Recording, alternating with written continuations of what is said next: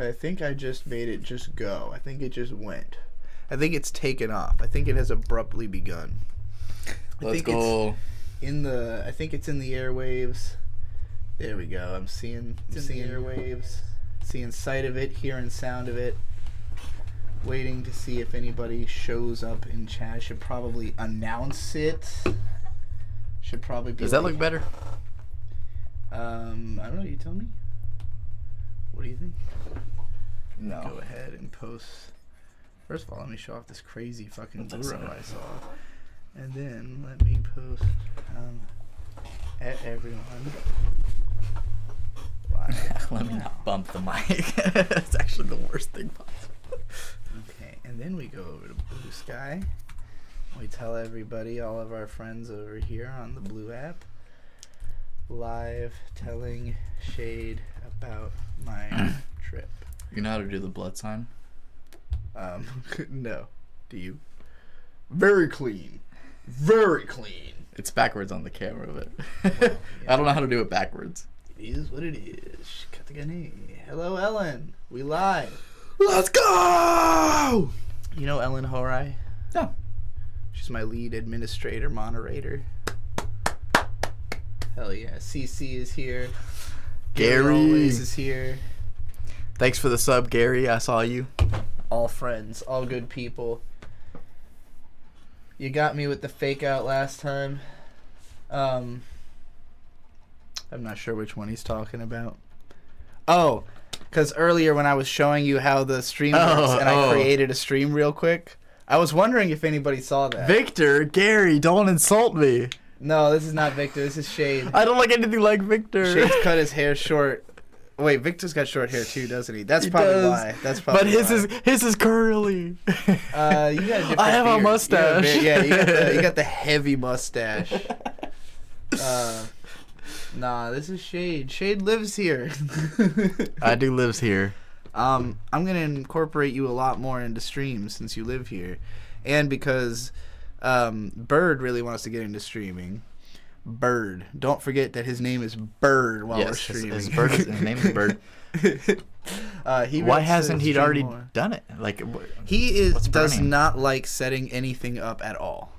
So does he want to do his own stream separate from you? Well, he mostly wants to stream himself playing games because that's mostly what he wants to do, and I don't really stream myself playing games. And also, my fucking laptop cannot even handle playing Marvel Rivals, much less streaming it. But this is something that Tom asks me all the time. Mm-hmm. What is his goal? Tom with as streaming? in Mopu. Mapu. Yeah. I'm sorry, I just call him Tom. He doesn't have an issue with calling me. Him. No, Mopu. Look, everybody has their own boundaries on how much of their name is online. Sure. Some of us are Trixie or Beatrice. I mean, my name sounds like legally something totally different. My name sounds like something that somebody would use as a handle. Yeah, Shade is your actual real name. SHADE is literally. Whoa! Don't spell it out. Some people think it's SHAID. Bird's name isn't Bird. I mean, he has considered legally changing his name to Bird. They make things easier because I have 3 different names in my head that I use. But yes, his name is Bird. You heard it here. His name is Bird. Bird. Anyway, so he wants to stream. Does he just intend on like recording his gameplay?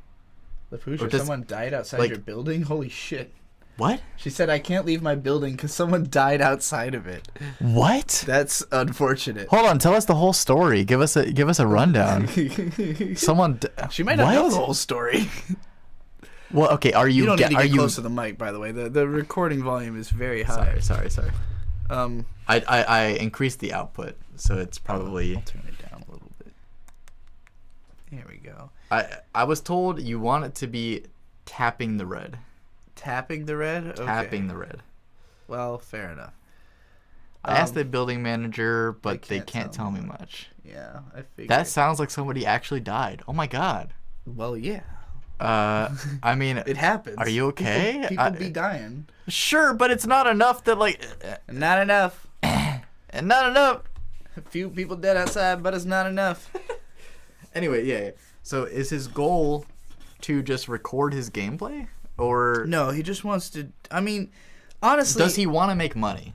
Yes.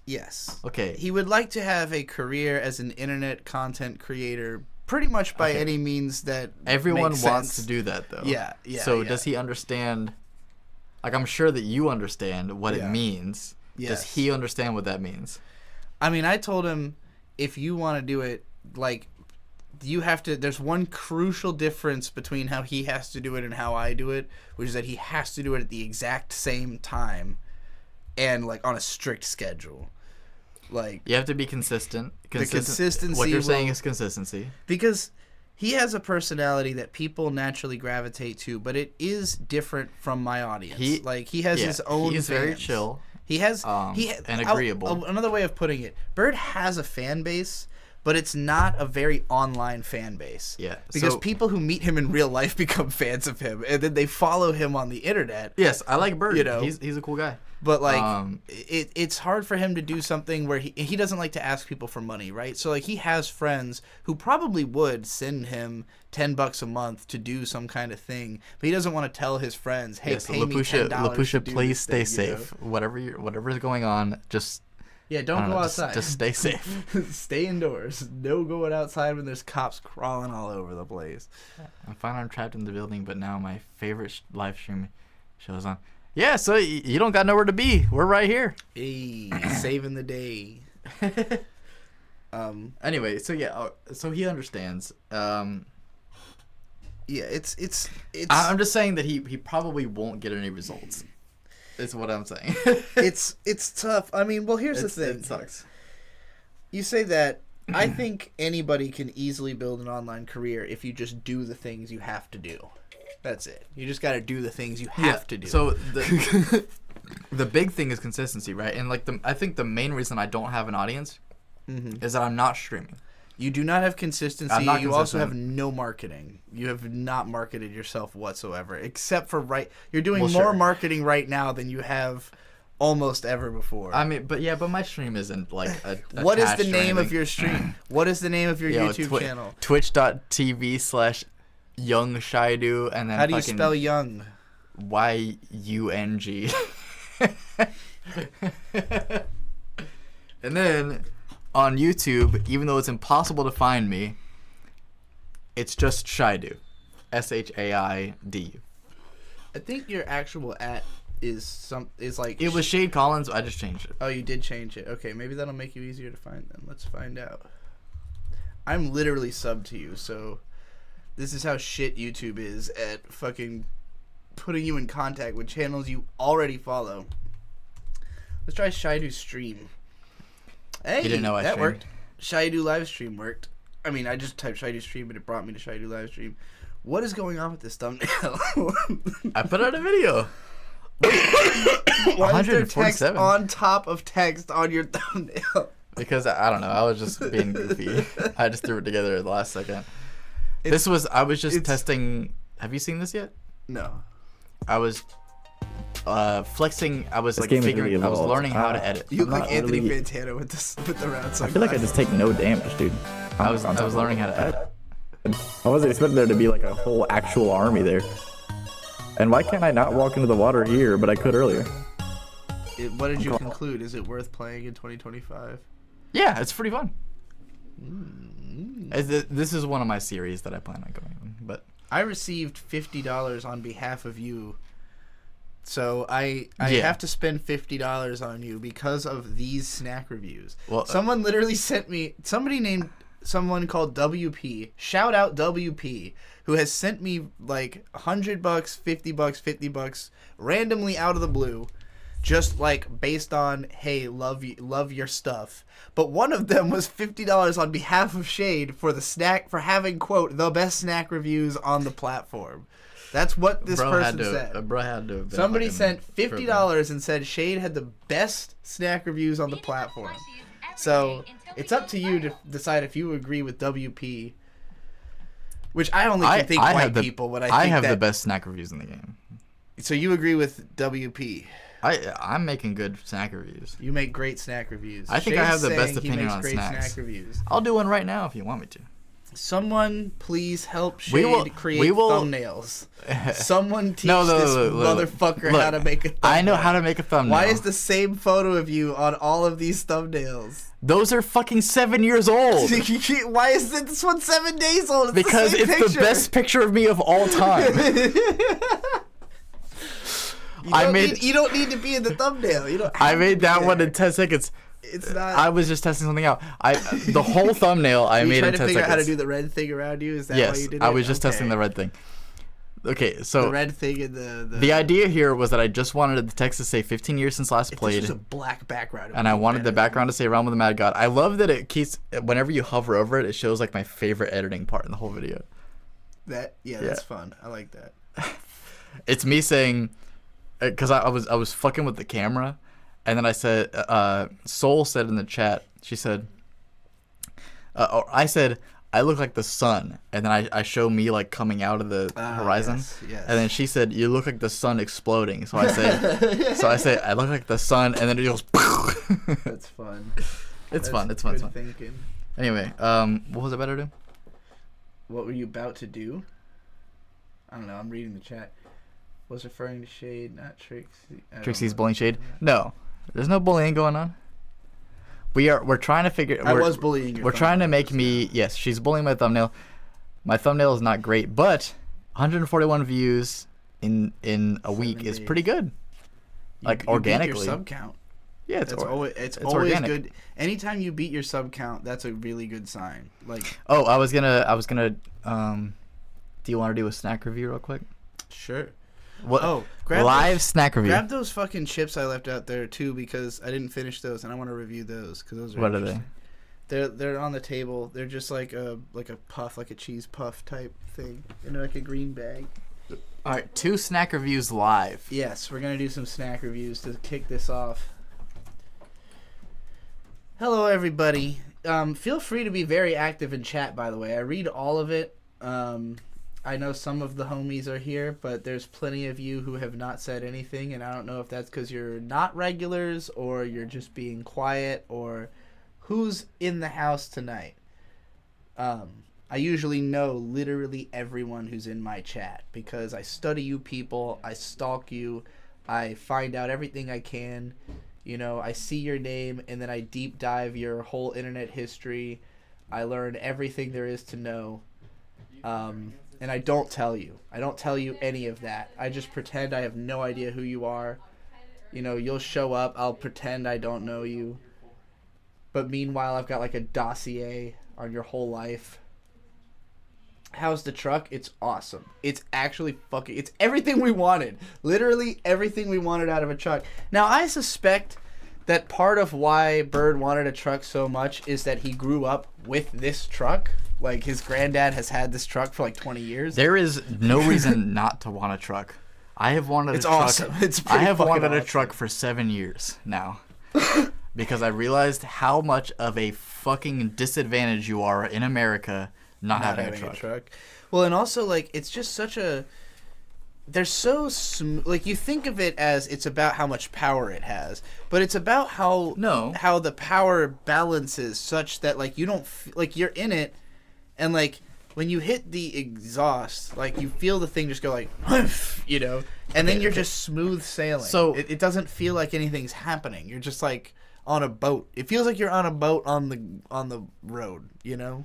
Bespoke layouts? Or do you mean just how goofy this is? Oh yeah. So I don't care about the power of a I truck. will definitely No. do that, CL. I will do more bespoke layouts. Also, they will have GIFs next time and not just text that you end up rereading over and over and over and over and over again. GIFs are fun. Yeah. So if you are a car person, a lot of the times people like trucks because they are like powerful and you can fuck with them for really cheap.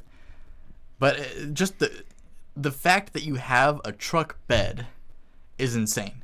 Like there's so many times that I've gone to a fucking thrift store, and I've been like, this is the coolest thing in my life, and I cannot pick it up because I don't have a truck. Or like I'll see something on the side of the road, and I'm like, that's a really cool chair.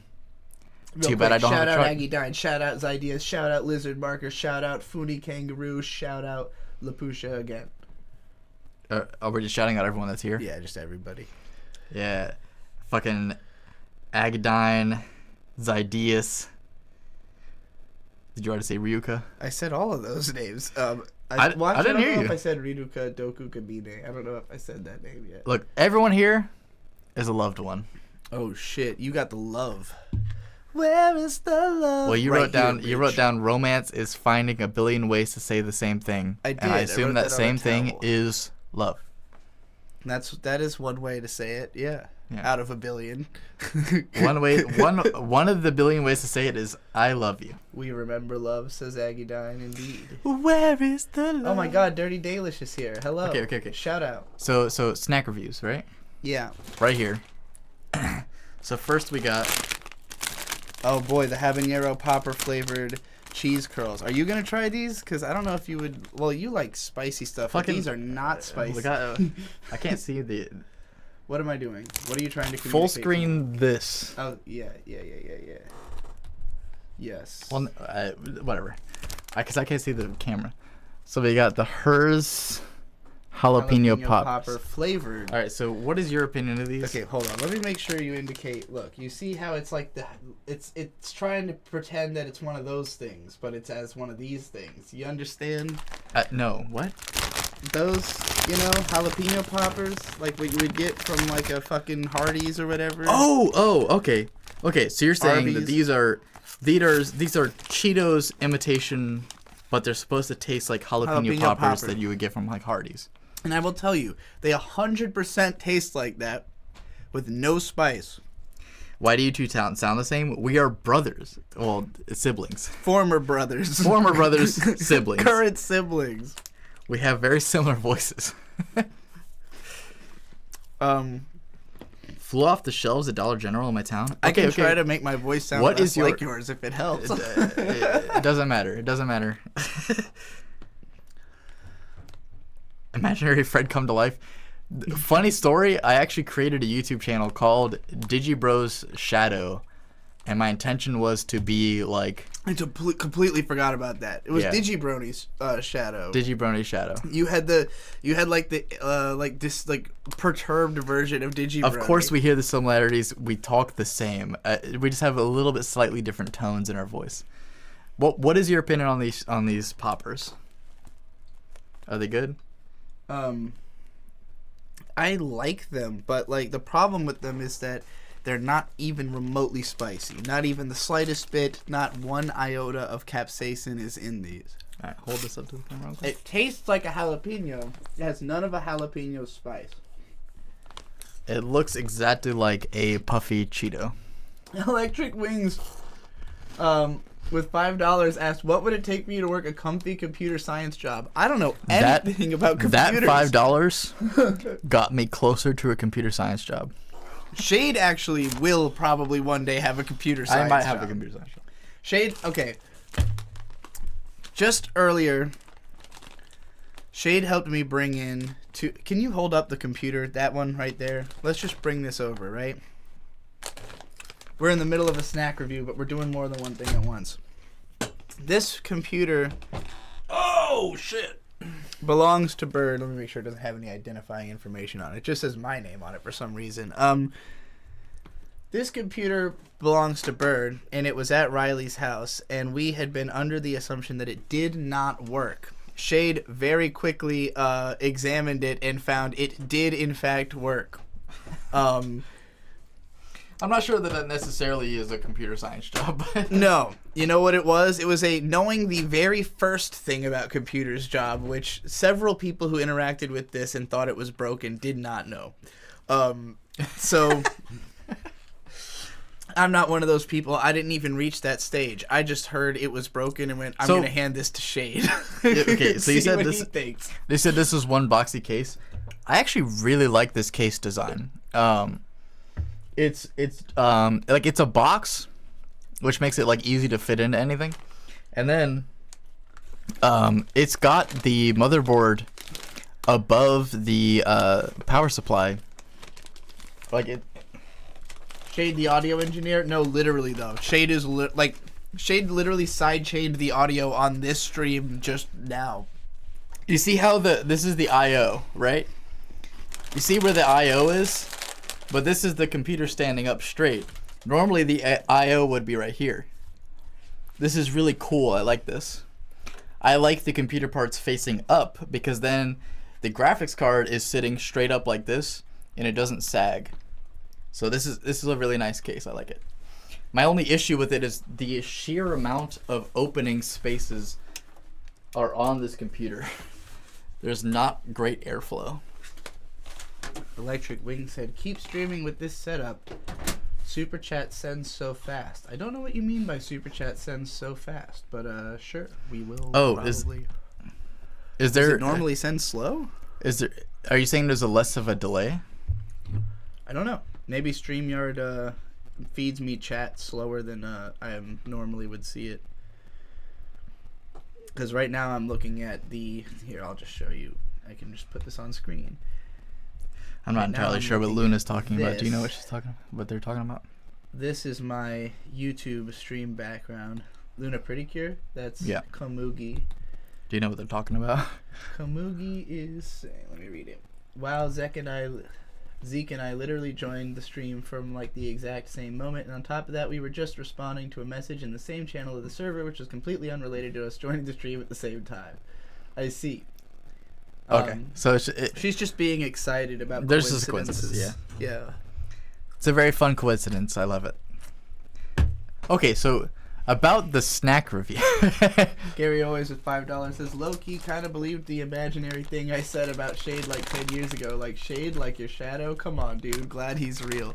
Yeah, no, he's... I think it was more than 10 years ago. I love you trying to commit to the bit, though. Okay, so my opinion on these, right? These have a decent flavor. Like you said, there's no spice. They are mild. They taste like cheese and jalapeno. Yes. I can get the jalapeno flavor out of it. Maybe there's a hot version of them somewhere. This is mild. Yeah, it says heat mild, which makes me think that there must be a heat hot somewhere. The I did not jalapeno see flavor that is at the decent. store. It does taste like a jalapeno. I'm surprised how much it actually tastes like a jalapeno. It does. It tastes exactly like a jalapeno. But it fucks with my brain to taste the flavor of jalapeno and then not feel any kick whatsoever. I guess my opinion of this is that it's like 70% cheddar, 30% jalapeno, and I'm not a huge fan of jalapeno, honestly. So I was never gonna like this from the get-go. But I guess my opinion would be, would I choose this over a puffy Cheeto? And the answer is no. Puffy Cheeto is better. I would pick this over a puffy Cheeto because I do like jalapeno flavor. What I would not pick this over is the Buc-ee's cheese puffs. Now, we don't have Buc-ee's here in Virginia, so this is all I've got. But Buc-ee's has like a tangy barbecue cheese puff that's just fucking amazing. It's what made me a fan of Buc-ee's the first time I went there. Gary, if you have never seen me before this year, you're not a big enough fan. You haven't watched enough videos. I have been there. I am in the earliest Project Awesomeness videos you can find. That's true. You want to. Let's. Am I as much of a beer person as Trixie is? I am 3 beers deep right now. You are currently more of a beer person than me because I haven't had any beers tonight. I would like a 4th. No, Shade drinks beer maybe like one a night, probably, but it's the same beer. You just drink a Voodoo Ranger, like less than 1 a night, and I'm too cost effective with it. I'm like, it's part of my content ideas. Yeah. We're pulling up Project Awesomeness here. Hold on, I want to point out that you are the same That's person. me. That's me right there. That's Shade. That's me. That kid that makes you feel uncomfortable because you think you're looking at a shirtless little girl, that's Shade. That's me. We're not cable, see? That these videos that have gotten in trouble, and maybe even one of them was like content blocked because they think that it's a little girl shirtless in it. That's shit. The earliest vids are way before my time. I showed up during the anime era. The anime era is also all of time. Oh, True. Man, I miss Buc-ee's so much. They gotta expand. How good is Bussies? I mean, I thought we had Bussies. I thought we had a Bussies around here. They're building one like between Richmond and DC, I think. Okay. So Also, that'll be like an hour and a half away. This is a message to everyone. How is the audio? Oh yeah, tell us how the audio is. We did a little bit of audio editing without any testing. Anything. We'll change anything we have to change. Audio can be changed on the fly. If we were to go over to the Vic and Hope channel, which Audio's great. That's perfect, Gary. Once I upon love a it. time in a blue moon, the Digibros channel. It's not cock and balls, it's Buckies. Did you know there's 38,000 views on this fucking video I did about Ocarina of Time and the feeling of movement in the game versus on the N64 versus the NES version? Neither did I remember that. I guess at some point, like maybe somebody else's video that was like similar blew up, and then yours like oh yeah, it could caught traction alongside it. Hey, look, it's you. You're right here. Digibro's Little Big Planet. Audio good. This is the first. I forgot how many episodes there were. This is the first time you were involved in the persona known as Digibros content, I think. Are you sure? Maybe I thought the Phantasy Star stream was before that. No, the first one you and I did was. The first one. GameCube the chats? first one you and I did was Super Meat Boy.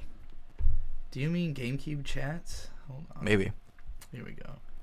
This. Are you Oh, on it's this? it's on a different channel. This isn't even you. This is me, Vic. I mean, I had the game and I played with my little brother. That's Tolentino. Oh shit. Brandon Tolentino. So you're not even. Well, maybe you're in one of the episodes or something. There's more than. Yeah. I know I four played players PSO here. with you guys. In a video though. Pornography. There we go. There's you. Yeah. So you're in GameCube chats. This was the Digibrony era. I forgot about this fucking channel. I always forget about. I did too. I didn't know it was a different channel. It's filmed on a goddamn camera. It's filmed by pointing a camera at the screen. I'm sure also there's lots of loose language we shouldn't have been using in that. What was I talking about just a second ago before the GameCube chats? Fucking idea. Fuck. Let me get back to reading the chat. Where's my YouTube channel at? It's called Shaidu, Shaidu. If you type Shaidu stream, you'll get there. It's a picture of me from like 8 years ago. This channel. I had it on screen for a while earlier. Solid. Yeah, man, I miss Bucky's so much. They gotta expand. Is she okay with her name being read out loud? Yeah, I mean it's not her legal name, so. Okay, yeah, fair enough. Shout out Solanine. It's not a cock and balls, it's Bucky's. Bussies. Because I said it was Bussies. Bussies. Bussies. Shout out Z Cypher. Okay, so the Amy. if you had Shout out okay, Amy. rate the puffers out of 10. Rate the puffers. Where did they go? The jalapeno poppers Oh, out of 10. I thought you said puffers. I did, but I don't know. I see. Oh, okay, there's actually there's a heatometer on the back, letting you know the heat levels. Okay, well this that is are all the way at the possible. bottom. Yeah, this is like the minimum amount. This is actually the bottom. So okay, the least spicy thing they have is jalapeno poppers flavored cheese curls. Then jalapeno flavored kettle chips. At the top is fire potato chips and fire cheese curls. I don't think that they're that wouldn't bad. be flavored this way. Creamy ranch and habanero. I don't want the ranch part. Hot makes me cheese sad. curls. That's probably the one I'd enjoy more. It but says I mild, want that the makes me sad. jalapeno flavor. Yeah, I would think that mild thinks like middle, but mild apparently means 0. Yeah. I'm taking like a 5 out of 10. For me, 6 out of 10. You think I so? would get this again. If it was the only thing that's Mild in is spicy for white people. I mean, frankly, I guess. picked that up because it was the only thing I saw on the rack that I thought I would like, So The only problem with saying mild is spicy for white people is that we're white people and it wasn't spicy. yeah, but we're like, different. Ethnicity wise, no, we're not. Anyway, Mentally, it's a 5 out of 10. I would not You ever and I- choose it hold over on. over Actually, Cheetos. fuck, this is what I should have showed everybody. hot pepper anime review. Spicy Cheetos fries? No. What was the Cheetos is probably better. Kyokai no Cheetos is probably also like $1.50 more. Oh, please tell me this comes Yeah, the hot pepper anime. Yes! Here we go. This. Hey, this is Shane, brother of the. What is this look? I forgot this I'm look. here with hot pepper anime or whatever he's gonna. This is when I first cut my hair and I didn't know like how to style my hair. Kyokai no Canada, I still don't. The show of many dimensions for some reason. It's got a nice crunch. So you just ate a whole habanero pepper.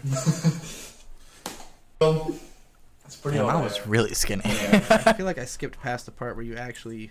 All right. There we go. That's the part I need. Yeah, most of the episodes, there was the one episode with the dancing at the end, completely removed, and I don't like edgy things. And the main character guy. Just developing our spice tolerance later in life. I developed it.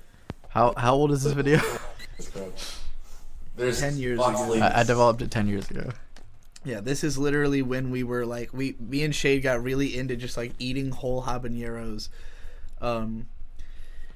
and developing a spice tolerance, because we did not grow up with any spicy food in our house whatsoever. My dad cannot handle even like the slightest amount. My mom cannot handle. Well, I mean, she can handle more, but like not a lot. Yeah. So, eating hot chip and reviewing anime characters. This is a show I should host. I think this actually already exists. It came into existence after the video that we put out here, but I think it Hot pepper has anime been. review. Yeah, I think it has been taken over. Probably. I think that there's already something of this. Yeah, I mean, it was just a parody of Hot Pepper Gaming. The second. Oh, also a The second green-bagged, snack. fake spicy, fucking So this is a Wegmans brand. Wegmans. I've already tried this. You drove all the way to Wegmans for this. I worked near Wegmans. That's true. I forgot. These are really cheap, but I already know how I feel about these. I think they're a 9 out of 10. I like these a lot. So they are chili lime. It's essentially like Takis, right? But they're cheap, much cheaper. It's like half the price of Takis. Try it out. Gary always asks, are there ramen places in Virginia, and what Yes. spice level do y'all get? There are, The but spiciest possible. they don't. Ramen is not known for being like spicy, right? I don't consider ramen a thing that you get like a spice level on. Yeah, you can. Yeah. That's usually something I would go to curry. Have you been to Caponara? Carbonara is terrible. But They're yeah, alright. I've been there a number of times. But yeah, I mean, you can make it pretty spicy there. Well, the one in Norfolk's terrible. The one in Virginia Beach might be better. I've never been to the Norfolk one. I had a good time at the Virginia Beach one the one time I went there, but the Norfolk one I've had several bad experiences at. You pay to people who can't enjoy authentic Thai food. I have never had authentic Thai food. I had plenty of Americanized Thai food. When I said like curry, that's what I was like Thai. When we want spicy food, we go to a Thai place or a Korean place. Like, I thought where curry they're going was to like really Indian. fuck you up. There's both. Curry's everywhere, but Yeah. here we just call it beef stew. Yeah. What did you think? You just had some. Actually spicy, in terms of like having capsaicin and like it's probably at least It's a 1 out of 3 on their little pepper indicator on the front. Oh, interesting. Well, this is like, if this is mild, this is what I would describe as mild, but this is like 1,000 times spicier than this, because this is not spicy in any way, shape, or form. It has 0 capsaicin. This at least is as spicy as like having a couple jalapenos on your sandwich. Like, So I think that the greatest things about this, right? I don't like Takis because they're too tough. These are much softer, and yeah, I agree with that. these are coated in flavor, just like Takis are. Right, they are like Takis. I was like, what the fuck is this exactly? Yeah, Like, I described that at the beginning, but they're really soft. They're much easier to chew, and the lime. There is so much lime on this shit. I think they're just whatever, like, I don't know, bread. What word would you use for like The I tortilla? I'm not really sure how chips are I think made. it's just a better tortilla. It's a better tortilla. Takis. So the lime taste, whenever I first had these, my first bite, I kind of hated it because there was so much lime. But after I had like a couple handfuls, the lime was like divine. I love it. This shit is really good. I love how much lime there is. Yeah, the lime is intense. I'm not the biggest lime fan, so for me, flavor-wise, this is actually less than that. If you took the spice from that and put up the flavor have of like that, have I like would be- 6 handfuls. 6 handfuls. I'm kind of full. I ate a very large amount of macaroni earlier. Ooh, yeah. Yeah, I did. I ate like a whole box of macaroni. You're just small. I aims to keep it that way. C Cypher said there's more to flavor than just hot, but I pity people who can't enjoy authentic Thai food. Agree. Lizard Marcus says Trixie can have a That shit show is good. called Throwing Shade at Shade, where Shade keeps bringing up subjects and she just calls it all mid. C Cypher said there's a place in town that doesn't have levels. They just ask how much you want. Ooh, scary. Because that's the kind of place where Bird would go, give me all of it. Just give me all of it. And they'll be like, oh, you sure? And he's like, yes, yes, yes. And then they'll... As far as spice. We had this one, I think it was a Korean place we went to, where, like, he got it so spicy that they were, like, coming out to check on him and, like, kind of watching him eat it, like, making sure he was It's really because serious. it's because he's white. It's Well, and they're it's kinda scared he's crazy. not going to eat the whole thing. They're scared they're going to waste it, you know? Yeah, I remember. I think we went somewhere with Wee Chan, Yeah. and he like I remember ordering, like, I was just like, I just wanted it as spicy as possible, and they did the same thing with me, where it was like the impossible spice or something like that, and then I tried it and I remember being like, it's not that spicy. And one of the things that's weird about these is that so I'm going on a bit of a tangent about spice now. Real quick, Gary always said that in the Bay, the ramen places usually have spicy option 1 to 5 on a spicy scale. That's what I usually get at Thai food places here. Like, any Thai food place you go will have a scale, either 1 to 4 or 1 to 5 peppers. Yeah. And sometimes even higher than that. But, like, and like the Korean restaurants. But I haven't, like, the Chinese places don't usually go very spicy. The Japanese places don't usually go very spicy. And around here, you get more, like, Japanese styles, like sushi steak shop type shit than like ramen. There's not a lot of ramen. Like, you've got maybe 4 or 5 options for places that have ramen proper, and not like when you're going to a fucking what is it called, poke bowl place, and they have the like $10 for a fucking cup ramen. Like, don't ever do that. Don't ever get ramen from a poke bowl place. That's the most pathetic ramen you could possibly spend money on. Yeah. You don't like crying while you eat. So it's like it's not an every time you eat kind of thing. It's there's times where it's like it feels right. Is how I feel about it. So what I was about to say. So obviously everyone, I feel like everyone here knows about Hot Ones, right? Yeah. That's where Dochi said that she doesn't date straight men, and then the straight men went crazy. So, on Hot Ones, the idea is that they're increasingly hotter hot sauces. Yeah. That is true, but only to a degree. Da Bomb is, by and large, vastly hotter than everything else. Which is why Da Bomb has always stayed on. And it's like the one that they get the reactions for. Yeah. So I was watching a whole video on this. So hot sauces, when they post their Scoville units on like the label, they are allowed to just post the Scoville units of the pepper which they used the extract of. Which means if you find a bottle that says 1 million Scoville, that's the Scoville of the pepper but used. not necessarily what's actually still left. The hot sauce is not 1 million Scoville. So the Hot Ones brand Pepper X hot sauce is not 2 million Scoville, which is what it says. I think it was something in the range of like 50,000, which is a much lower number. Yeah. And I think the bomb was somewhere in the range of like 200,000.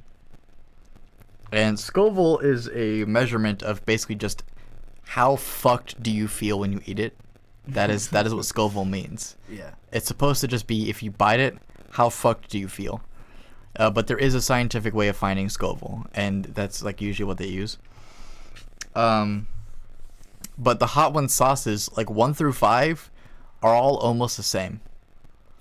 And then it like slowly ramps up from there. But Da Bomb is like 5 times more spicy than everything else on the table for them, which is why it's so fucked up. And that really like threw me through a loop once I learned that from the video that I watched. I don't remember the exact video it was. Otherwise, I'd shout it out. But it threw me through a loop because I felt like I was going on this spice journey, and that I was like increasing my Scoville units into like crazy amounts. But it's probably all a lie. Crazy ass pepper. That's not a bad idea. That would be really cool if it wasn't really hard to do. I'm gonna grab another drink. Keep talking. Can you grab me a Voodoo Ranger and put a new one in the fridge? Oh, I'll do what now? Grab me a new Voodoo Ranger and put a new one in the fridge. Yeah. So, the guy, I think his name is Smokin' Ed Curry, something like that. I gotta eat raw peppers till my stomach eats itself. Yeah, so eating raw peppers is probably the best thing to do. So that video that we pulled up on stream a minute ago, where I ate the habanero pepper and to increase tolerance. Yeah. So that video where I ate the habanero, that is one of the spicier experiences I've had in my life because I was just eating a straight up habanero, and I've had because I always try to eat spicy food. I like spicy food. But that instance, like whenever I've eaten just a habanero pepper straight up, it would always taste spicier than when I had sauces that claimed to be the same Scoville unit, and that's what always like threw me off. And the video that I watched like explained that to me, like why that is. And so yeah, you pretty much can only trust that you are getting the correct Scoville units if you are eating a dried version of the pepper directly that is claiming to be that Scoville unit. So if you're eating like a dried jalapeno, you know you're actually getting the right Scoville unit, which is kind of crazy. Which sucks because I love spicy stuff, and I thought that I was like fucking G unit. I thought that I was able to handle like 500,000 Scovilles. I'm probably in the range of like 50,000, which I think is about how much a habanero is. I think I could eat a habanero and be like pretty okay.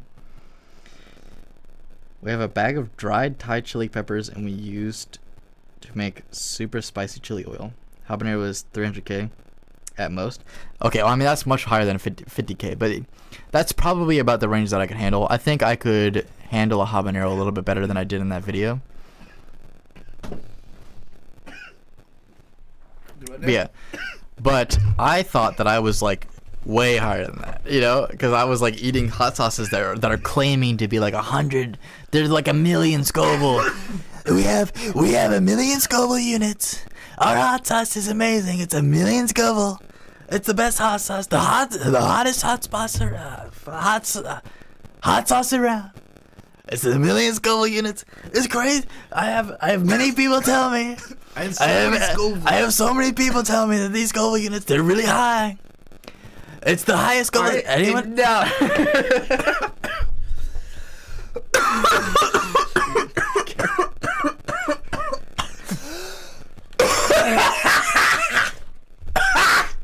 Fucking COVID still exists.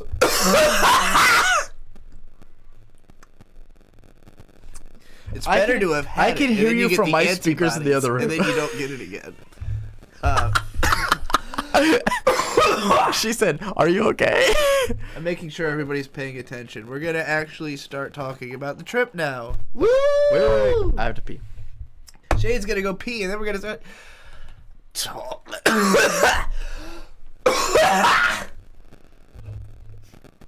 You okay? Are you alright? Get it out. Holy shit. Where's Bird, by the way? Passed out directly above me. Like literally.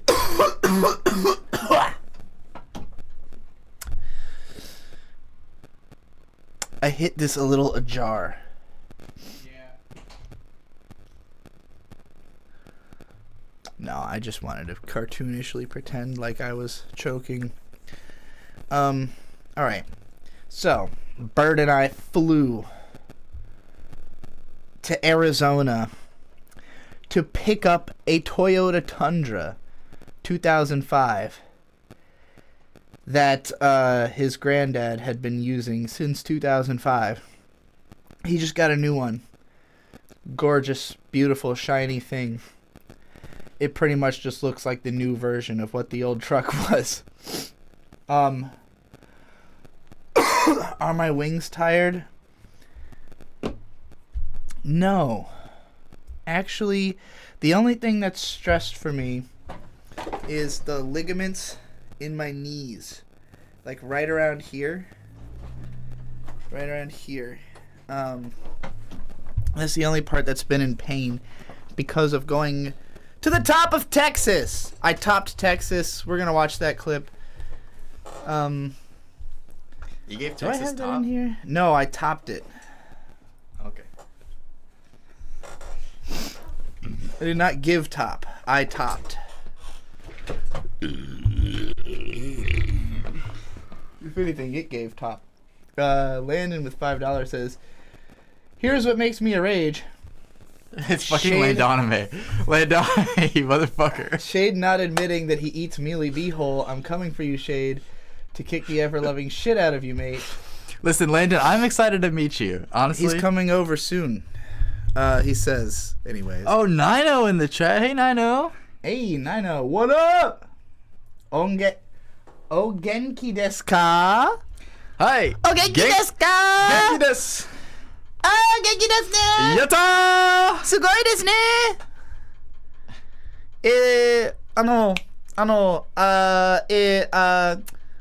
その、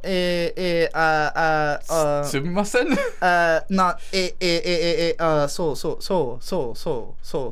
う。You sound like Ludwig right now.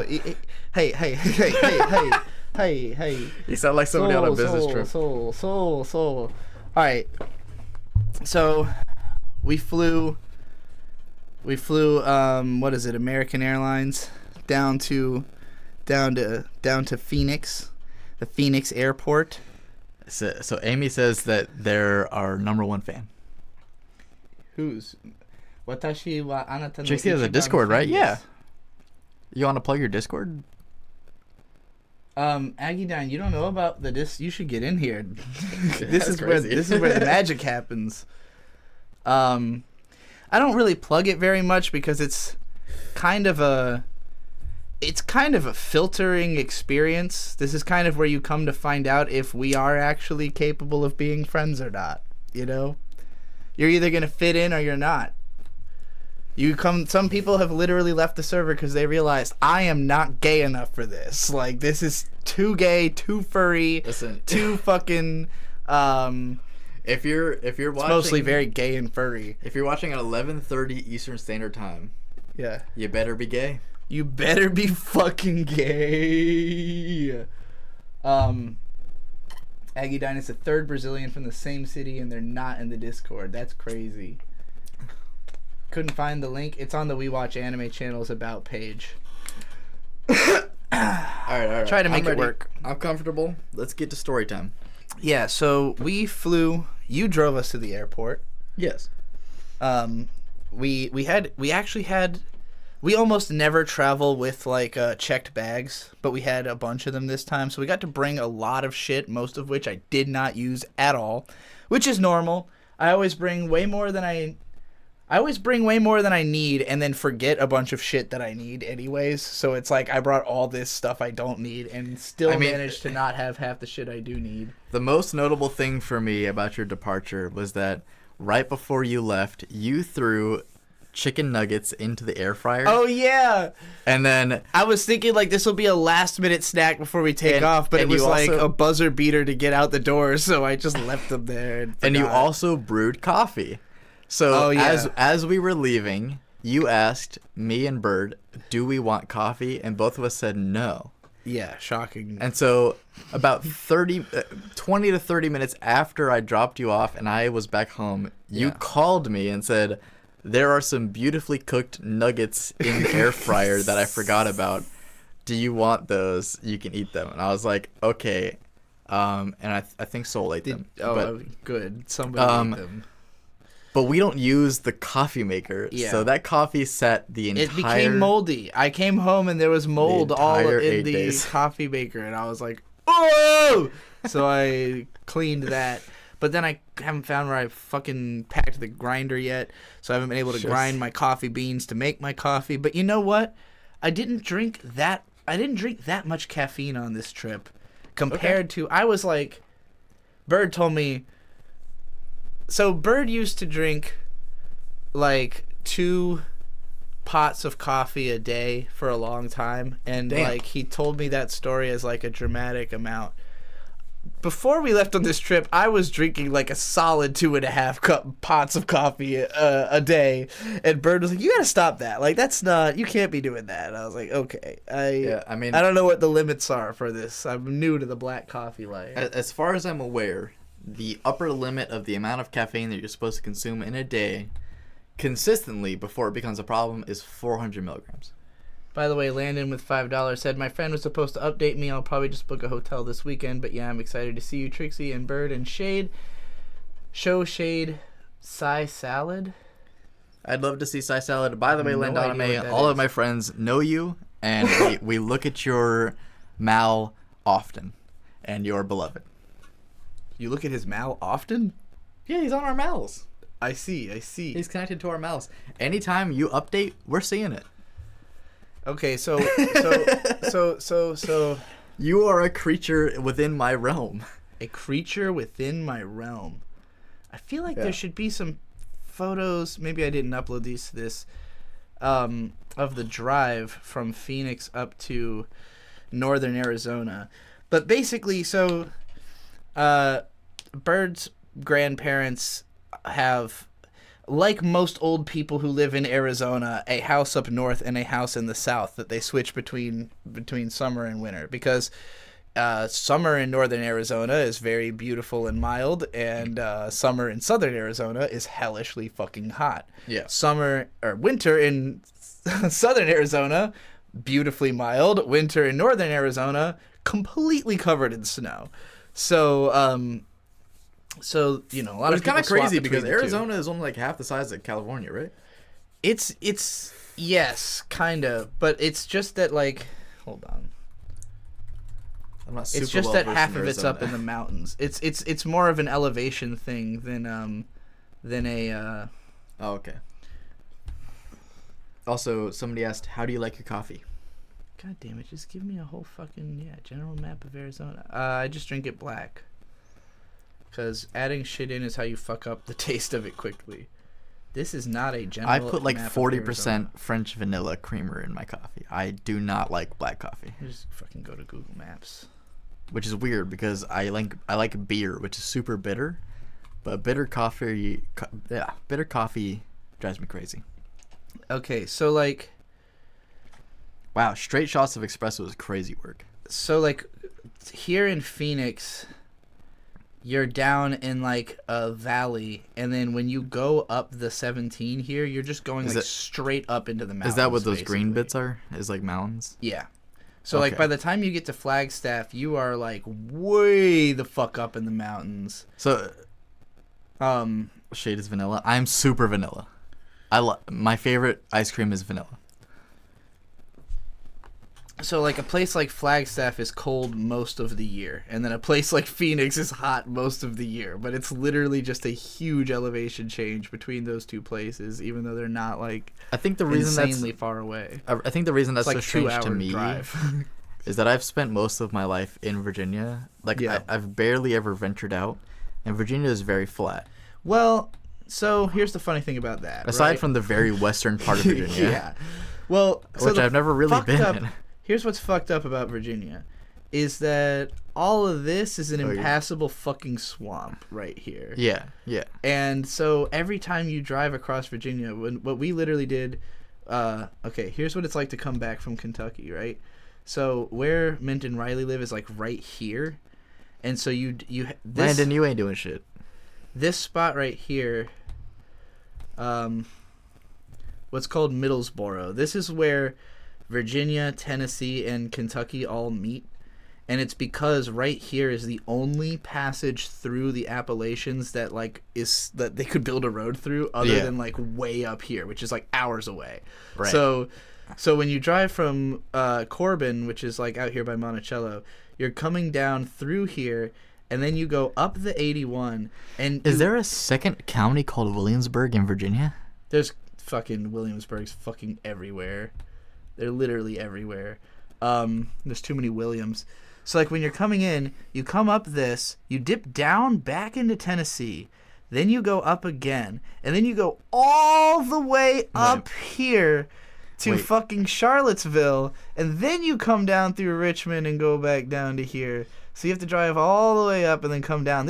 It's like an unnecessary 2 hours of extra time that's added by the fact that you can't just straight shot it because it's like an impassable swamp and farmland. So it's a huge pain in the ass to get out of Virginia. Yeah. Is the point I'm making. But all of this is mountains. None of this is flat at all. Right. It's very mountainous in It's West Virginia. incredibly mountainous over here. And then West Virginia itself is just mountains. There's nothing but mountains there. It's pretty much defined by the fact that it's mountains. But yeah, so we started up here around this area, and we went from there straight across and then down. And our first stop was like right down here. Let's just type in. I'm very sorry for you, Austin. That sounds like a bad story. City of Rock State Park, actually way south in New Mexico. So we pretty much drove. We got the truck here. Here's a nice golden retriever wearing. This is Layla. She's wearing Bird's glasses. Oh, that's a good picture, actually. It looks like a picture of filter. Finn here? Yeah, cuties. This is Layla and Finn. Are those goldies? They are golden retrievers. They are. Bird's grandparents pretty much routinely always have golden retrievers. They had an older one who we lost last year, sadly. But these are the dogs Bird and I babysat for like almost a month at the start of last year. Okay, he really wants you to show me Sai salad. What is Sai salad? Well, I'm gonna make this bigger. So you get more dogs. Put it like I'll on the push top us. of everything. Push No, us up here. you can just put it on the top of everything. What do you mean by on top of it? Like drag the display capture. I just want to make the size of it bigger. But it's below the fucking thing on the left. I don't care about that. I do. I can make that one smaller. I feel like whatever. My solution is easier, is what I said. Show me Sai salad so Landonime doesn't fucking have a hernia. But then he won't keep sending me super chats demanding that I do it. Let's see. Landon with $2 said, "Why are you stalking my Malibu, calling the cops?" And then, wait, are you back in Because we Virginia? follow you, Landon. We're interested. Just curious, so I'm not It's flying public. this weekend and you're not there. Also, Sai Salad, show shade. God fucking damn it. Okay, what the fuck is Sai Salad? I'm trying to tell a fucking long story, and you know how long it takes me to tell a story. Well, he keeps donating money, so Money doesn't rule my world, you know this. I don't see what the fuck is Sai Salad. Landon, tell us what Sai salad is. I don't even know what it is, you son of a bitch. You son. Oh, pussy salad. He's trying to say it without being censored by. YouTube. Oh, I think I've seen this. You probably have. It's a very commonplace, popular sketch. Landon's just obsessed with it. Girl, this does taste. I think I saw this the last time you I'm streamed. serious, Meredith. This tastes exactly like a big sloppy pussy. Try it, lady. Yeah, go ahead. Try it for yourself. I don't need to try. Oh, fucking. The spinach. Waiter guy. Waiter! Listen. I love that he's edited to look like a I child. knew it. You are grounded, young man. What? It was Rest in all a peace. setup. to Pussy, find and out that now he I was guess eating all of pussy. us do. Amazing. Rest in peace to that guy. Trevor Moore. Trevor Moore. R.I.P. Trevor Moore. All right, so we drove from northern Arizona down to City of Rocks State Park. In northern Arizona, we hung out with the Goldens. This is a lady who was watching the sundown. Hey, look, it's a bird inside of the rocks. Let me make sure this still looks like it. Good makes night, sense. Zephyr. Okay, this makes sense. Yeah, Z-Cypher. Good night, Z-Cypher. Always good to have you here. Let's make sure this. Sorry. Okay, Ririka, stay around. It's about to be much more structured. We're just telling a story. Sorry, it's been so unstructured. It's story time. It's story When time. is it ever structured on my stream? It's story time. I keep getting fucking ads because it's story time. All right, continue. There's nothing else in the way. If you don't know what's going on, you're never gonna know what's going on. It's story time. So There's this 8 is the days City of of story. Rocks. I think these should be. They should be in. They don't seem to be in order the way I think they should. Oh, because these are the ones that are on his phone. Just Yeah. Okay. Hold on. Let me skip past the stuff that's from his phone to get to the stuff that's from my phone, because that stuff comes first. Let's see what's happened after. I've seen the greatness. I've watched a lot of White Skis. Hey, guess what? I'm driving. What are you driving? A truck. Oh my God! It's you. I don't say exactly what it is, but it's an early 2000s model No. Toyota Thunder. Don't you think that people who know better will just be able to tell by looking Yeah, but at let it? them figure it out. Wait, give me a hug. Post a comment if you're intelligent. As in, like, just state your intelligence level in the comments. Tell me what you're telling your story at. If you need help, go watch my live stream No. called, You still have to sleep. what was it? Like, Vectors. Vector. Defining vectors or something. Yeah, defining vectors of human intelligence or some shit like that. It's pretty cool. By the way, you know what else is pretty cool? My mom. All right. Well, bye, Ririka. It was nice knowing you. I was gonna say. Please return. Northern Arizona, up in the mountains. We're on the Magoyan Rim. Magoyan Rim? Oh, I love the Magoyan Rim. We didn't even go to the cool places where the wild horses are. There's a bunch of wild horses in it. Tell us how the audio is and if you can Because hear I this got okay rid of and it's Magoyan not Rim. echoey, and also when I talk over it, do you hear me or it? But it would make money. So you see all these. It does look like it is a bit louder than There's a bunch us. of tiny nutrients Maybe just out there. drag Yeah. that. We were up here directly. Drag that a little bit lower. Down, and it looked very bleak. It's nice to see a whole bunch of nutrients. A little echoey, And not it's too bad. funny too because it's been about 12 years since. We will fix it real time. We just it's really hard to tell what you guys can hear. Busha says this is the best audio we've had in ages. I believe it. Shade literally just did a couple things to the audio in OBS. We're trying. Also, StreamYard just doesn't have good audio. That's why I canceled my StreamYard subscription, because it's like $180 a year, and it has convenient features, but they're mostly convenient for bringing other people onto your stream. They're not really convenient for doing it by yourself, which is pretty much always what I end up doing. And the audio is not the best. But That's $15 a month.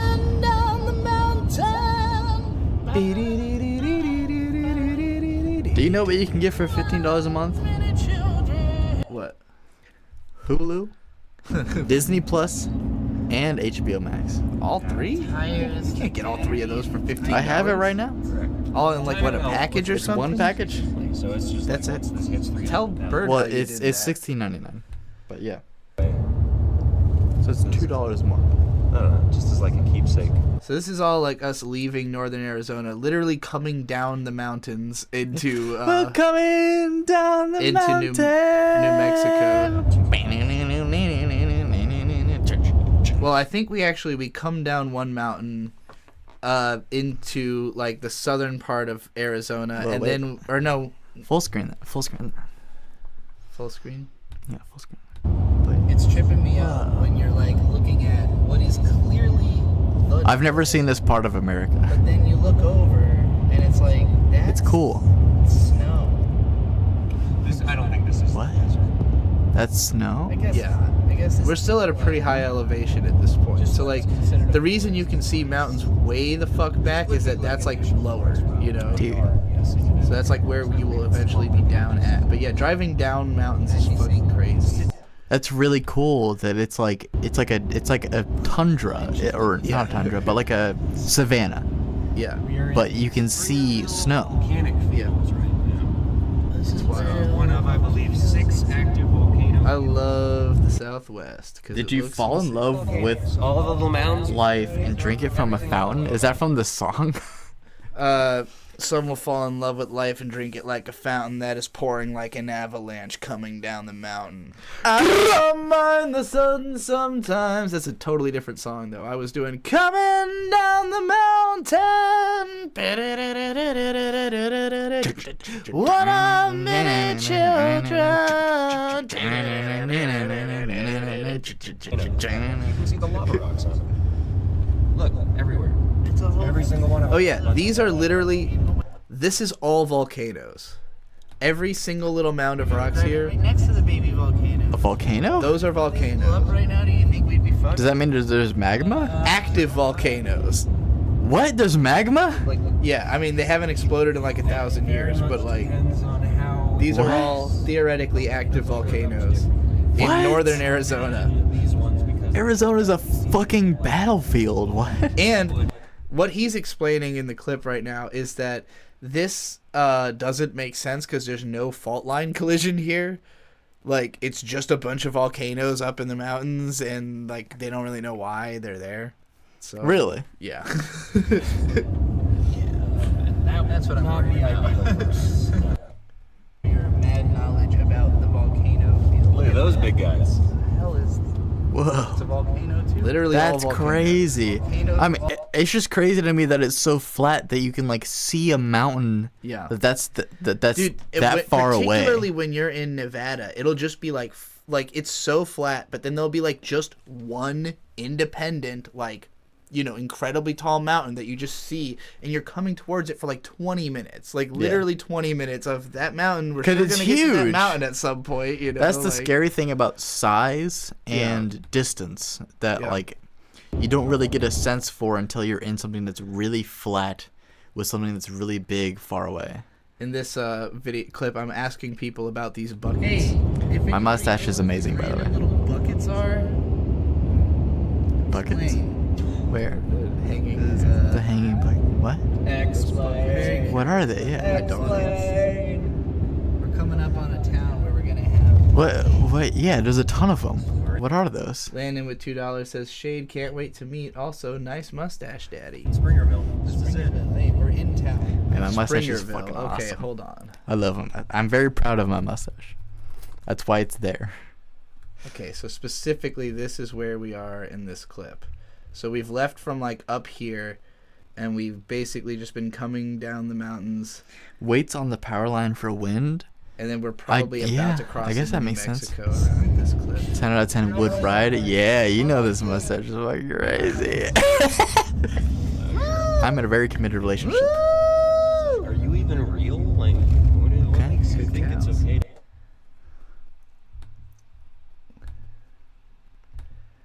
Oh, by the way, this Google Drive that has all this footage in it is in my Discord. Since I'm just kind of blowing through these clips, I will eventually edit all of this into like a longer video, but I just wanted to show Shade stuff. Landon, we'll give you a moment in a bit. Let's get through this. Watch The Grapist. No, we're not watching Whitest Kids You Know sketches. It's okay. At least give us 15 minutes. Don't take his. You don't have to. Just because someone sends you money doesn't mean you have to do what they say. Especially if you told them that you're not doing a request stream, you're doing a story. I'm doing something! Reduce the vibrations on the line. Okay, so that's two people saying similar things. I guess that makes sense. Yeah, if it's like out in the middle of nowhere, That makes sense to like reduce. Want me to stop? Yeah, but Landon, calm down. Look, there's birds in the water. Lapusha, everything is a request stream if you give us money. That's just how things work. It's just a matter of how long you have to wait. Oh, she knows. Lapusha has paid for requests that took 6 months to get to, so... God damn. It becomes mud. Well, that's a little too long. Because I didn't stream for 6 months. Watch the Grapist. We'll get around to it. We're in the town of Nutrioso, where the Nutrioso. Okay. We just had a sibling moment. Did you hear it? Yeah. Okay, so just a little further south. I guess we really... Okay, this is the road we must have taken. I see. So we were going down the 40, and then we went down this way, and then this is where we're going to cross into New Mexico, is right past the town of Alpine. And then I know we go all the way down the 180, down here, down, and... By the way, can I just say, you guys are City of fucking Rocks is crazy around for here. driving in a truck that you had no prior knowledge of this truck. Well, it's... all the way from Arizona to Virginia. Okay, so there's two things about that. One, we drove a Ford F-150 all over California, so we have some experience driving a big truck all over the state. I don't mean as far And as you being able to secondly, handle the it's- truck. I mean as far as the truck. What if the truck broke? His granddad had been taking care of this truck, so we knew what the concerns were, but like... the truck's in great condition, so Yeah. it didn't seem like it would be a to problem. be fair, when you all said that you would be home 2 days ago, we got a little bit stressed that you were not home 2 days ago. You know, it's like, oh Why man, didn't you ask? You should have just texted me. What's going on? Where are you? I mean, I guess low key we asked about the things, but it's like that we were like, what if something broke down? Like, what happened? No, it was so okay. So the first... You gotta take chances in life. That's how you live a good life, but also that's how you die. It would be different if we had not done this exact trip before. Like, because all of these roads we've been down, so it was nothing new, you know? Like, aside from specifically the places we stopped, were places we had not stopped before. But, like, all the roads were roads we'd been down. So that probably added a lot of ease, you know? Yeah. Like, because we've definitely been... I would say this is like the least nervous I've ever been on a trip, and I think it is mostly because I'd been to all the places before, so Yeah. none of it felt like tremendously y'all have unfamiliar. traveled. Like it started off rougher than it got, because especially the thing about driving through this part of the country is that most of it there is not strong signal. And so you're constantly in and out of being able to actually, like, if you were lost, re-navigate. You know, like, if something fucked up... I wasn't worried about you being lost. I was worried about the truck dying. The worst case scenario would have been if at some point around here the truck had died, and before we could get out, all of our phones died. That's when you'd be like... or, first of all, you can't even get signal. And second of all, if your phone dies before you can get we to wouldn't signal, even be able like, to ask you if you're okay. So that's the scariest idea, is like breaking down somewhere in the middle of nowhere. That said, if you have the materials to take care of your thing when you're out there, it's not that big a deal. We don't. But there was also nothing we were specifically worried about happening in this truck. A lot of trust. Again, if it was not Bird's granddad's truck, it would be different. Now, I should specify, Bird's grandparents, if you couldn't tell from the fact they have two houses, well-adjusted people. Very, very, very... And I would actually say that this specific pair of Bird's grandparents are the most well-adjusted people I've ever met. It's a danger in any car, yes, but I don't know, because it feels like it's from nowhere. It's a Toyota Tundra. It is a Toyota Tundra, which makes it pretty Happens to be the trustable. most reliable truck It is on the planet. It is. They are built to go to a It's million just- miles. when it was presented to me that they were going to show up on Monday, Yeah, and they then we didn't show did it. up You were until like, wait. Tuesday at 2 a.m. Yeah. We just stayed at That's Riley's different. house at extra night. That's different. So, okay, continuing with the actual footage. So this is us somewhere getting really close to the New Mexico. So I think we basically go up into this mountains, and this is where the New Mexico border is. Like, I think this mountain range right here literally defines the New Mexico border. So, like, going through this mountain is basically going Arizona to New Mexico. And here we are in, like, the town right before. This is probably like literally crossing the border somewhere. I know there's a clip where I say, "Hey, we just crossed into New Mexico," and I missed the footage. I guess a place. There's certainly someone parked on the side of the road.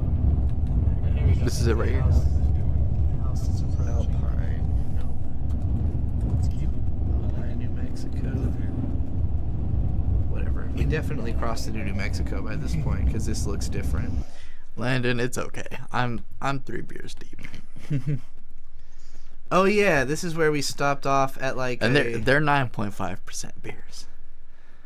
This is like a random lake that has a campground that we definitely want to go back to. Like, so this is the kind of thing where sometimes we just stop at random places to make note of it for like, hey, if we had known about this, we probably would have scheduled a night to camp here, but we did not know about this. Yeah, now that's that a we cool do, looking lake. Like right over there is the campground, just like That's on like the other side of the that's lake. like what's up with that lake? Do you know anything about it? Just kinda some cool lake that happens to be. It's very reflective. Well, that's actually a cool shot. Yeah, I'm pretty fucking good at what I do. That's like a random cool shot, like an upward shot, like. It's a lot easier to panning. get cool shots when you're not aiming the camera out the fucking window of the truck, you know. But I mean, the audio is terrible, but this shot was cool. this is the kind of shit I would just throw a hip hop beat over, you know, in the edit of the final. 12% Stellas. What the? Where the fuck are you that getting was 12% before the Stella? crossing in New Mexico. So that was like right before the border then. God, I filmed a lot of clips of this drive. This is when I had all the space on my phone, so, you know, unthinkingly just taking clip after clip after clip, and then my phone fills up at some point, and I'm like, oh, I probably should have thought about the fact that I have to upload all of this. Not exactly, you know, this is just like what I'm taking. Like going down a mountain. God damn it. Check this out. I had to pull my camera out because all of a sudden there's these Different shade of green. Oh yeah, so just suddenly, when you see this with the naked eye, it's like crazy how much brighter that is. How much do you remember of the Horde experience of playing World of Warcraft? Enough to get why you're asking. But yeah. Okay, so you remember the Barrens. Yeah. Vegetation is just because there's This, so do you remember the oases in the Barrens? Yeah. This feels like Barrens Oasis. For sure. For sure. There's another one you can see coming up in the distance. Yeah, see, Amy is just as confused as where the fuck are you finding 12% Stellas? That sounds awesome. Wait, what? 12% in a Stella? That's what I'm saying. Um, Airport bar. Getting drunk is one thing. 12% Stella? I think he's That's making shit up. crazy. Or they're making shit up. That's crazy. I like Stella. Please do not ever hurt a stewardess. They're doing God's work. My house isn't gonna burn down, so why do I That's gotta crazy. pay for the firefighters? Meanwhile, Steve's Fuck you house talking burns down every third week because he built it over there in the fire hazard zone. Why do I gotta pay for his Steve fire should be hazard? paying Fuck you taxes talking- for that then. I don't know. We're debating whether you should have to pay taxes for firefighters. Yeah, of course. What? Currently, they're volunteer. Like, What? Wait, pause it. yeah. What? Firefighters be volunteer. I mean, I think there are some paid ones, but like a lot of them are just volunteers. Are you saying that our taxes are not going towards To firefighting. No. Firefighting. No, people don't want to protect other people's houses. People don't want to pay for someone else's house to have burned down in America. I'm assuming this is state to state. Yeah, they said what very emphatically. Taking it in. What? Okay, hold on. I assume this is state to state. I would fucking hope that my taxes are going to firefighters.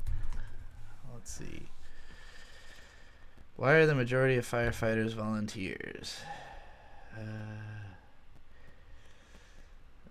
Does anybody have an actual answer?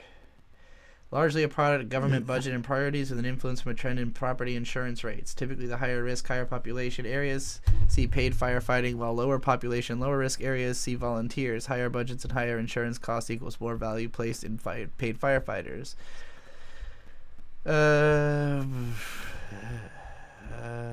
Volunteer fire department. I don't know. Again, Vic and Hope hang with us too. They're like a 2-hour drive away. It's kind of asking a lot. How long is Landon supposed? How long are you planning to stay, Landon? Probably a weekend, I would think. He got a job and all that, you know, a physical reality job, I think. You're not liking the viewer count to ratio right now? Volcanic. What, are you implying that we're botting? Landon said, Do you "Can think Vic we're and smart Hope enough to Bobby bot?" hang out with us when I come. I don't think it's coming. They happen to be around, maybe. Victor comes down for film work pretty often, so it's a possibility. Vic is around. You might not meet Hope, but how far away is this meeting? Like a week, I don't know. Whenever he figures it out. He was planning to bring his friend from Florida also. Look, if you think there's more likes, everybody please like, comment, subscribe, as do you can everything see, that you're supposed to do. We are YouTubers. Please like, comment, subscribe right now. So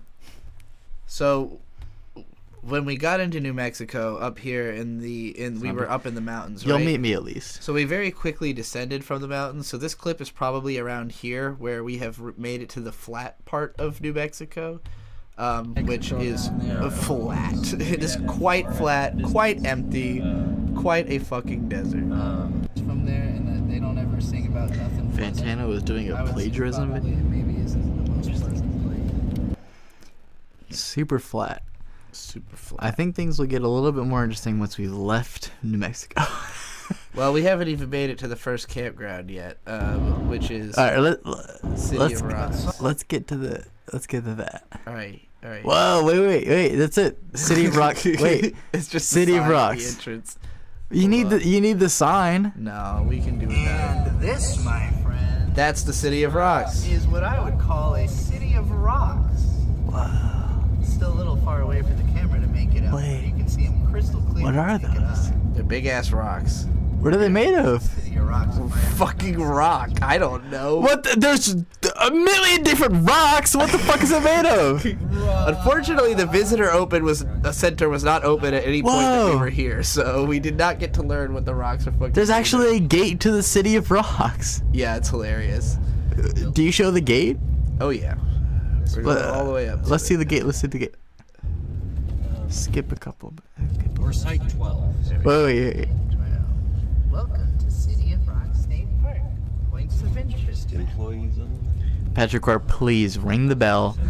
Get the notifications. We are streaming. We are posting. We are live streaming. You need to see all of it. All of it. Ring the bell. Agreed. Well, look. Wait. Look at this. What is this? That's the visitor center. Oh, this is cool. And then check this out. You go around the wall, and the parking lot is kind of like built into the back of it. Wait, this is actually cool. What is it? I don't have it at all time. Botanical preserves don't handle plants. Plant pets must be on leash. Park here. Oh, here's another bill. Or this is the same. Now on the back side of the wall. Let's see if there's a place for us to check in. Yeah, I know I'm supposed to pay here, but I've already. It's interesting. Right. Here we are outside the truck. You love how hype Shade is about. I haven't. She didn't talk to me about any of this, and I've never seen Outside of Virginia. This is actually really cool. I like this. Birds running in. I've got to take because he's freaking out because they're like closed and it says we're supposed to like pay here and pick up like a slip that we put on our campsite, and he doesn't know if we can do that. Once we got to the campsite, the slip was just already there, so that eased all this tension that he's experiencing in these clips. I love this shot though.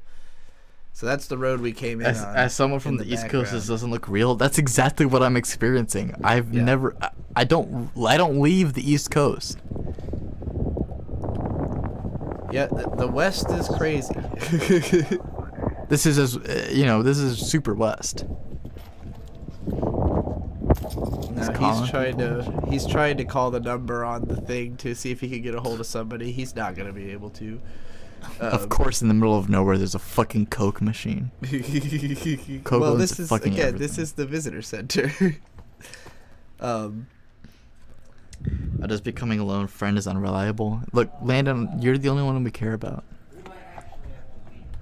Past 7 a.m. Well, his friend's also a fan, but Well, we care about them too mildly, but Landon is like... Landon's been a character for like 15 years. he has been around. Hydra hike and bike trail. What is this? What is this? So this is like a trailhead for something that probably goes off to bike out into the desert. Okay, so now we're gonna get to our campsite. Now the campsite, this is actually one of the craziest, most like awesome campsites I have ever had. Like this is easily Wow. a top 10 campsite. So, according to Gary, it's volcanic rock that's been welded together. Kind of cool. The rocks, that's Yeah, crazy. for the city of rocks. That makes sense. I'm literally sure that every mound you see is a volcano. That's crazy. Like most mountains are volcanoes on some Y'all level. aren't Yeah. ready for how cool this spot looks. Nope, we're really not. All right, show it to me though.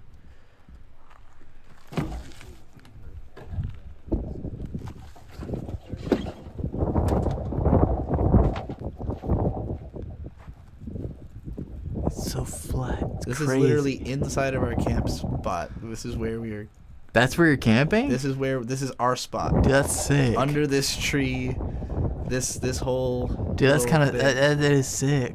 Yeah, and there's like another guy up there, and another guy who was off to the other side. Like other campers. Yeah.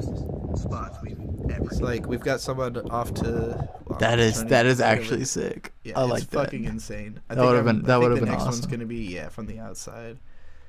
Oh, this is just a photo. Here we go. Yeah, so now you can see it with the name tag and everything. So that's the Yeah, little reservation. reservation page. Full screen. Full screen. Put it up there on the platform. We're talking about where we're gonna put the tent. I think we end up moving the car over here and then putting the tent kind of where the car is. This would be a great Toyota sponsorship. Right? Let's walk around. This whole trip would be a great Toyota sponsor. Oh yeah, he's moving the truck forward. I was insisting on standing on top of it while he did it. He's like, "You need to sit the fuck down." There's like a second city of rocks over there, by the way, or a village of rocks, a burg of rocks over there. That was just like imitating the original, you know what I'm saying? Oh, here's I'm about to go off. I can't really say that I What is- understand why a vault toilet like this, that's just in one of these like little two vault toilet next to each other situation. Why does that need a women and men designation? Like, what meaning is there? What does it You know that shit was probably put up like 100 years ago. That shit ain't recent enough to care about trans people. They can update it. Yeah, they can update it, but how often I do you will think the personally person? update it? There is one person. All they have to do is take off the women and men signs. There's no meaning to there being a distinction. I agree with you. I can see some fucking bitch just standing there like, well, which one do I use? Which one's the women's room? As But- many visitors, so we were just talking about this, right? Like the Yeah. amount, like if you're specialized in something, how much do you cross over with other things? Yeah. And do you think that the one person that is in charge of managing these bathrooms even knows what a trans person is? Probably at this point at least knows what they. This shot though, by the way. Hey, that's very Mwah, clean. Chef Wow. Keith. Oh my god, that's a great shot. Um, That could win an award show. A show. Like the amount that like Bird is being highlighted by the sun. It's sick. This is really good. This is a really good shot. Most national park workers are pretty gay. IRC. Yeah, that's true. I agree to this you, one's not a except- national park. It's like a state park, and I will say, yeah, a lot. Like when we've been around, oftentimes the most liberal person in one of these places is whoever's running the actual park. So this is in the middle of fucking nowhere in New Mexico. Yeah, southern New Mexico. This is a pretty fucking obscure park. This Like, close to Texas. Do you really think they're that gay?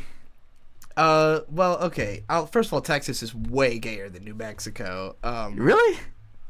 Because okay. Here's the thing. Maybe Texas, I'm being weird. Texas has this city called Austin.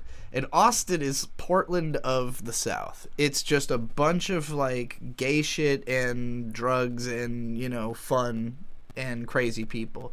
And then Dallas and Houston and San Antonio, these are just like some of the biggest fucking megaplexes. Like there's so many people that by averages there's plenty of gay people. So you're saying Austin is super gay? Austin is pretty gay. I mean, Texas, it's still in Texas, so it's not the gayest place in the world. But Austin is known for being pretty point out gay. on the map how New far Mexico away is this not very park gay at was all. from Austin. Very far. This park is So what way the relevance fuck out are here. you bringing up? No, I was just telling you Texas is not like that. Texas is the size of Japan. It is huge. Texas is massive. But like here's the thing, all the people live just in this little circle right here. All of this shit is nothing. This is either farms or nothing. Literally nothing. Just nothing at all. So what gay Big, people empty nothing. What gay people are in the big gay empty nothing? Now, but here's the thing. A lot of the people who venture out into the empty nothing are gay people trying to get away from society. Because they're like, I don't want to hang out in this small town truth or consequences where there's a bunch of like hicks. So I'm going to drive out. You know, like you're born here. Your parents are conservatives. You hate it. Everyone in town. But you can't afford to move to California. So you drive out into the boondocking. Nice thing about this whole area. About Arizona and New Mexico and West Texas, but particularly Arizona, New Mexico, and Utah. All right, I concede that bathroom is behind the times. It needs to just say here's the coolest thing. All gender, all sexes. The coolest thing about actually this whole area, all of this, but only like this part of California, there's tons of places you can just camp for free. There's large open areas of what is called BLM land, Bureau of Land Management, which is technically this land is your land, this land is our land. Like you can literally do whatever you want there. Just fucking go into the middle of the desert and hang out. So we free. stole it. We stole it, right, from the natives. We stole it from the natives, and then we've given some of it back, as you can see. No. Here's the Navajo Nation. Yeah, the Navajo Nation. We stole it, and then we said, "Oh wow, this fucking sucks." Yeah. Let's make it free. Let's make it free because we can't use it for anything. We stole it. Yes. And then said this fucking sucks. So like a lot of this area where it'll just be like national forest or whatever, you could just drive out into the middle of this and live there. White straight people like me. I'm cis. I think there's like a month. Suck. I think there's a 1 month limit on how long you're allowed to stay in one place. Like, even if it is a free place, you can't be there for too long, or else they're like, all right, now you're starting to feel like you, like, are squatting on, like, starting to act like you own this spot, but this spot is technically everybody's spot, you know? We turn their legends into creepypastas, which is worse. Are those creepypastas, like, popular enough? I know, like Wendigos, yeah, but, like, what do you... Aside from, like, Wendigos... and I mean, Wendigos are like a lot of it. I mean, there's so much Native American culture because it's not like it was unified at all. It was just like a shit ton of different tribes that a lot of them have nothing the fuck to do with each other, you know. Skin crawlers. Okay, you're thinking about skin crawlers. I do think that skin crawlers have become really popular in the last like 3 years, which is kind of crazy. And I've always I feel like we had skin crawlers before we called them skin crawlers. because the camp. The more time you spend out west, the more you will learn about Native American shit. Because when you travel around America, you not only learn the history of America, but the history of how the history of America has been presented. Because sometimes you're coming up on some random signs that were put up 100 years ago, or 200 years ago, or 50 years ago, or 30 years ago, and the political climate of all those times is totally fucking different. So, since the 70s, there has been a concerted effort to acknowledge Native American history as America, because guess what? That's where most of the history is. Our United States history goes back like 230 years. So if you're trying to learn anything meaningful, like geologically, about a place you're in, the history goes back way the fuck further than the United States. Yeah. So you'll show up at a place and it'll be like, okay, here's what it was like 100 million years ago. You know, here's what it was like. It might be a stretch. But... No, you'll have a sign that tells you. Like, there'll be a sign wherever you show up that tells you what this spot was like 100 million years ago. Because it'll be like, all of this was once an ocean. Like, this, wherever we're standing right now, this was underwater at some point. Almost all of it was underwater. So most of the West was, like, the reason it's so crazy, like, the reason the land is so crazy there is because it was literally the bottom of the ocean for, like, hundreds of millions of years. And then all that water slowly drained out and left us with, like, either dry riverbeds or barely scant little tiny rivers that 100,000 years from now will have cut all the way down through those mountains. But I think the thing about Australian history, since you bring it up, Lapusha, is that Australia is, like, as far as landmass, still mostly controlled by indigenous people. Like, so Australia, I like, don't know about that. My turn. Although I guess by landmass. Do you know how much we've actually colonized of Australia? Well, I don't think there's people living in much of Australia. Like, There's a lot, yeah. I don't think there's like Aboriginal people all over the outback. It's like impossible to live there. Like, Well, sure, but I'm just saying that, like, as far as dumbass Europeans, we're in like 5% of Australia. oh yeah, very little of it. But that's also true of the United States. A lot less of it is actually like lived in than people realize. Like, when I look at these maps, I see it a little differently because I'm looking at it like, okay, where there is white, that's where there's people, and that's Skinwalkers not are a potentially lot. real. Skinwalkers are potentially real. As far as any creepypasta that you've ever heard, potentially real. The world is huge. As Like- much as people say the world is small, that is only within the confines of society that we've built. So like Phoenix, right? This is a fucking massive city. Like, incredibly fucking massive. Here's huge. one. There's a lot of This is an arena. This is one arena, basketball arena, right? So consider the size of that arena, and then consider the size of this metropolitan area. No where that one's arena is a tiny fucking speck in this massive sea of, and when you fly over this, it looks like it The goes US on is forever. huge. Yeah, the US is huge. But then you zoom out and there's just nothing. There's you nothing. know? Like, there's this huge, unfathomable metropolis, and then literally nothing. I mean, like not going too far away from where you are in the journey. So you like, get to Los Angeles. in Texas, there's Vegas. nothing. A large part of Texas is nothing. But, like, literally, these three cities, people drive between these three LA, cities Las Vegas, regularly. Phoenix. Those are huge cities. People literally, their whole job is just going between these three cities all the time. Like, this is very common. Would you be a trucker whose whole job, your whole life, is you're going from LA to Vegas, Vegas to LA, 6 hours. You're going from LA to Phoenix, Phoenix to LA, 8 hours. And that's the wind your lagoon job. and the dream meter. Riding on the back of a turtle's back. Is that indigenous people? That Fun sounds fact, super Asian. Tucson, which is south of Phoenix, is colder than Phoenix because it is higher elevation. Okay, you're just talking like you're describing anime characters, designers. Yeah. That way, or we can go through there. Okay. Yeah, anyway. I'll be right back. Shade will be back. some Dark Souls logic to figure out where the fuck I am. Yeah. I mean, it's not super steep. It would just be annoying to do getting through that. Oh, there's a fire ring. Is this a site? I think so. This place is so cool with the walk-ins. Next time we're doing walk-ins. It's not like it's a far walk. How did you even find this? It's well worth walking to a spot like this. City of Rock State Park Cigar Galley. What the hell?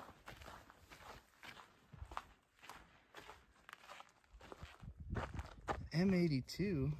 I'm surprised at how astronomy focused this place is. I wonder if M83 Yeah. is related to that. So this is definitely a walk-in site. Are these where all the walk-ins get from? Those were the steps I just walked down. I thought this was the group area. Little bird over there. Yeah, I mean, so that's the group area. I don't think this is. Ladies. Yeah, no, these are walk-ins. Oh man, even this site would be killing. Pinwheel Galaxy. Woo! Man, this place is so cool. There's a bird. Yeah, I saw him. Farting. What's this little shed-ass shed? I don't know. Observatory. Simon Observatory. Observatory of what? Stars. They got a big telescope in here? Well, I don't see a fucking telescope. I guess it points out this little window. Probably points at the top. Will you take the roof off? Yeah, I don't know. I don't know how this is an observatory, to be honest with you. I wish there's there a were whole ranger talks going on today or something. Canis Oh, man, that Major. would be killer stuff, too. Yes, it There's just a table in between the trucks. lovely. We definitely got to come back here. This is cool. Yep. I really thought this wasn't going to be anything. This is definitely a place to bring people. Well, this is the group site, so we just rent this out. Yes. Okay, so these are all the ones that aren't reservation. So you can just come. How would you even? Where would you put your tent? Here? Yeah, if this is still the same Or site. right there, I guess. I mean, it's cool. Looks There's like a like a bench. Yeah, it's a I don't random think they're ass bench. connected. That's the kind of thing I see, and I'm like, I feel like somebody stayed here one time. We're literally on the first night. In the sense, well, okay, so I feel like I've been detracting too much. you be distracting too much. Yes. Well, okay, so it was we flew in, landed in Phoenix. We're driven up to northern Arizona. I didn't have any footage of northern Arizona because we were with Bird's grandparents and I didn't want to dox their location or anything. So Let's I go, only Luna. started filming. We spent 2 nights at their house. You know, we spent some time walking around the neighborhood and stuff and just hanging out with the dogs and all that kind of stuff, catching up with his grandparents. None of that's on film. So once we left with the truck, that's when I started filming. And I took, like I said, a lot of footage the first day because I had not filled my phone or thought about how I would need to preserve data on my phone. Somewhere in this also, my phone dies, so I start taking footage with birds. And this is like where... I do want footage of that. So, like, if I go back to his footage, it starts around this point where, you know, like, I used his phone to take all these pictures of him pull up sitting that up on picture? top of the rock. Hold on, let me get it. Let's just do the whole set. He got up on this rock, and it was a magical moment because I literally just, like, turned the corner. Like, he had gotten ahead of me, and I just kind of come through the rocks, and he's just up there sitting all Yeah, majestic that's a and lit good by the picture sun. right there. That's a really good picture. This should probably be his new, you know, Facebook header, Twitter header picture type shit. Love this one. Love where that little, what's it called when you have the little spot? Lens flare. Yeah. Love where that is. And then these are probably video files from his phone that Google hasn't processed yet because I just uploaded them. So they are from this moment, or from this One of these is the clip where I got this shot. Let's see. How long will it take to download this? Because I do want you to see these, but I don't want to have to wait for them to fucking... It's done? Is it just instantly? No. Oh, maybe they're broken, and that's why they're not showing up. I think they're Whatever. broken. I'll get them off of his phone later, I guess. Yeah, Bird is looking fucking majestic in those pictures. This looks like it's in the cave, so okay, yeah. We'll wait till That was we're in like the 2 cave to seconds. get back to his phone. Hopefully more of those clips work. So yeah, all right. Here's nightfall at this place. We don't need to see 2-second clips. Well, the sun's going down, but while you can still see, Arewa Denebu Arutairu to Vega. Saying the most. Arewa Denebu Arutairu to Vega. It's the Bakemonogatari ending theme lyrics. Because that's the summer triangle, and in Bakemonogatari, at the end of the first season, Senjo Gahara takes Araragi to see the summer triangle out somewhere that you can see the stars. But these are the 3 brightest stars that you can see every night. Vega, Deneb, and Altair. Yeah. Not the North Star as people think. These 3 are all 3 brighter. A big rock that looks like a dick. It's cooler at night. There's a like cool, a full night. You can see the little Orion's belt. In fact, you can see all of Orion. This just makes me think aliens. Aliens. It looks like this is the next morning. Wow, my phone died last night, so That's seen Bakemon. A lot of people have seen Bakemonogatari. And Trixie's the only person in the world besides me that's seen Bakemonogatari. Come on, it's like one of the most popular anime It's up ever there. made. It's like top 100 at least. I feel dirty. I got dirt all over me. I keep smelling dirt on my hands. Why does he feel so dirty? He slept in the desert. Hey, Bird. I'm gonna walk down here because this is where I hung out when I was in. You told me What you is have it? a history with this here rest area we stopped at. So I've told this story before, but I'm going to tell it again because I don't know that I've told it for your audience recently. You certainly have never told it in the place where the story is. Yeah, I think we've stopped here once before, outside of what I'm talking about. But I graduated high school when I was 17. I was kicked out of my mom's house because I was smoking weed in California. Crazy.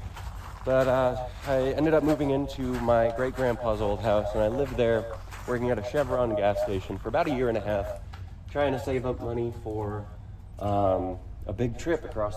Real quick, Miss Yellow Red, if you feel like you're the only person who's seen the Monogatari series, join my Discord or any other anime-focused Discord. Go to the We Watch Anime chat in my Discord or any other place that anime is discussed and just simply say, who wants to talk about Bakemonogatari? Or just simply say, like, Ogi is best girl or whatever. And I promise you, you will spend the next 2 hours talking about Bakemonogatari. The United States. Continue Bird's story. And eventually my great-grandfather passed away, and I had to move out of his house. I actually moved back in with my mom in her apartment and just hid my weed smoking a lot better from her.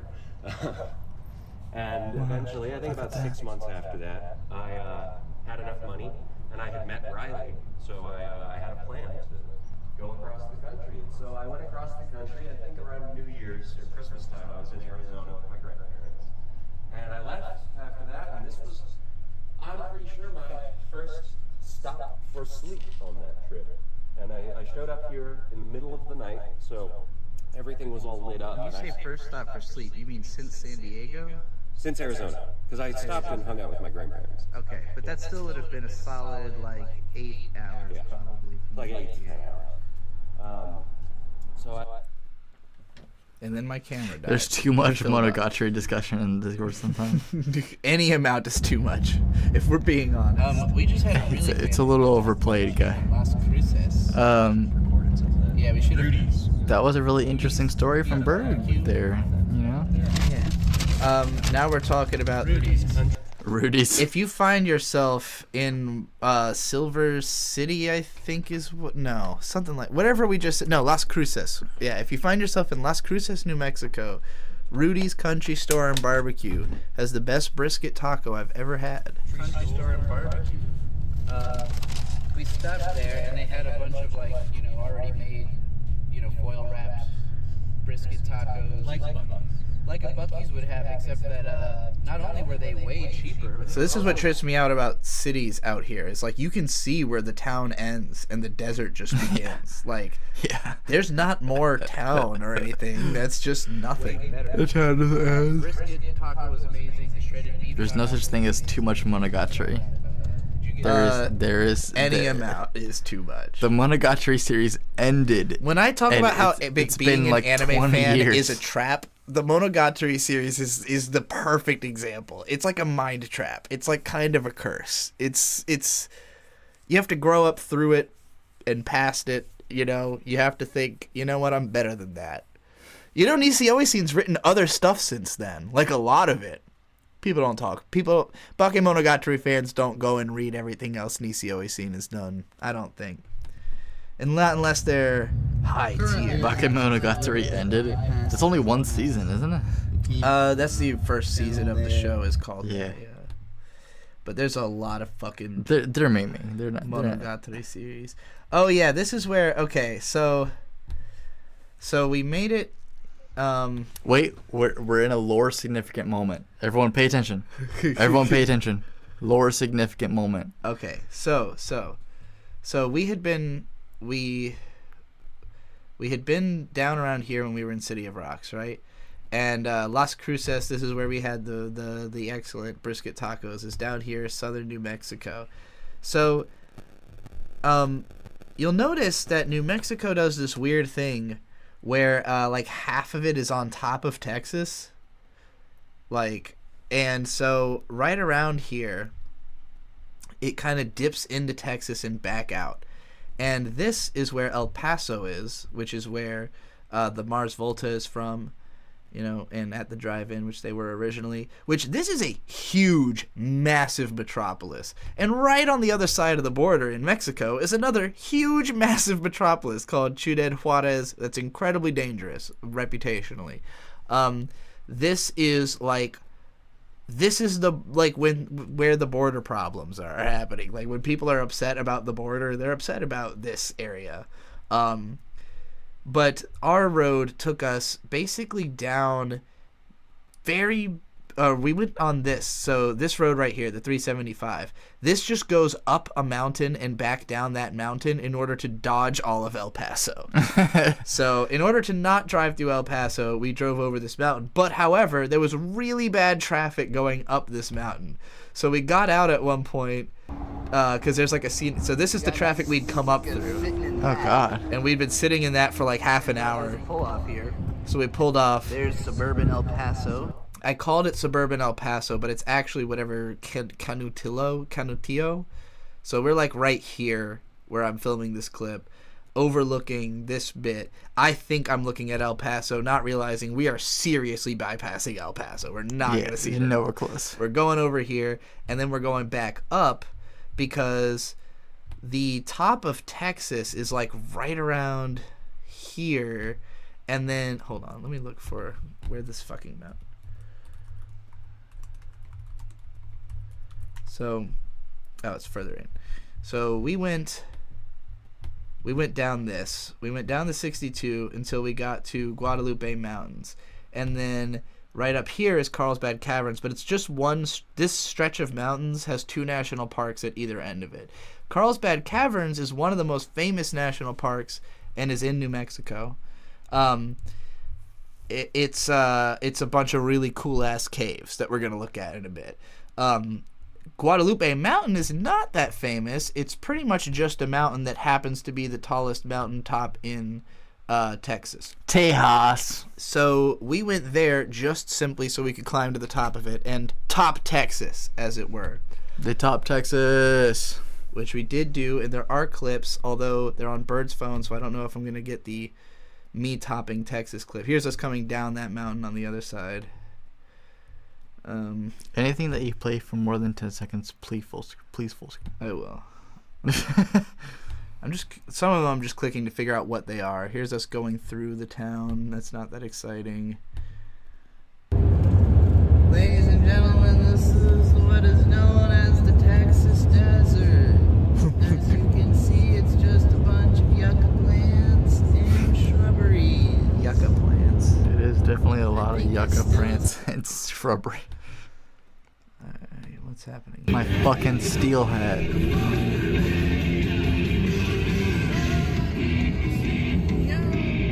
Oh, that's funny. I'm singing Tool lyrics over a Marilyn Manson song that kind of sounds like it. Alright, so here's the mountain from the distance. That's where we're going to climb to. Right? Oh wow. Around there. It looks huge from that spot. It is fucking huge. Oh. But we drove, so I think it's like 8,000 feet up, but we drove up like 5,000 feet and then hiked like 3,000, something like that. Going up. This is insanely steep. You drive up several thousand feet inside of like 10 minutes. It is one of the steepest straight up drives I've ever been on.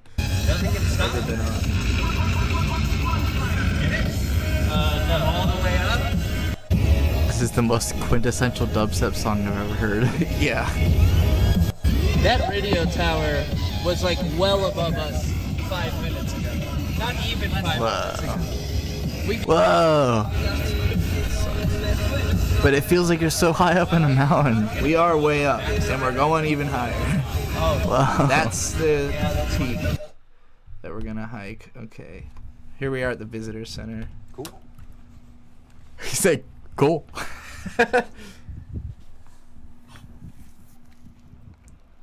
Hey everybody, we're at the visitor center for Guadalupe Mountain National Park. We're there. There's a lot of backcountry campgrounds. But where's the top of Tank Place?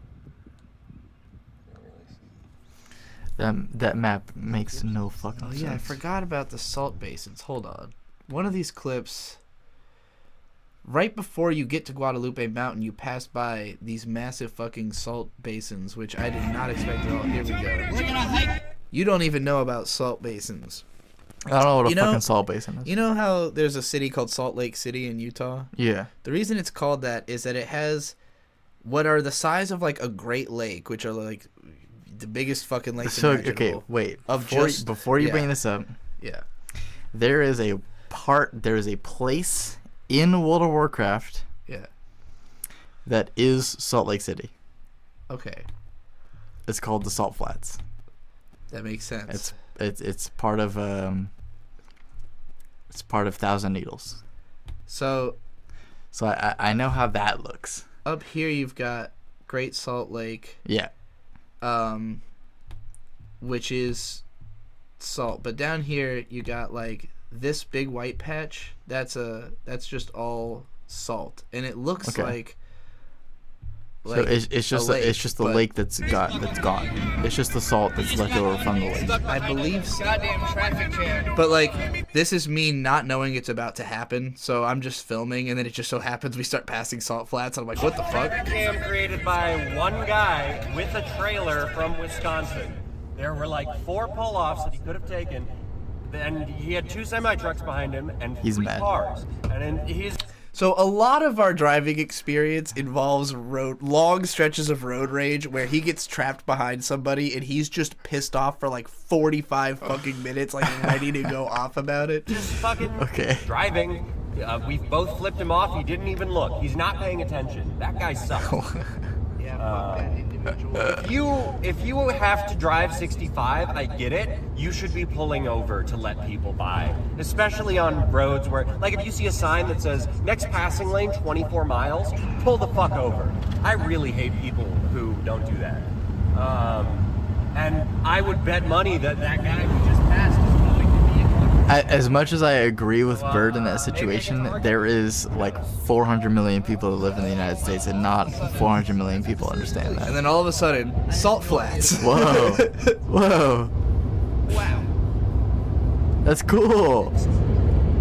I think he knew it was coming and I had no idea. It's very cool.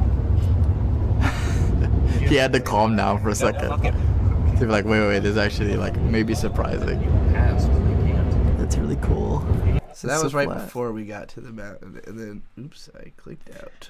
He is not wrong. Like he's being right, but you can't expect that many people to understand. You know, there's got to be one person that doesn't understand. All right. We're here. We're Guadalupe Mountains. And Nice shirt. if any of you know the criteria for a national park, you might have been wondering why It is the mountain itself on the shirt. through a bunch of big mountains. What makes these special? It turns out this is the largest exposed reef in the world. So there's a ton The of largest exposed reef in the world. So again, What? this was all the bottom of the ocean at one point. And originally this had a whole massive coral reef on it.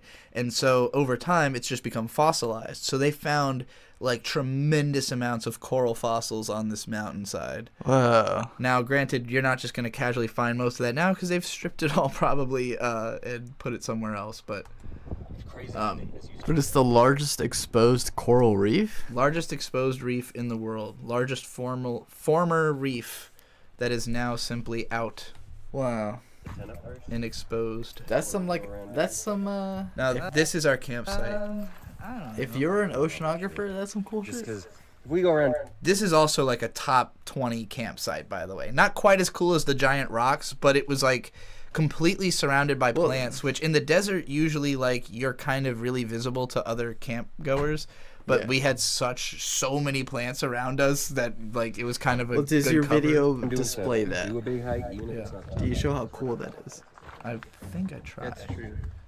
Here we go. So there's the So truck. there's You our kind of have to truck. walk There's a little in, walkway up comes that down path. to the spot. and then you put your tent That's where right we put here. the tent. Oh, I like that. And then it's like amazingly, this is the most forested desert. Oops. I guess that was that clip. Oh, well. Plate tectonics, my beloved. The fact that a lot of fossils are found in mountains that used to be in the bottom of ocean is why Ooh, people this used to looks pretty. believe in spontaneous creation or whatever it's whatever the fuck it's called. Sea fossils, I mean, like corals. Man with $5 says, I think I'm going to book a flight for Friday. Shade Daddy and Trixie Mommy also be getting drunk and watching Go Sick or not. I will watch at least 3 Wait, what day is episodes. Friday. Look, This Friday? Friday is in 2 days. Landon, do you... you don't mean this Friday. I work. Next Friday, Krona is going to be here I mean, for the weekend.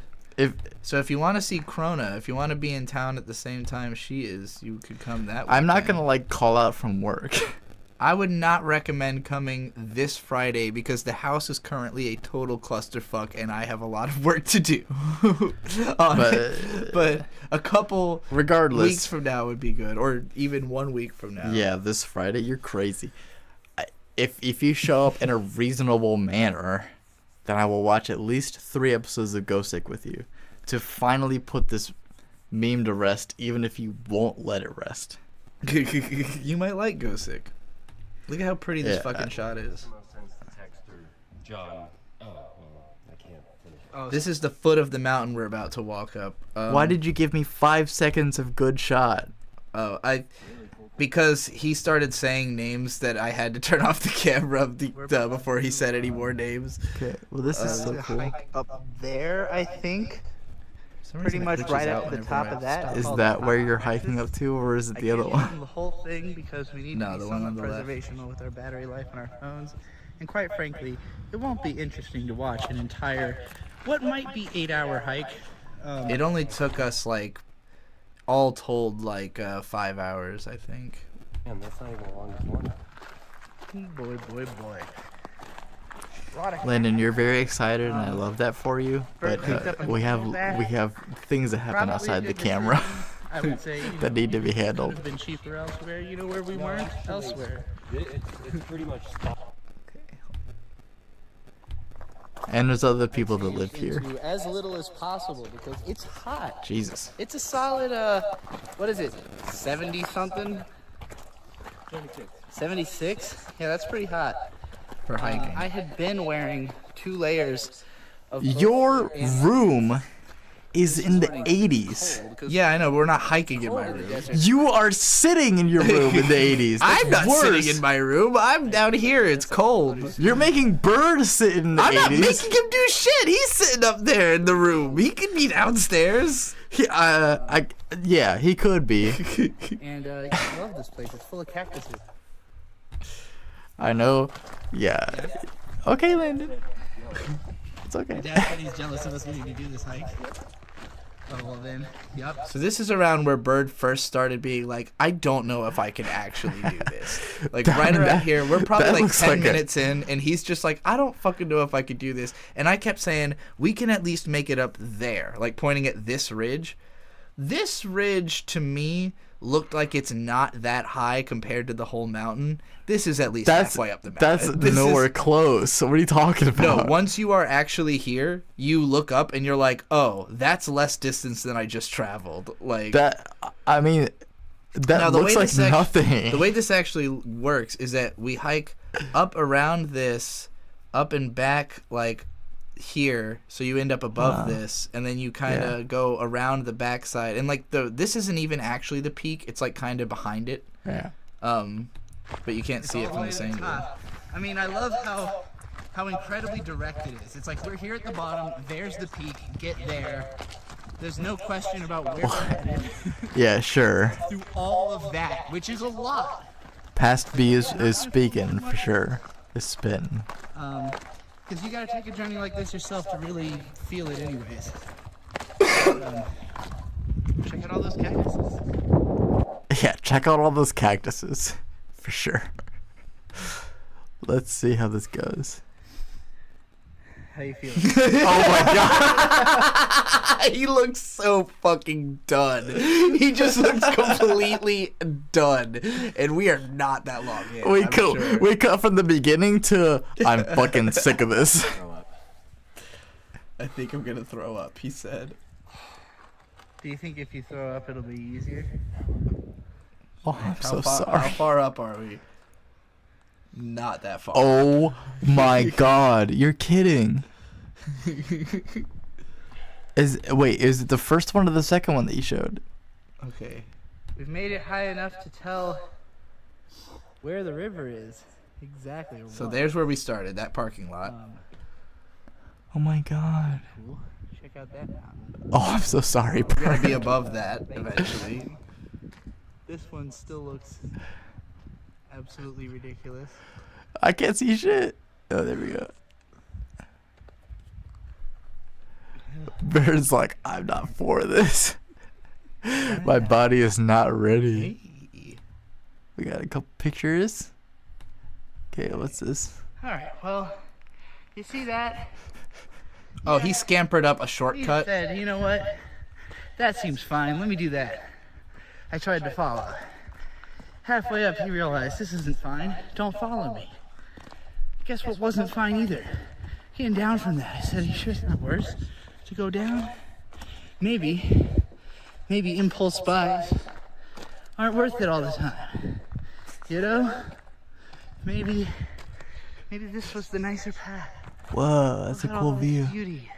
Whoa. Witnessed. Not scampering madly up a cliffside like an animal. I have no idea where he went. Is he in that big rock? Who knows? You ever had like a young son? That's kind of what it's like. Oh my god. This son of a bitch. This motherfucker here. You're getting near the top now. No, not even remotely close. No? This is still less than a third of the way up. Oh my god, this is the struggle. Hold on, I'll be right back. I'm thinking no. Definitely.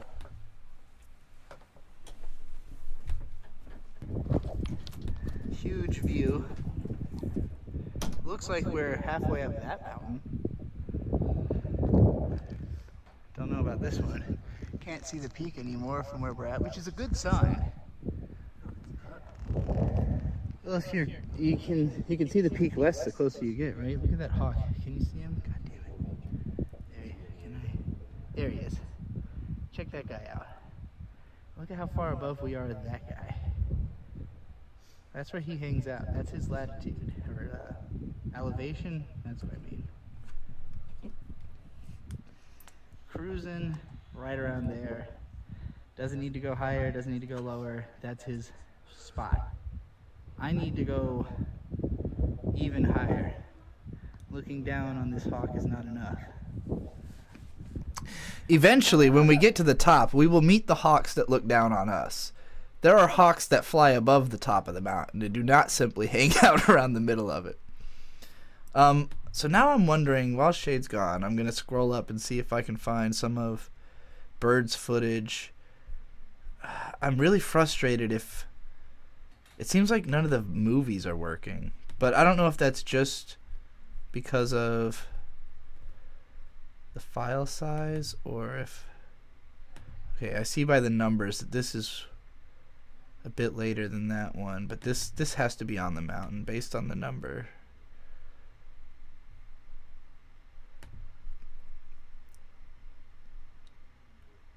Did it just bullshit me again? It did. It downloaded, but it said it's 0 bytes. That means it's not real. God damn it. Why did Bird have to come and take his phone back? Why did this shit not upload correctly? I thought it uploaded suspiciously fast. I was like, this doesn't seem right. And it wasn't. Probably, maybe they were filmed in like cinematic mode or something. I don't know. I want because he has the footage of us actually at the top of the mountain. I mean, I think I have some. I think I have at least one clip on my phone of us at the summit. This looks like it might be there. These photos look like they're from the summit. This is coming back down. But like, I took my most important clips on his phone, which is the clip of me shouting, "I topped Texas. Texas, you got topped by a tiny trans chick. Fuck you, Texas." Just screaming a lot of anti-Texas rhetoric from the top of Texas. I want that clip. We've made it to the part where it starts to look like a chocolate peanut butter swirl. I needed the motivational music. Oh yeah, this is where he finally started putting on music, and it helped a lot with putting the energy back in him. It's like literally at the start of this hike, one of the first things I said was, yeah, we're probably gonna experience ego death like more than once on this hike, and there's a moment where Bird finally reached that, and he was like, I had to wait till my what's the word he used? My determination kicked in. I want to show Shade this clip, and I also kind of have to pee myself, so I'm gonna look for a longer clip I can play and go to the bathroom. I also know that like most of the cave footage is from Bird's phone, so I'm not gonna have. Even though I've been telling Shade that like we're early into the trip, we're actually late into the footage because again, this is like the exciting part. After the cave, we just kind of hung out with friends for 4 days, so there's not like a bunch of crazy exciting adventure footage of that, or any footage of that. So we're actually near the end of this little presentation, especially if Bird's fucking footage is not showing up for me. Because all of the footage of us being in the caves, I mean, this is like 1 second. But these should be longer clips. All of these should be longer clips of us skulking around Carlsbad Caverns. One of these, I know the one, yeah, number 52 was like a super long clip. Let's play this one for a minute. This. That's pretty sweet. There's a campground right a quarter mile too. Is it on the right? I think it's on the right. Boy, slowing down, slowing down. Southwestern New Mexico is where it's at, I'm gonna have to say. Campground's right there actually, right down there. Oh wow. circle marker super ahead. love to camp there, actually. I do not see a historical marker. I see a campground. Bighorn. That's a campsite, I think. Welcome to Glenwood. That's probably the camp host site. Place you'll never forget, it says. Well, not now that I've put it to film, I certainly won't. Glenwood. Oh, the catwalk. Oh. I'll read that later. Right. Now that I've got it on film. I definitely remember passing through here before. Well, it does say you'll never forget. Well, I don't remember. Oh, this most is of adorable. but I do. I don't know. It's very, very familiar. It is very cute as well. Starbucks restaurant. Crab Apple Cabins. Yeah, I remember pointing that out last time we were here. I thought that was a weird name for a place. Oh, that's a cool river. Shit, I didn't get Whitewater footage of that. Motel. Damn. Fire and rescue volunteers needed.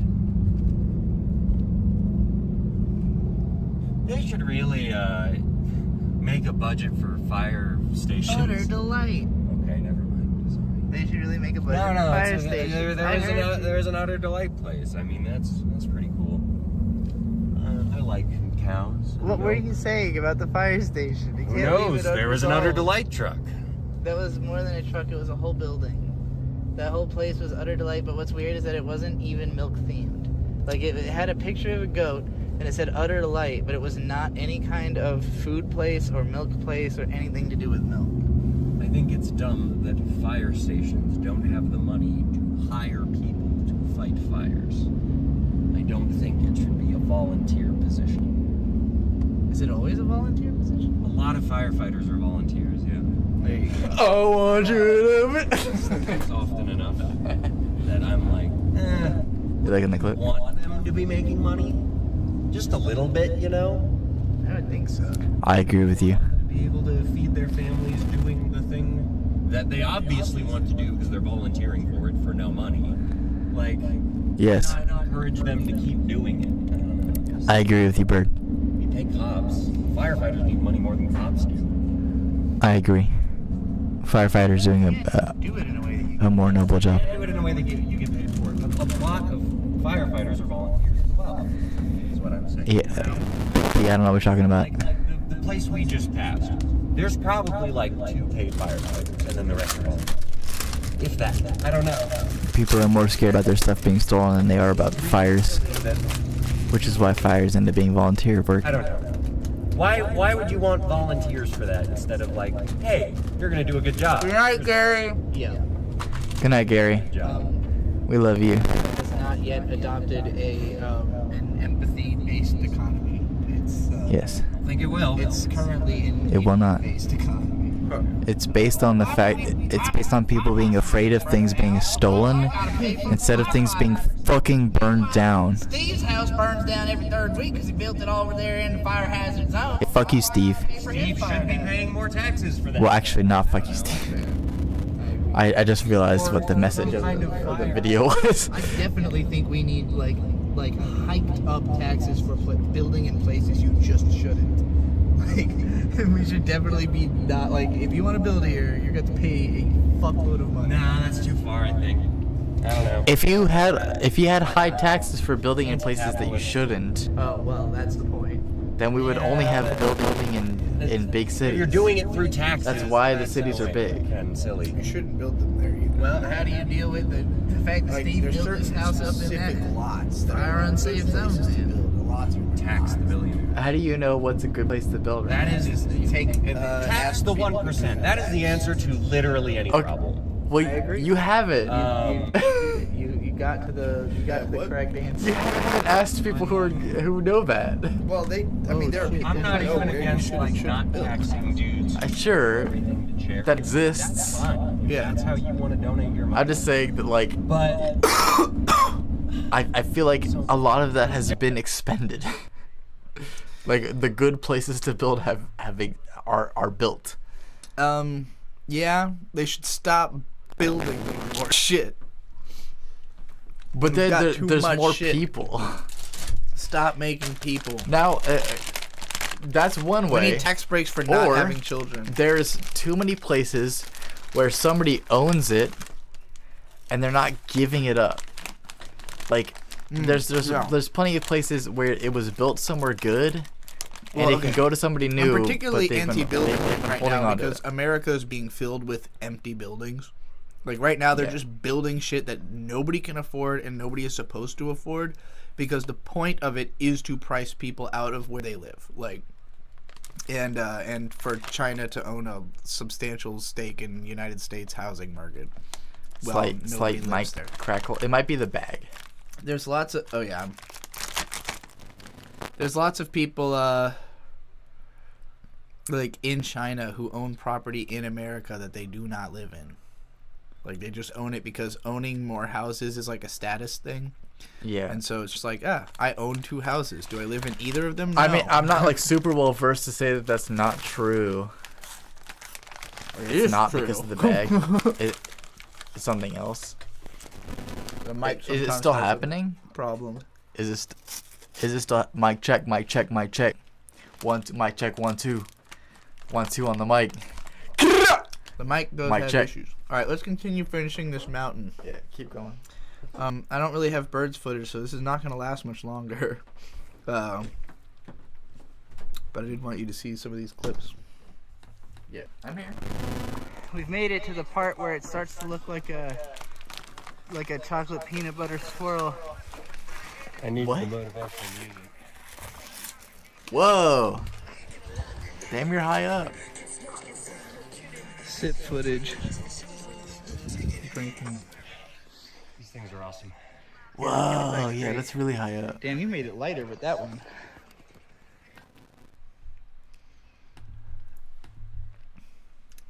There he'd be sitting on the ledge. Yeah. That's a cool shot. Go back. Bird has mounted his rock. We just got through a part that a guy told us he had been scared of and turned back from. But it seems like this is the part where it gets easier. So I don't know what that guy's deal is, but It's this. He was scared of that. Yeah. I can see this being scary. It gets way scarier. I think It's this is whatever. peak. If people have climbed it, you're fine. This is at the peak. Wow. This is the top of Texas. Wow. Now, when we first got there, these 2 guys were sitting here. So the footage I have on Bird's phone is after these guys left, I go on a whole rant about how I've topped Texas, and I'm like teabagging the top of the mountain and shit, and like. And we don't have that. Not on me, no. I mean, I have to get it off of Bird's phone, which he's awake. I could just go take his phone from him and upload it now. But if you we want have to wait for that. If you want to do that, I'll keep the stream entertained, I guess. Okay, I'll do that in a bit. But yeah, so these 2 guys, these gay wads had been up here for a little while. Damn. They said it took them like 4.5 hours to get to the top. We got here in less than 2.5 hours. So I feel like that's your fault. I feel like you were pushing Bird.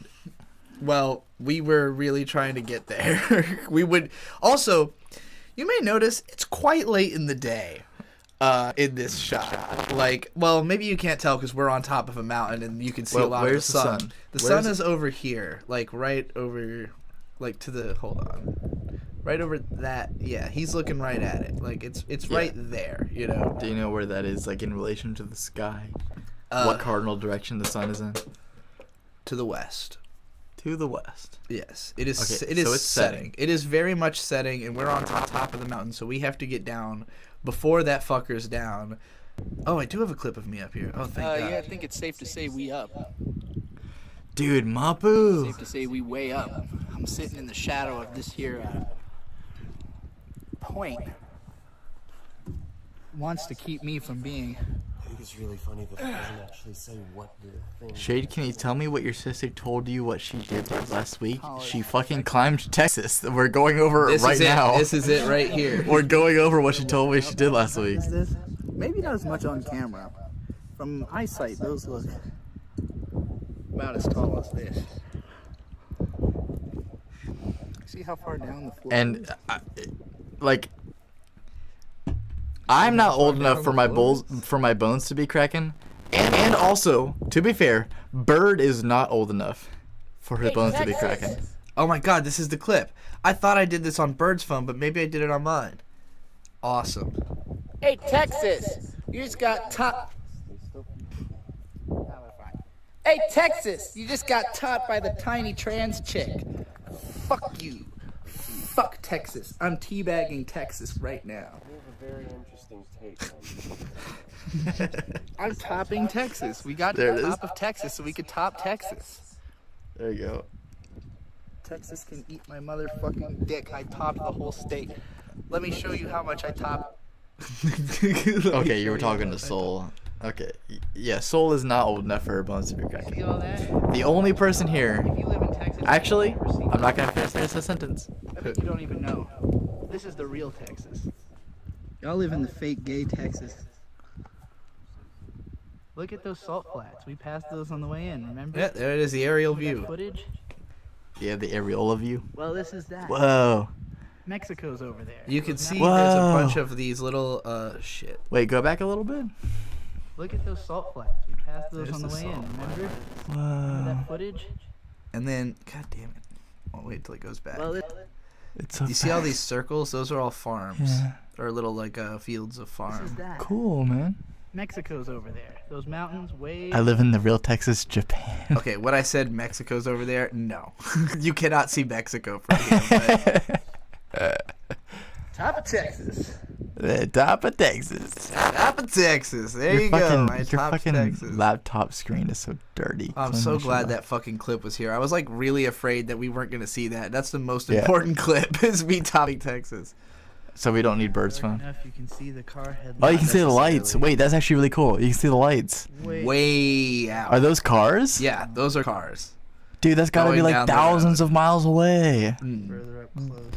Thousands of miles? A mile is like really long. That's probably like 10 miles away. Maybe That- 20. 20 yeah, miles. but that can see really far. The Earth is very curved, actually. I mean, yeah, I don't know, but Flat Earthers, they are so dead wrong, as you can see in this clip. Like, although Mike Fry is still happening now and then. I don't know how to fix that.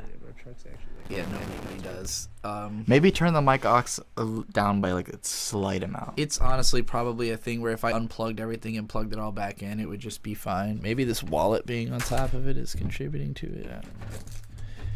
Just turn it sometimes down by gets like fucky. half a decibel or something. The mic aux. All right. It might just be that we're getting too loud every once in a while. So here's us. Can I blow it? So it says 8:20 How did that now. sound? What did it say when we looked at it? 416. 4:16. So in I'm sorry, 360. 3:16. That was after About turning it down. 5 hours 10 minutes thereabouts. And What is that? Wait, what was that? That was a clock that sits at. So there's the mountain.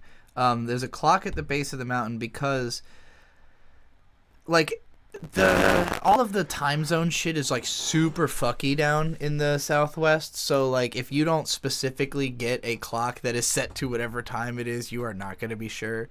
Like, it literally tells you your phone is wrong. So probably our phones said it was like 9:20, but it actually is 8:20 or something. But yeah, this took us 5 hours 10 minutes round trip. Wow. Damn. 8-mile hike. I mean, that's 4 miles up, 4 miles down, 3,000 foot elevation. honestly, that's not that long. So I told you that at the bottom of that mountain range was the mountain. At the top of the mountain range is Carlsbad Caverns. This is outside of Carlsbad Caverns, which is itself. Still doing We're it. probably like a couple thousand feet up at this point, but we're on top of like much shorter mountains at the other end of the Hey, range. check it out. That might look like some kind of ancient Mexican city, but that's actually just where the park rangers like live here at Carlsbad Caverns National Park. We're up in the mountains, basically just like 40 minutes down the same mountain range that Guadalupe Mountain is a part of, but where the mountains are a lot shorter.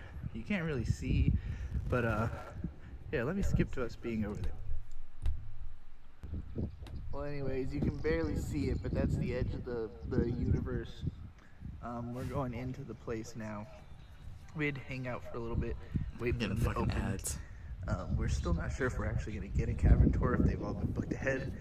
But if there's any... So it's really funny that this place is so empty because we showed up early. This place was fucking full after like an hour and a half. Like, First come, first like serve. shuttles coming in and out, fucking full lot, like people just walking around everywhere. This place was full 90 minutes after this clip was taken. We will be the first come of the day. Can you see the land back there? I know it feels like you're looking at the sky, but it's just because we're up. We're right on the edge of a mountain. It was also about to rain, which is why it looks so cloudy and everything. So this is a place, Wow. Carlsbad Caverns is a place where hundreds of thousands of bats live. And What? I learned the story of this place through hanging out in the visitor center. Guano, bat poop, Yeah. apparently is an incredible fertilizer. And Okay. specifically, when they wanted to bring citrus to California, they couldn't just do that because the soil's not good enough. But this Okay. cave is full of hundreds of thousands of bats and just an unimaginable amount of bat shit.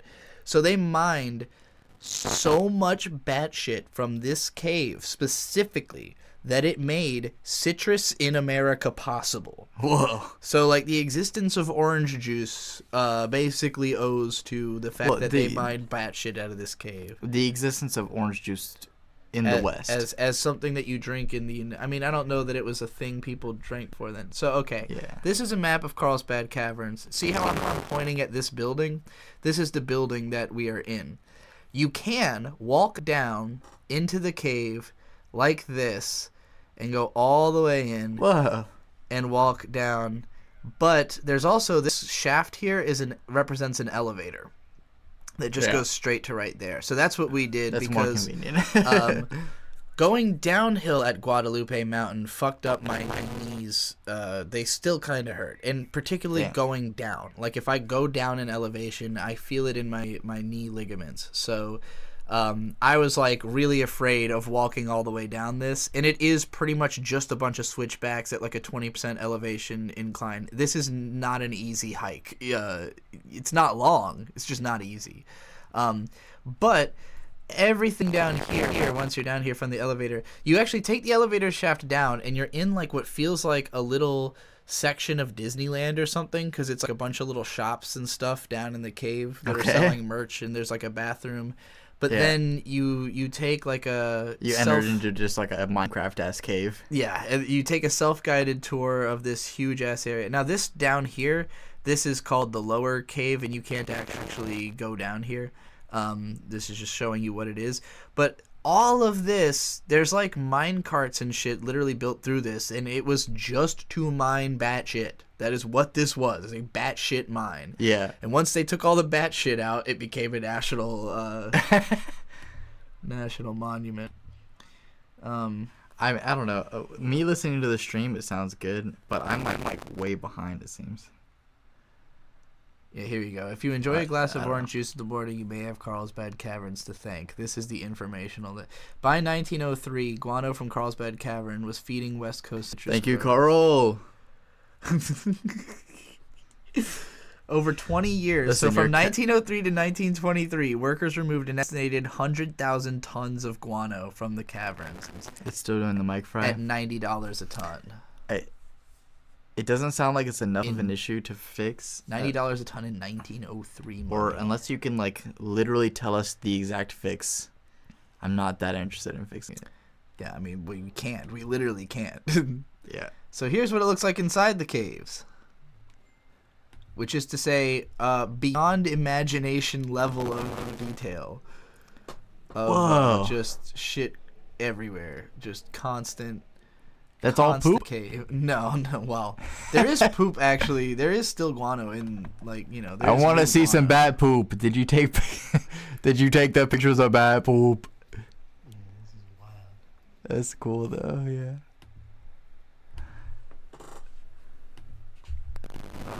This little cave, this part where the stalactites are super thin, is trippy. You have to get a new mic? This is I mean, I guess it's old.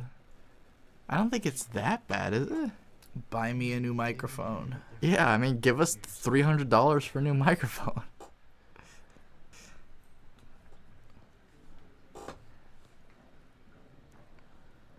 You're sure it's not just like random chair sounds?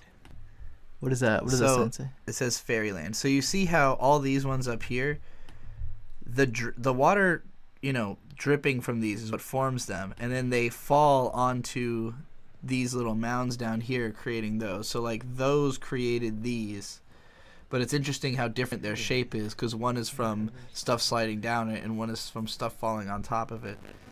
But that's the difference between stalactite and stalagmite.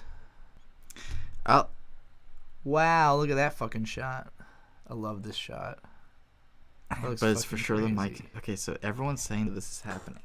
But what the fuck? It happens all the time. It's normal for my streams for the mic to fuck up.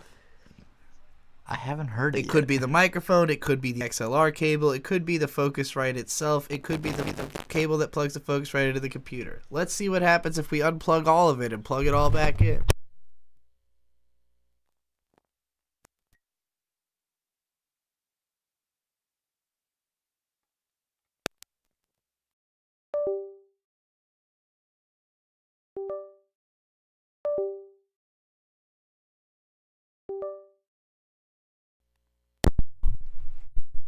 Alright, tell me what it sounds like now.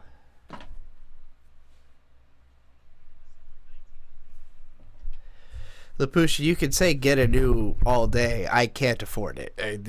You're dealing with what you're dealing with. I am a poor YouTuber. So it's either going to sound like shit or you don't get to hear from me. Those are the options. Unless you specifically want to personally buy me a microphone and whatever. XLR cord is not super expensive, but it's also not at the top of my list of things I. So is it just like a random, like, I'm assuming I'm not listening to it at the right moments. Is it just like a random, like, jarring sound or something? Do we have an Amazon wish list? It's hard for me to. You deserve it all. Because it's hard for me to like single in on what you guys are talking about. It's clear that everyone hears this, but I don't know what the fuck you guys are talking about. Is it just like a random, just like fucking scary sound? Can one of you shout real quick? What? Ah! Ah. Did that work?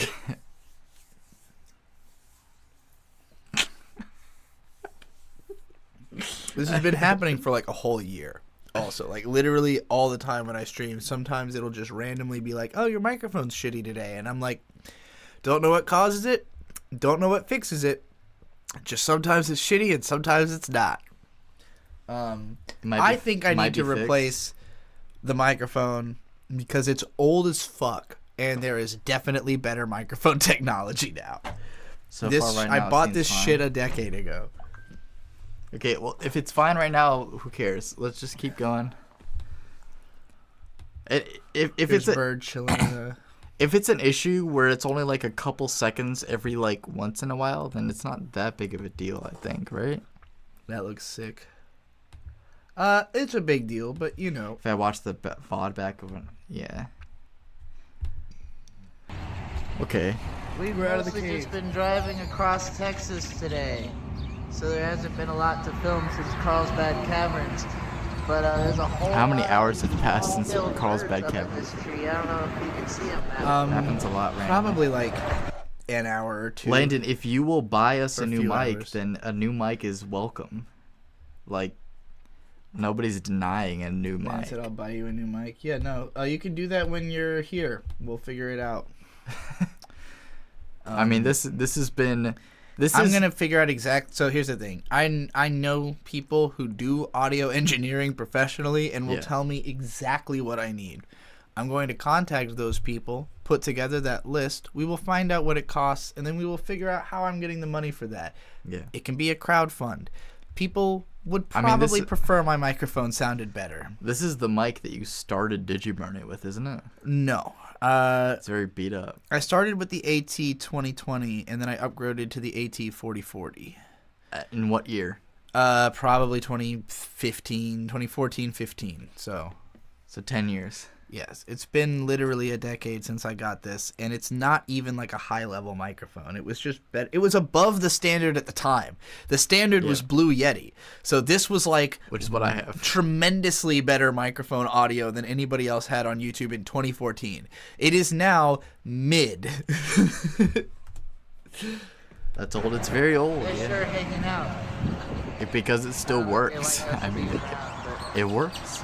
You know, it is what it is. Texas has a state park called Possum Kingdom. Possum Kingdom, like the song. It's probably named after that. The song. What's the song? It's probably named after.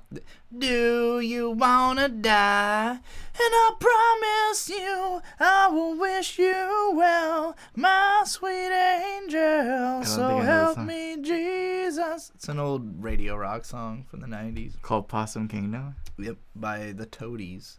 The Toadies. One-hit wonder band, and even then, not that big a hit. But how much is a better mic? I'll literally order you. Again, address right wait now. till We're not gonna I don't fucking... know yet. I'll find out. We're not gonna dox our address. Well, I'll tell Landon the address so he can. He's gonna know the address when he comes here at some point. Sure. Check out this bird. So this is several days later on the other side of Texas, or on the other side of Dallas at least. What are these birds? Just some cool ass birds. They're huge. What are these? I don't know, dude. Swallows?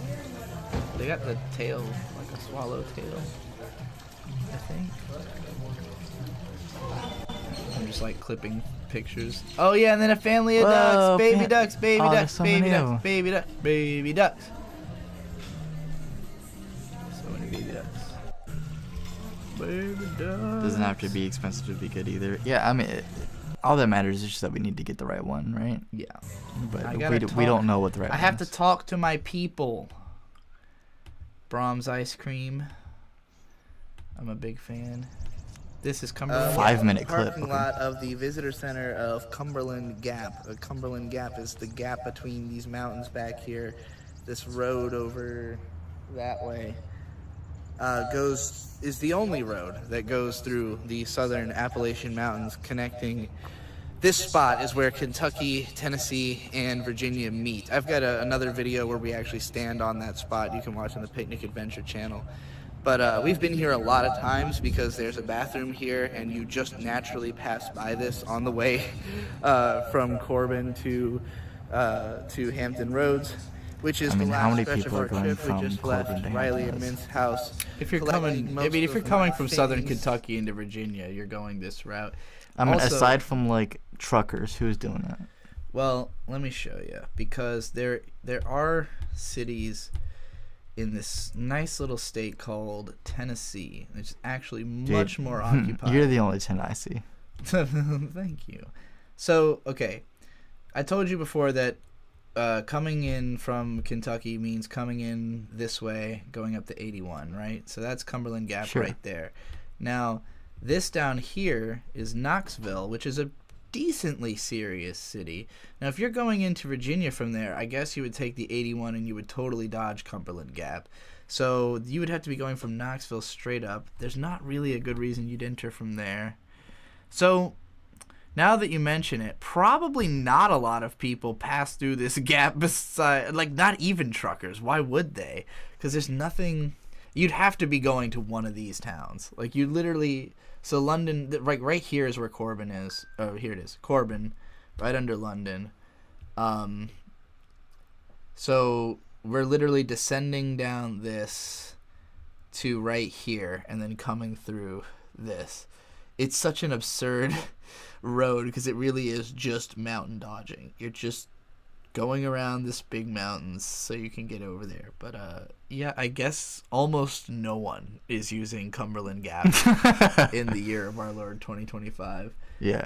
So Landon says, I already know your addresses, fuckwad. Just tell me what bike you want. You probably don't, because we just moved. I already sent you Sligoo. Oh, right, you do, because you sent the Sligoo. Never mind. Can you send you a new mic? Just which do you want? I don't know yet. Give me time, Landon. We'll find out. We can't do this tonight. So, we can do this tomorrow. I have to contact Did you people. see Lapusha's comment?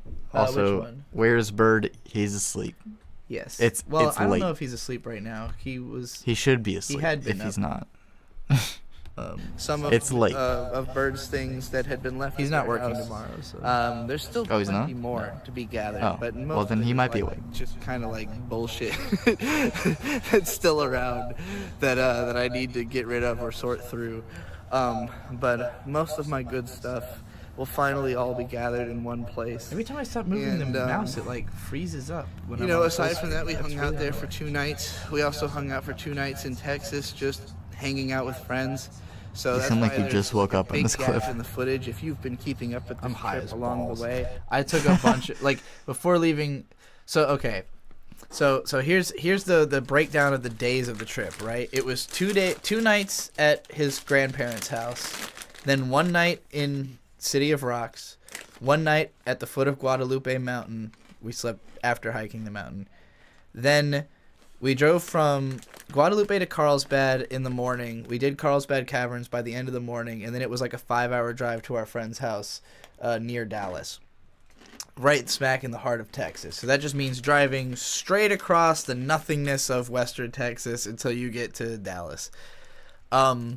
We hung out at my friend's Bat Eater's place for 2 nights. We originally were only going to be there for 1 night, but we were just like enjoying ourselves a lot, you know, safe place, friends, being like, wow, driving doesn't sound like what we want to do right now. Yeah. And besides that, our next planned stop, so what we were going to do is we were going to leave Texas and go, because on the way, on the route we had planned, we were going up through Arkansas and past Little Rock. And around Little Rock, in the middle of Arkansas, is Hot Springs National Park.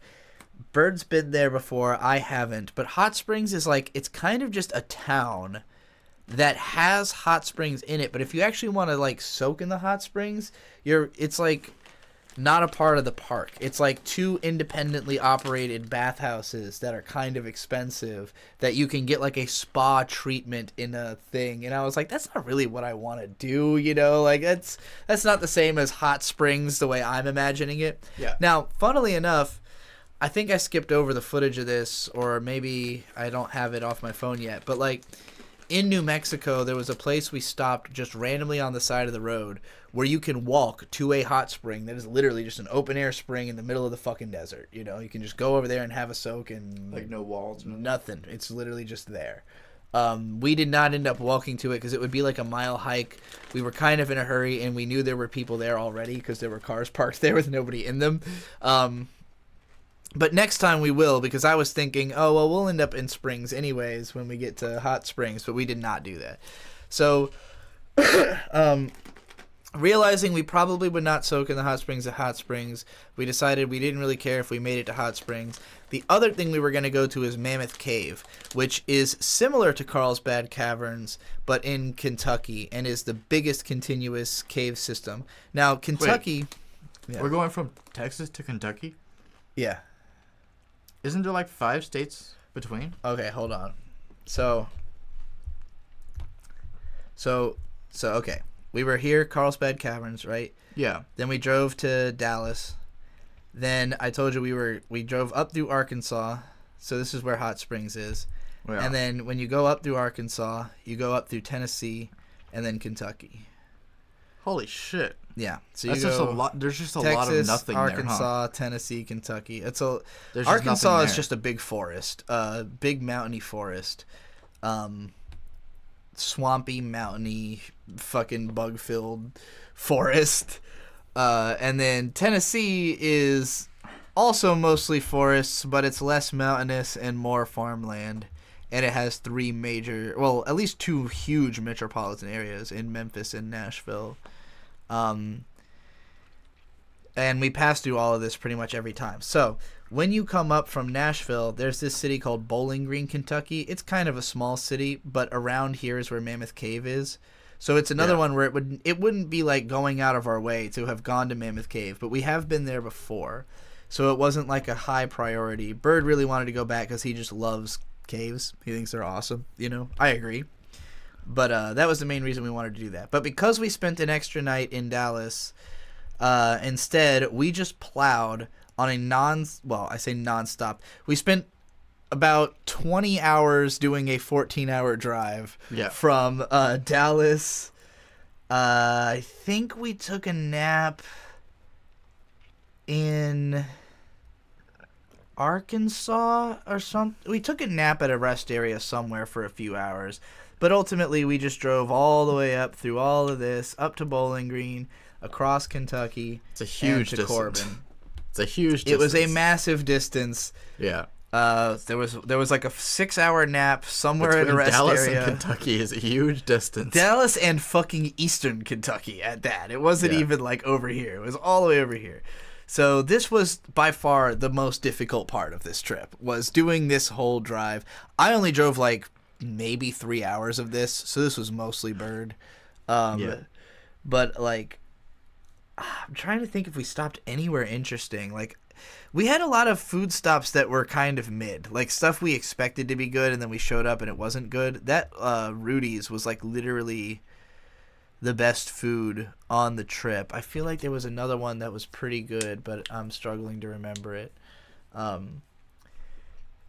So, you know, we were kind of disappointed in the food and brewing. Like, we always stop at breweries and stuff, but like we stopped at the Guadalupe Mountain Brewery. That sucked. Do not do that. If you are ever in Carlsbad, the city of Carlsbad, New Mexico, do not go to Guadalupe Mountain Brewing. It sucks.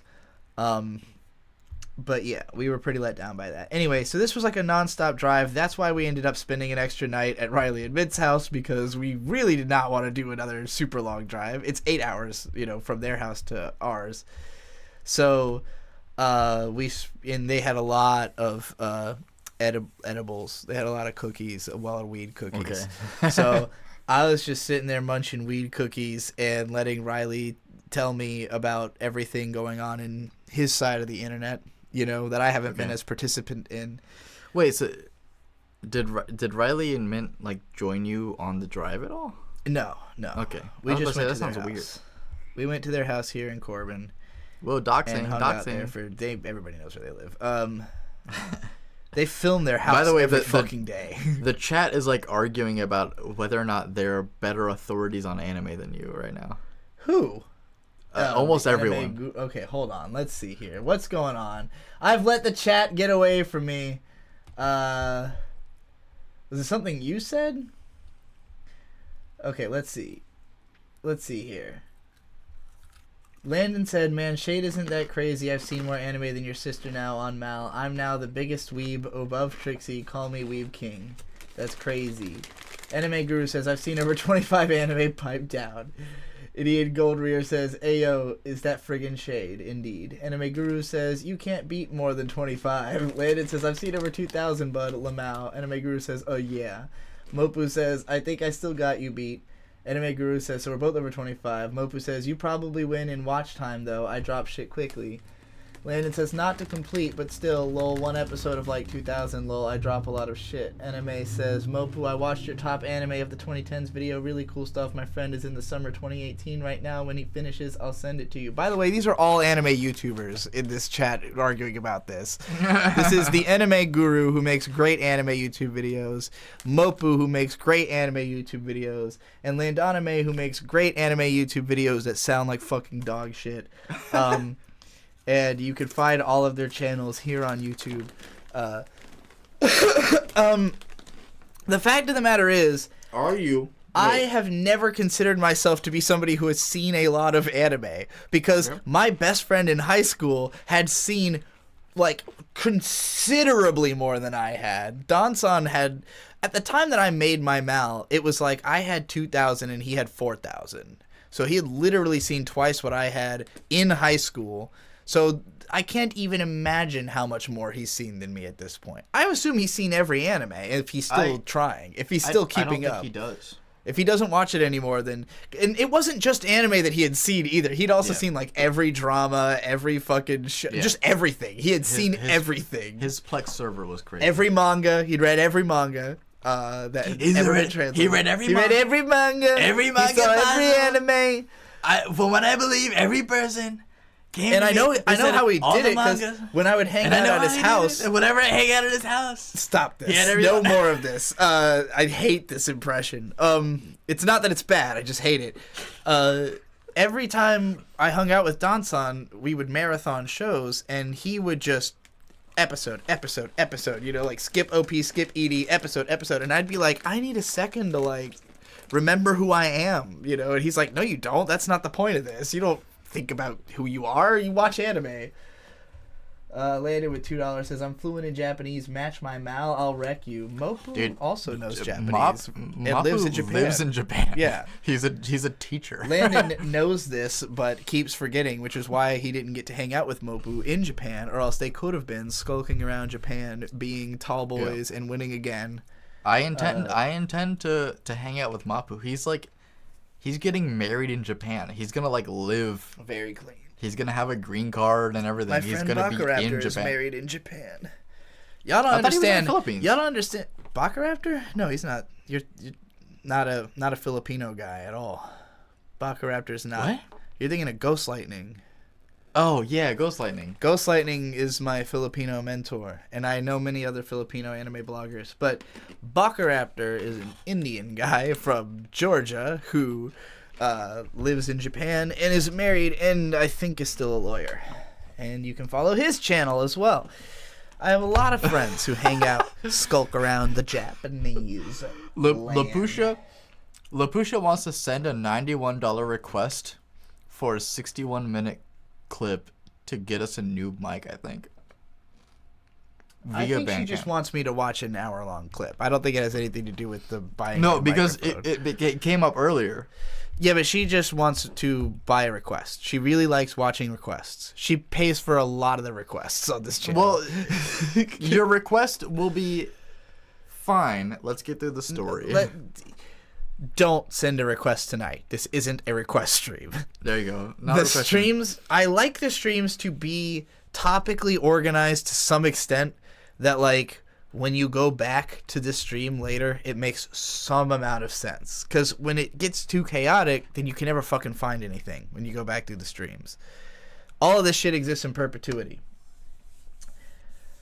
Tom, when did you go to the Philippines? I didn't hear that you went to the Philippines. You didn't tell us about that, did you? I might be fucking crazy. It's pretty cheap to go there from Japan, so it's a nice stopover to make. There's a town called Flat Lick here.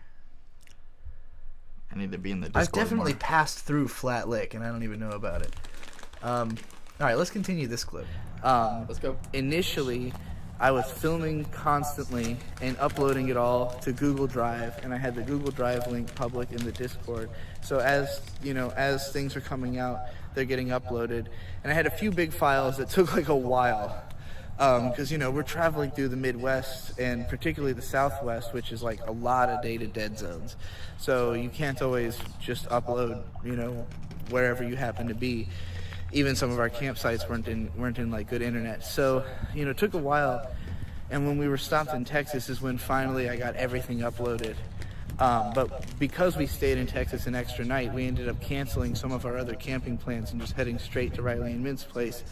And then, we literally elongated our trip just because it was fun to hang out and eat a lot of weed cookies and, not drive another 9 hours immediately and catch up with our friends. This psychopath, Vito Giswaldi, decided to publicly talk about how he fantasizes about sexually assaulting Mint. Everyone's quite confused about it because it's not funny, it's weird. And even in like the shitlord. What are we talking about? This psychopath, Vito Giswaldi, decided to talk about how he wants to sexually assault Mint. What? Because he's upset with Riley. I don't fucking care. What? Yeah. This is Go fuck yourself, whoever you are. yeah, Vito. You know who Vito is? No, I don't Vito, know who that Vito fat is. guy with the hat who does the biggest problem with Dick Masterson now. I don't know anything about Dicker Masterson. Dicker Masterson. No, yeah, Vito. All I know Vito is that needs now to this fuck person off and kill himself. Needs to, yeah, like what? When did he say that? Okay, so this is what happened. I'll give you the briefest I possibly can on this. There's an event coming up called Hackamania, which is where the Dick Show people, Who Are These Podcasts, a bunch of other podcasts, just a bunch of podcasts with shitlord guys get together for like a whole weekend and do a bunch of live shit, right? Yeah. So they have Vito supposed to come to Hackamania. One of the shows is supposed to be The Biggest Problem. Him and Dick are going to do a show of The Biggest Problem. This person's just allowed? Well, okay. You got to understand, this is a world... Vito is a lolcow.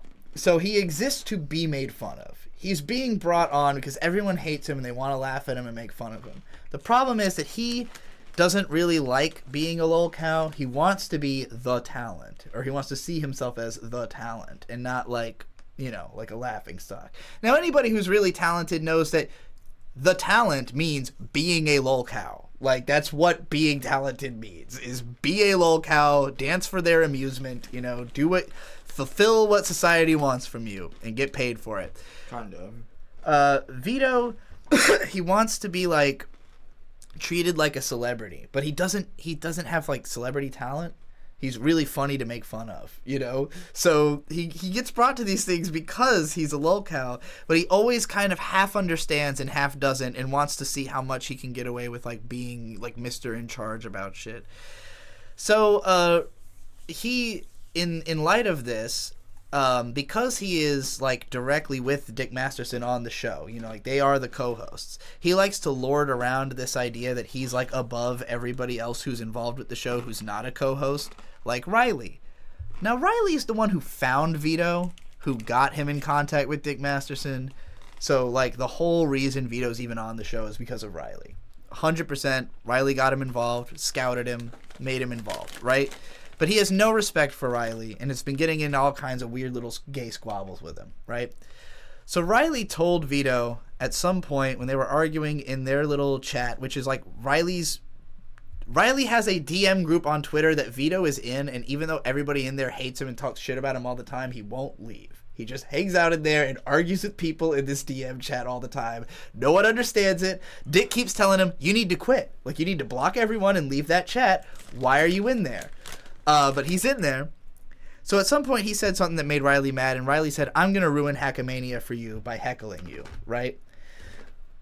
In so doing, he succeeded, because Vito then spiraled out of control and got himself kicked out of Hackamania by saying he was going to sexually assault Riley's girlfriend and a bunch of other crazy shit that he thinks is funny, and he thinks is him being like wacky jokes, and nobody else sees it that way.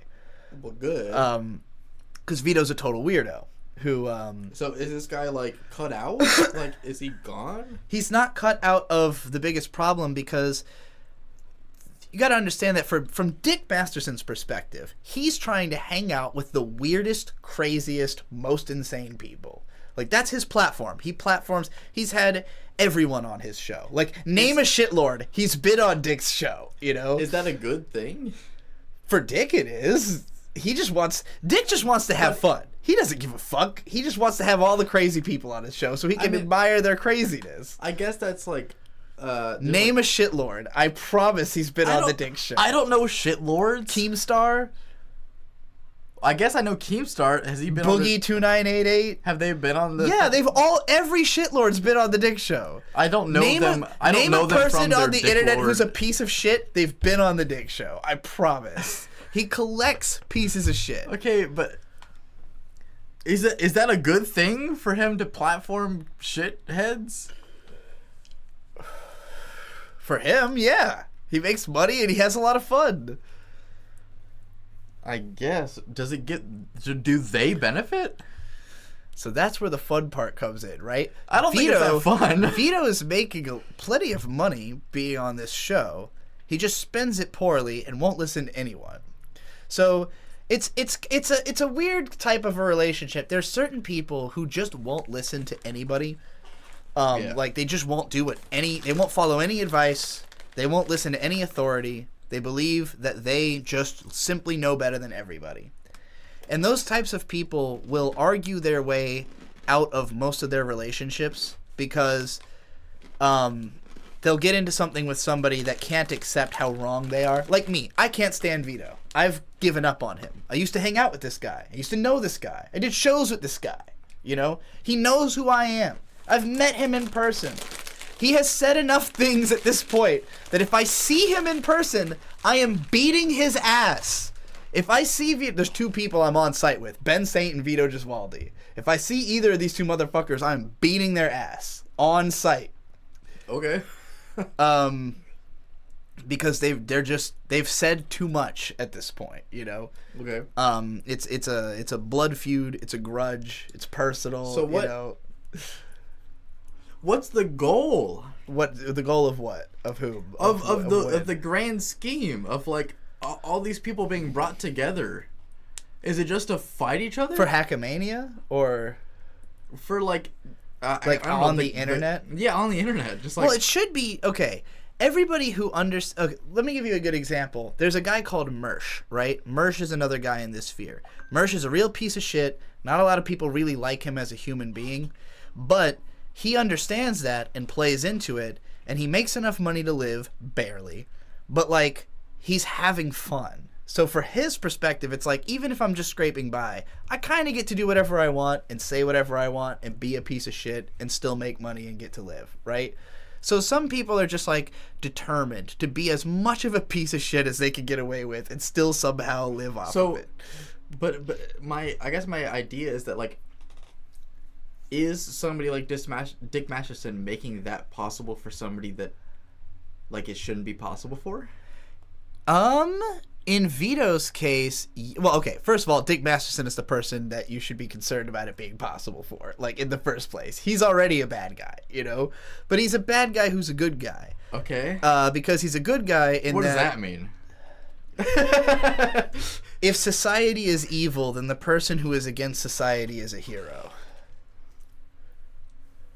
I guess. Like, if the dragon is society, then the hero has to slay society. I don't mean to like defend Dick Masterson right now on a random podcast, but just this has devolved into a conversation about Dick Masterson. Yeah. And I don't know anything about the guy. Well, it's not really about Dick, it's about Vito. I know it's about Vito in right now, but the grand what scope you are basically asking is Dick why Masterson. is Dick allowing Vito to be around? Yes. Why is he making it better for Vito to be around? The answer is he will probably legitimately cause Vito to be bullied to death or sincerely change everything about himself. But is that better than like one of these two things is definitely actually just happening. beating him to death? Do you want to go to jail? Well, I guess I don't, but I mean I don't know anything about this. Like, these people don't go anywhere, you know, like they don't disappear if you ignore them. They just like find a way to be louder. Okay, I mean I guess if I approach this from the idea that I am a part of the Matrix and that we are all in a like cyberspace where like the reason they are able to talk like this is because there is no physical, like I'm not right in front of you saying these crazy things, so obviously they can get away with saying the craziest things possible. Then it's a bit harder to beat their ass. So here's the thing. When you say get away with, that's the key phrase. That phrase, get away with, is very core to this whole world. Because depending on who you ask, Dick Masterson either has very much not gotten away with it or very much gotten away with it. And here's what I mean by that. He hasn't gotten away with it in the sense that being edgy has gotten him kicked off of tons of places and platforms. Okay. Like, and some of it's not just him being edgy, but people lying about him being edgier than he actually is. Maddox. Maddox made a smear campaign against Dick that got him kicked out of a bunch of comedy clubs in LA he used to be a part of. Okay. Which is why Dick then spent the next 10 years bullying Maddox into finally retiring, apparently, this year. So that blood feud basically powered Dick's career, lifted him from being like a guy who lives in like an apartment in LA into a guy who lives in the side of a mountain in $1 million house in above LA, you know. Why are you a part of this? I've been friends with Dick for like 15 years. Okay, I guess. We started hanging out after the first 10 years. Listen, let me get like 5 of those fudge chips. Yeah. I'm realizing you really don't know shit about the Dick Show, huh? Why would I? You could have listened to it at any point. Why would I have? I've been listening to it for 15 fucking years. What does that mean for me? I don't know. Why wouldn't you listen to a show that you think is supposed to be good? What does it mean to me? I don't know. What do you like? Do you like... I guess you don't really care about lolcows and stuff, so... I don't know. Funny shit. The only lolcow I know is Chris Chan. Chris Chan is the OG. The OG Why is it so of hot? all lolcows. What? Because they were sitting on top of the Oh my god. the power adapter. Okay, so like the whole chat has quieted while we have this conversation. I know they're some of them must know what I'm talking about. I hope someone here knows who fucking Dick Masterson is. I don't know. I feel like there has to be some kind of intrigue in me learning all of this for the first time. I would hope so. I feel like this would be a good clip. Although we're deep 3 hours into this stream. Okay, so like Dick Masterson is just like a comedian who lives in California, grew up in LA, who was originally like a music comedian. Like him and his friend Sean had like a band where they'd play piano and sing funny lyrics to songs. Like you know the song Imagine? By Imagine Dragons? No, never mind. He did song parodies of old songs you wouldn't know. I know Dick, he's Kino, Rogue of Rage, indeed. Hold on, he is the Rage Master. Who made the song Imagine? I don't even know the original. I think John Lennon from the Beatles. Okay. If you don't know the original song, you won't understand the parody, though.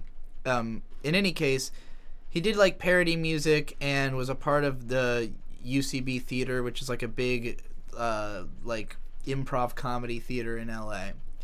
And through that, he developed this persona called Dick Masterson. It's not his real name, obviously. Who just hates women. He's like the most chauvinistic man in the world. His whole thing is that women are terrible. They view men as nothing but banks. They're all just like whores, you know, like... That's the characterization of a Dick Masterson, the character? Yes. That's Dick Masterson, the character, is hates women completely. That's his whole thing. I already hate him. Well, you're supposed to. That's the idea. That's what the character... Why would I watch him? You have to understand, this was 2005 when this character was created. This is before there was a show. I didn't hate women in 2005. Nobody did. That's the point. That was the... Okay. So, 2005, feminism was really taking off. And basically, there became certain men like Dick who were like, hey, I appreciate all these things you're saying about, like, helping women, but, like, you're really throwing men under the bus in a lot of ways.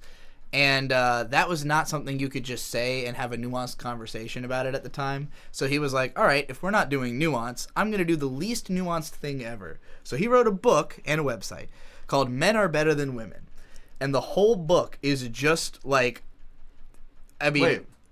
Yeah. Is that the book where you said that he, like, pissed on someone's couch? Pissed on someone's couch? Somebody, or jizzed on their couch? Somebody pissed or jizzed on a couch. I don't know what you're talking about. And you had a book about it. I have no idea what you're talking about. I don't Never mind. remember this. Never mind. Scratch it from the fucking... Men Are Better Than Women is just an endless drunk rant about reasons men are better than women. But they're all like... Somebody said J.D. Vance. J.D. Vance greater than what? An ant?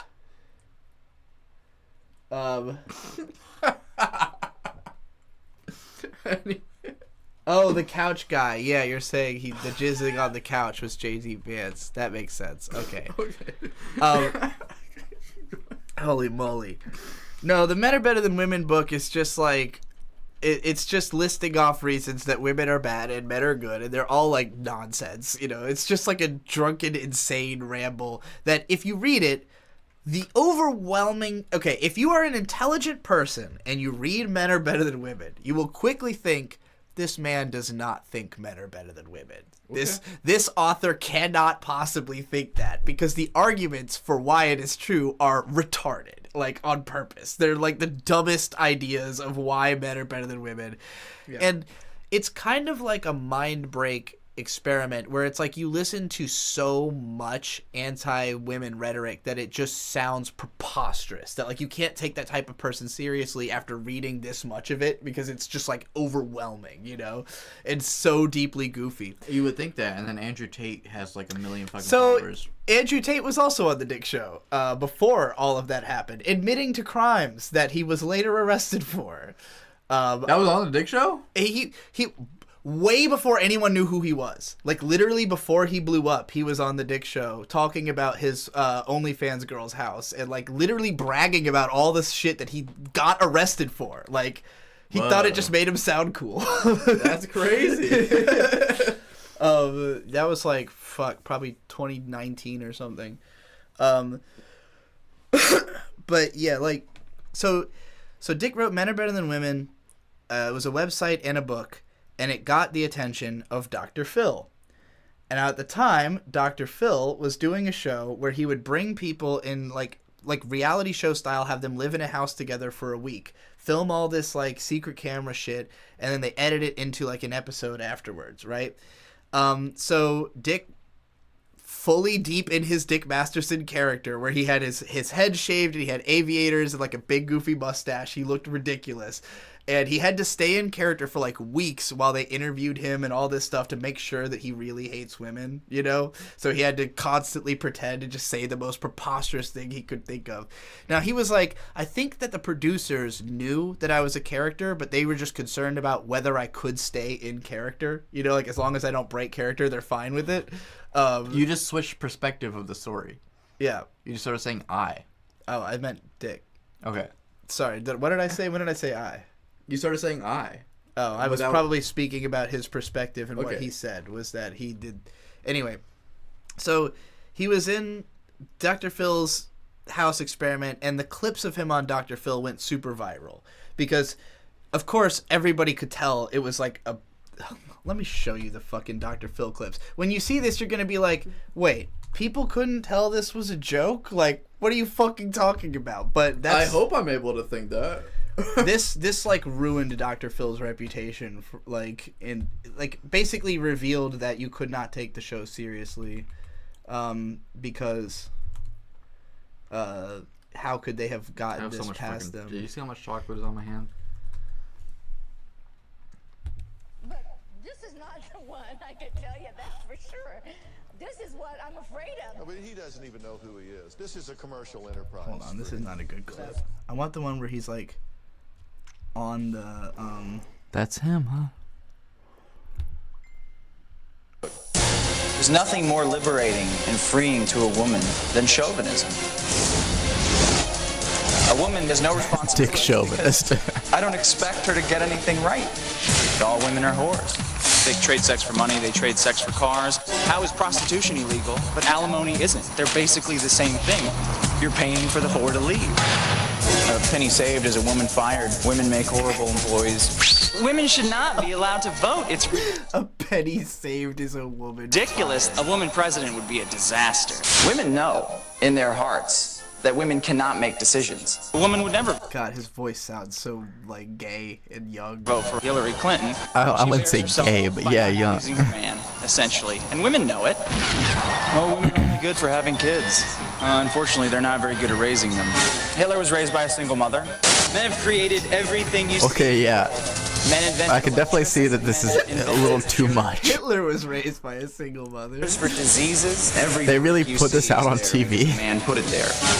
This feels like a YouTube video from like 5 years ago. Men, this is what you look like to a woman.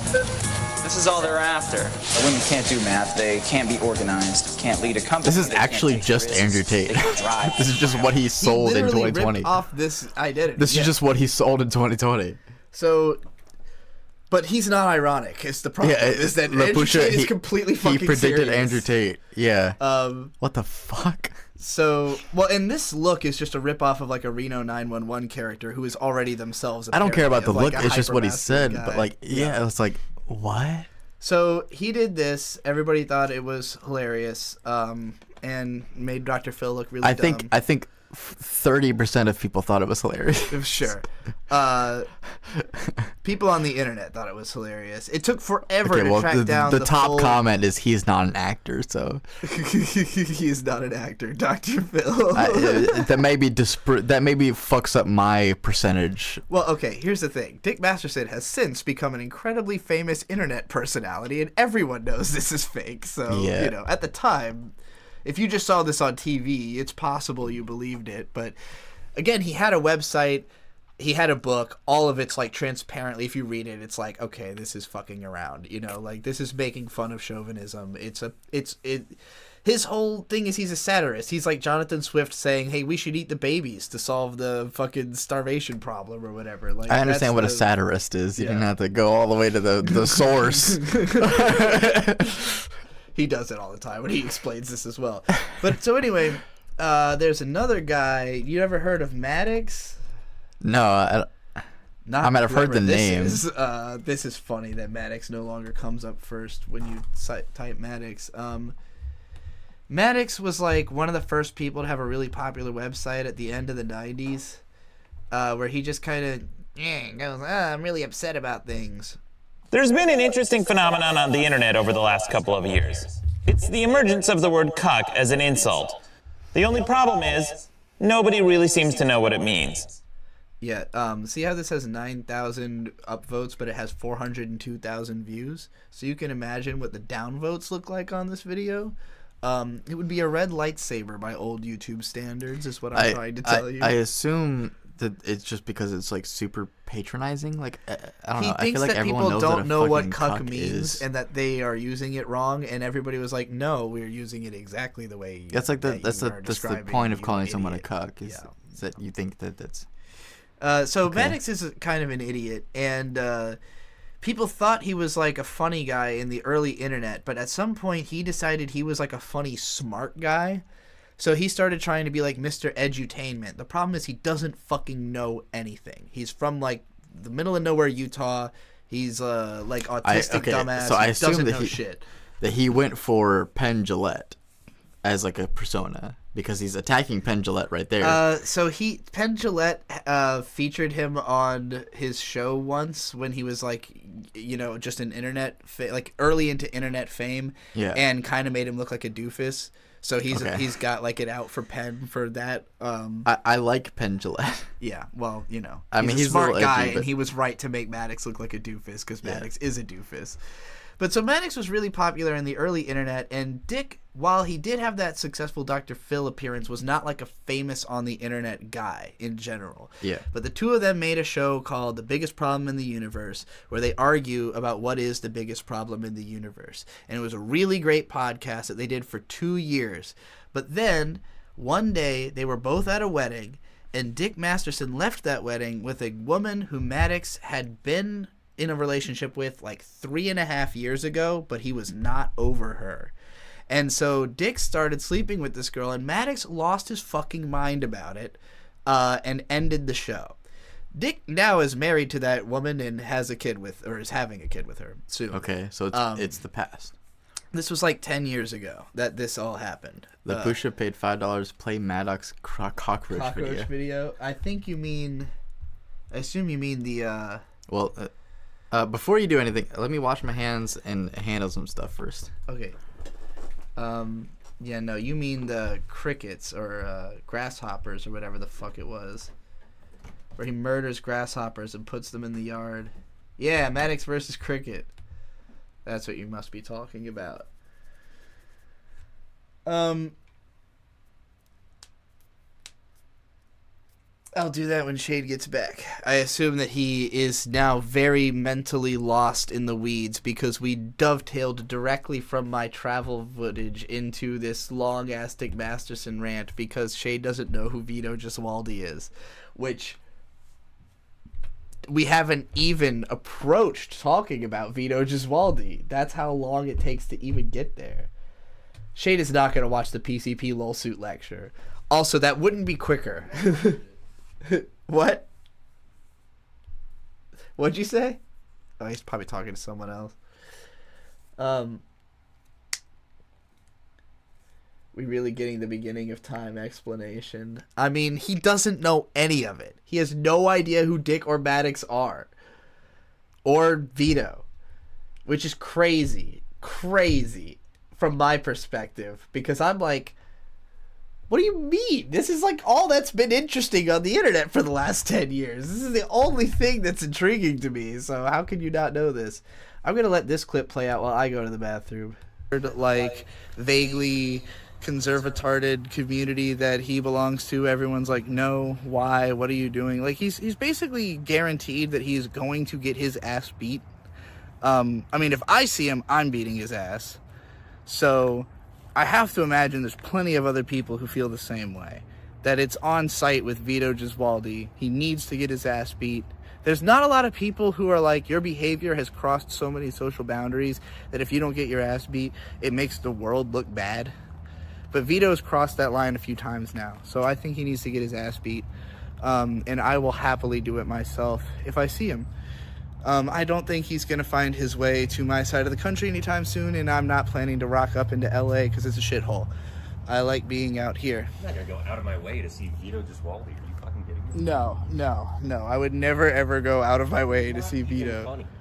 He hasn't been funny in a very long time. I think he might have said a funny thing once or twice.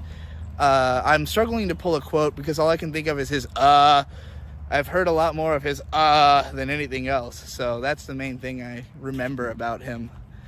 And the part where he said he wanted to rape my friend. Yeah, that part stands out in my mind pretty heavily. So why not just say you want to rape Riley? Yeah, Riley is so much more rapeable. He's got so much room for dicks. I don't know. I don't know about all that. That's a weird way to phrase that. Anyway, yeah, it's pretty much like 7.5 hours from here to home. I actually have to use the bathroom, so I don't know why I'm walking in this direction. Oh, we'll go use the bathroom. 8 hours. We got an 8-hour drive ahead of us. So yeah, the long and short of it is, if you want to hang out sometime, let me know. All right, you can treat me like a hug pillow and give me a big cuddle. Like a big stuffed animal, pretend fantasy witch that shows up and then disappears after like 2 days, like Kino's Journey. And we can like vlog, and I can give you pointers on your art. Unless you draw, in which case you probably already know better than me. Alright, that's it. What? Is it the last clip? You finishing up that clip? Yeah. The clip that got me so sidetracked. That started this whole journey. Yeah, well, even though I told LaPusha no request, we're going to watch Maddox versus Cricket because this video is insane. A few weeks ago, my apartment was invaded by crickets. This was right around the time where the biggest problem in the universe ended. This is during Maddox's losing his mind because Dick's sleeping with the woman he's still obsessed with and thinks he's getting back with one day arc. At first, the chirping was mildly annoying. But slowly, over time, the crickets started to wear at my sanity. I couldn't focus on anything but the chirping. I spent hours looking for it because crickets usually chirp at night, but if it was hiding someplace dark, it would usually chirp all day long. I even made the following pledge during a live broadcast. If I catch this cricket, here's my promise to you. Why is he censoring I will fry it and eat it. So I did some research to find out what the natural predators of crickets were, which were frogs and bats. Then I found some sound effects to play in my apartment to try to scare the crickets off.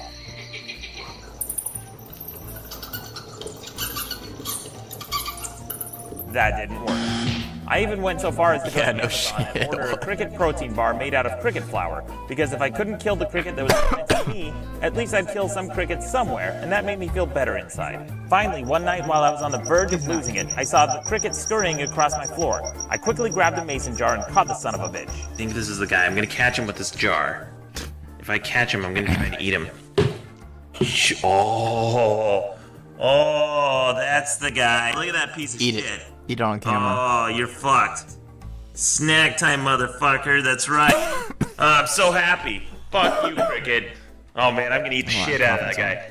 So like a gracious victor, after I caught the cricket, I actually had a change of heart and let it go. Just kidding, I'm cooking it right now. This guy. Just a hole. That right there. A little drizzle of olive oil. Well, how is he gonna eat the cricket? And just Doesn't make it any better to not eat a whole. And don't forget the garnish. There it is. A feast for a king. I mean, so long, bitch. What kind of weirdo? Like, would just eat the fucking cricket. Eating it with bread.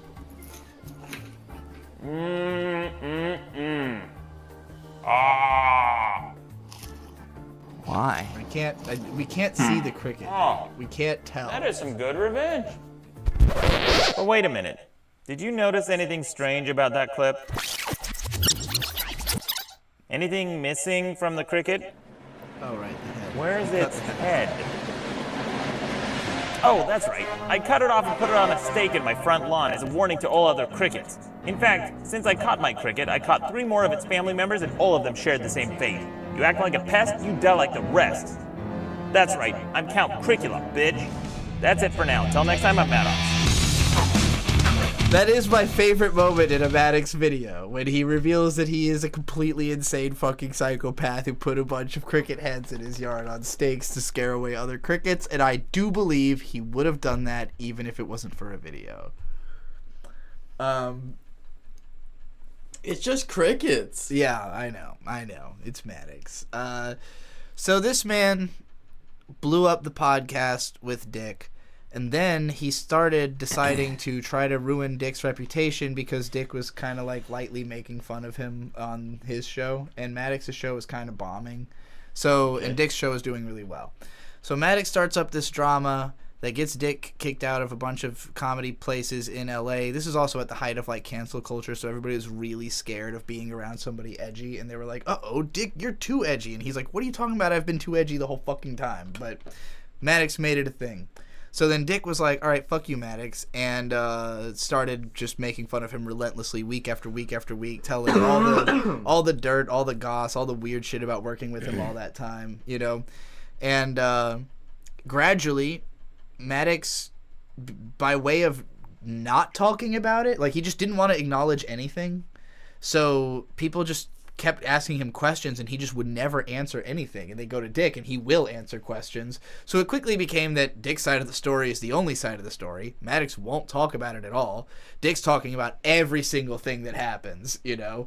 So Dick's show blows up on the back of covering this drama he's got with Maddox. Maddox's show dies on the back of not talking about this drama he's got with Dick. And ultimately it led to this lawsuit Maddox filed against Dick for well, he filed against Dick and like 6 other people connected to the Dick show for like $20 million a person because some insane lawyer convinced him that this would work. It didn't. So, you know, Maddox lost a lot of money and all of his fame, and nobody likes him anymore. He also keeps calling me a pedophile, so I'm going to kill him also on site. No, Maddox is not a beat up on site because he's too pathetic. Even compared to Ben and Vito, which is really saying something. I would feel bad for Maddox if I saw him. I'd be like, "You're down, man. You're down and out. You're down bad." So this is how Dick and Maddox's show ended, right? Biggest problem in the universe. Dick's show goes for like 5 years strong, and then he's like, "What if we rebooted Biggest Problem? What if I brought it back with a new guy? You know, a new ridiculous human to argue with about all these things." And Vito is a guy who Riley put in contact with the Dick Show, got him on. Vito first gained notoriety for pretending to vape Belle Delphine's bathwater. You know who Belle Delphine is? Yeah. Yeah. He pretended to vape Belle Delphine's bathwater 5 years ago and got a lot of views for it. Then he made some complaining about Star Wars videos that also got millions of views. So he's just one of those kind of... He's got a real neck beard. Oh, yeah. Oh, yeah. He is the neckbeard to end all neckbeards. His biggest video is The Last Jedi, a complete cinematic failure. He also handed Pepsis to protesters at Berkeley and got views for that. So he's popped off a few times on big videos, but generally he's not good at keeping the momentum because he'll do like a really cool, creative, fun, big idea, and then he'll just do like nothing but shit around and fart out crap for like a year or 2 or 3. He had a massively successful Kickstarter for a comic that was supposed to come out 2 years ago, and we're still waiting. I've read it because I've read the draft. It's fine. It would have been fine if it had come out 2 years ago. Now it's shit because it still hasn't come out. Yeah. But this guy, again, he's always been like kind of just an edgy nerd. He's supposedly a big liberal. Like his thing is supposed to be that he's this big liberal. But all of his ideology keeps skewing more and more towards actually even conservatives are like, you're kind of like gross, you know? Like, he's become really transphobic out of nowhere, even though he is legally a woman, because he got in California. It's really easy to change your gender, I guess. So he's legally a woman, but he's very anti-trans. It doesn't make sense. And he thinks it's funny to joke about. I can't even really describe how this happened because it really happened out of nowhere. How it transpired that he said this. If you read comics, it's a common device. Will respond by calling the police. If part of the set is, I got a plan for a guy to fuck with me. Thankfully, Melton said, don't worry about it. We trying to do a great comedy. Oh, man. Crabzula for 10. Fantasy enjoyer. Okay. What Riley says is bad. Well, yeah, because... So I can't say anything. Well, because you're pretending that he's saying he's going to assault you, and if he isn't, you just look... Right. You look like an asshole for going, oh, yeah? You're going to fight me? I'll fight you! And it's like, yeah, he didn't say he's going to fight you there. Which is why I didn't say I'm... How? Obliquely. What are you talking about? Riley? I don't want to fight Riley. Oh, I don't believe you. I don't want to fight Riley. I think you would love... He definitely wants to fight Riley. He randomly attacked Riley in person once, but like, this mother, can't find the clip exactly. At some point, he's mad at Riley because he thinks Riley is gonna come fuck with him during this show. This show that is mostly going to be people fucking with each other. Like the whole audience is gonna be trying to fuck with the show. It happens every event that these guys throw, but he's specifically afraid of Riley.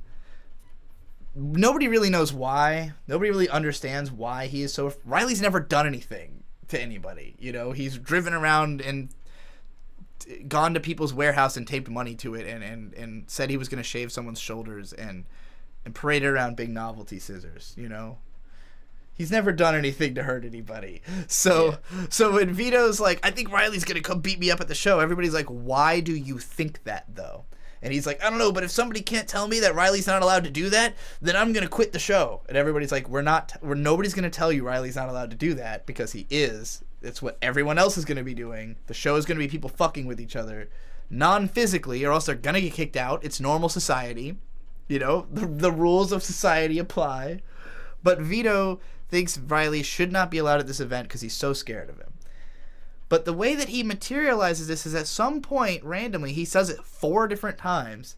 He starts saying, well, you know, what if I just like raped mint salad? And Dick's like, what? Where does he say that? He's... love to be in a He said this 4 different times. This is 3 hours you long. don't ask so, a girl, yeah. and I'm going to ruin Hackamania. I'm saying... And then you take a screenshot and cry to Patrick. Get him. Yeah, and then Melton said, "I'll assault that's happening, or that's maybe with his." They keep saying the word assault, but I can't tell when they're getting to the hilarious. Because then you get to heckle. You know what? There's probably clips of this already.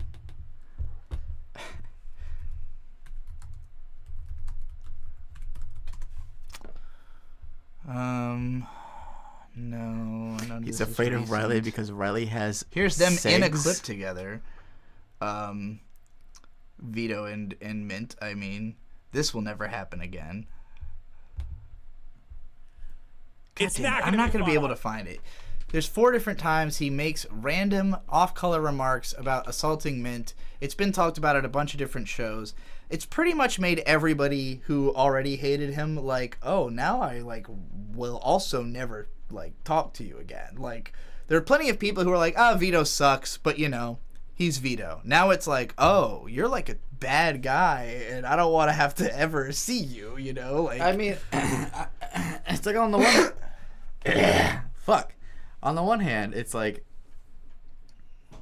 I guess, but it's also like whenever Jimmy Urine, the lead singer of Mindless Self-Indulgence, or what's the lead singer of the Foo Fighters? Fuck, I don't know. I don't remember. Dave Grohl.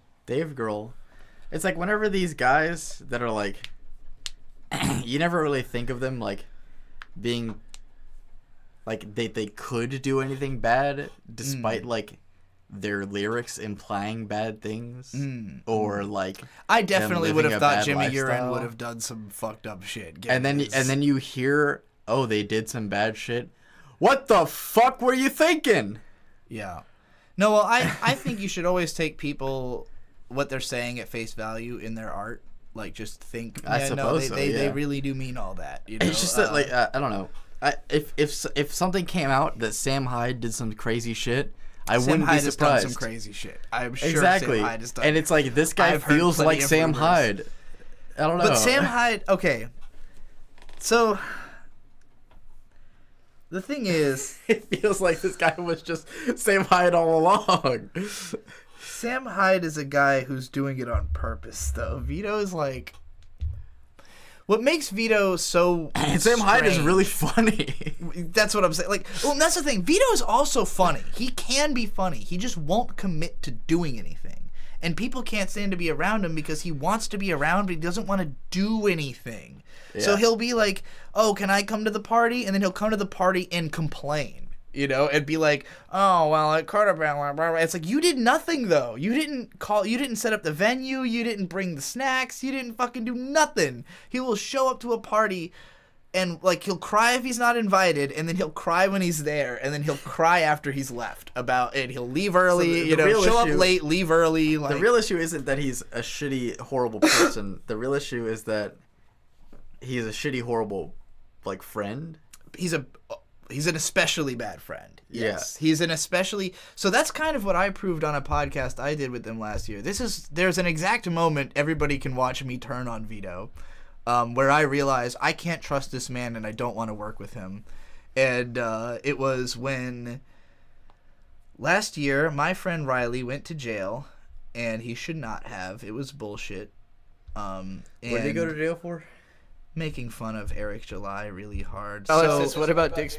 This guy in Texas who makes bad comics, Riley made fun of him a lot, and this guy submitted a police report on Riley and got a warrant for his arrest that Riley did not know about. So when Riley showed up to another one of this guy's events to mock him, that guy called the cops, and the cops put Riley in jail for a weekend. Now, ultimately, if Riley had committed a crime, he would have gone to jail again. But the state of Texas decided he did not commit a crime and that he would not be going to jail, which means the weekend he spent in jail was bullshit. But so, does that mean that anyone can just like pay for a warrant or like call? He didn't so much pay for it. It's more like I think Eric characterized what Riley had said on the internet to the police in a way that made it look like Riley was legitimately threatening him. And then when in court those statements were reanalyzed, they concluded, no, actually, this is not what you're saying it is. But because the police already had filed this warrant that Riley didn't know about, when they came to collect him, he just kind of had to go along with it. Is it not normal that you don't know about a warrant? I think you can look it up, or like they're supposed to serve it to you. It's possible that they had served it to him and he just didn't know, like he just didn't realize. But Yeah, he didn't know there was a warrant out for his arrest. So when it happened, he was like, oh, I see, I'm going to jail. So that happened. A couple months later, Vito and Riley get into a beef, and at one point, over Riley just simply, like, basically making the same type of threats he was making to Eric July that had gotten dismissed in court as not real threats. He was making those same kind of threats to Vito, and Vito said, if you keep doing this, I'm going to call Texas jail and, like, tell the police and, like, get you sent back to jail. Like, he was threatening to call the cops on Riley, and I was like, bro, you celebrated everything Riley did to Eric July, and now you're telling him, oh, if you do this to me, though, you're going back to jail. So I spent like 3.5 hours arguing with Vito, trying to make him understand like why he was being a piece of shit, and he pretty much said in no uncertain terms to me that he would betray anyone or everyone if they fucked with like him in any way. And in his mind, like, I don't know, touching one of his things is like fucking with him, you know? He's like obsessed about everything he owns type guy. Well, what is this? This is my podcast with him, where I argued with him for hours. I'm not going to actually play any of this, but it was just me, like, being upset with Vito, and Dick Masterson was watching it, and I was kind of telling him along the way, like, Dick, do you hear what this man is saying? Like, you understand that if you work with this guy, he is going to fuck you over one day. After this happened, Dick created a contract with Vito, because it had been that Dick just kind of owns the biggest problem, and Vito was his co-host, and there was no real, like, contract about it. After this, he made it so Vito is co-owner, so that each of them actually has a 50% stake, so that it is purely a business deal and not based on any kind of friendship thing. Because it's like, well, you can't trust Vito as a friend. You cannot trust him to protect your business because he's friends with you. You need to make it a strict business venture if you want to deal with this guy, you know, because he is going to fuck you over. And you know, this made that clear to me, that he would literally call the cops on somebody who he like hangs out with and acts like is a buddy of his because he's like made fun of him too hard, which is insane. We are coming down the mountains. This is what it looks like to come down the mountains into Virginia. Don't just transition off of it. Take a quick dip down into Tennessee and pull up. Like 20 minutes later, back into Virginia. Just the way the roads are. So you've just contextualized like 15 years of things that have been happening beside my life that I have had no you context didn't know any of that, basically. Aside from randomly hearing people's names. Yeah. I mean, I could go tremendously more in depth about Dick Masterson, obviously, because I've seen like every episode of the show. It is not a request stream.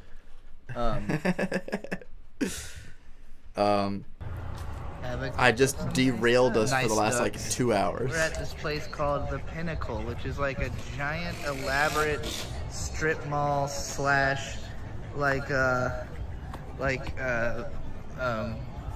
outlet. Fucking Drake's. It's called Drake's, and I shit you not, across the street, the building over there is a place called Aubrey's. Oh my god. I'm hoping I can get a good look at the name. It's hard to... That place across the street from Drake's is Aubrey's. Hold on. And if you know... Oh, there we go. There's the sign. There we go. Literally Aubrey's and Drake's right across the street from Drake's restaurant.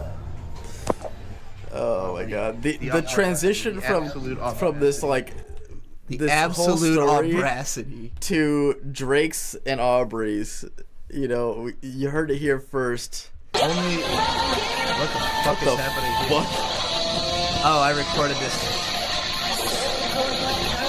The worst recording of a Coheed song ever.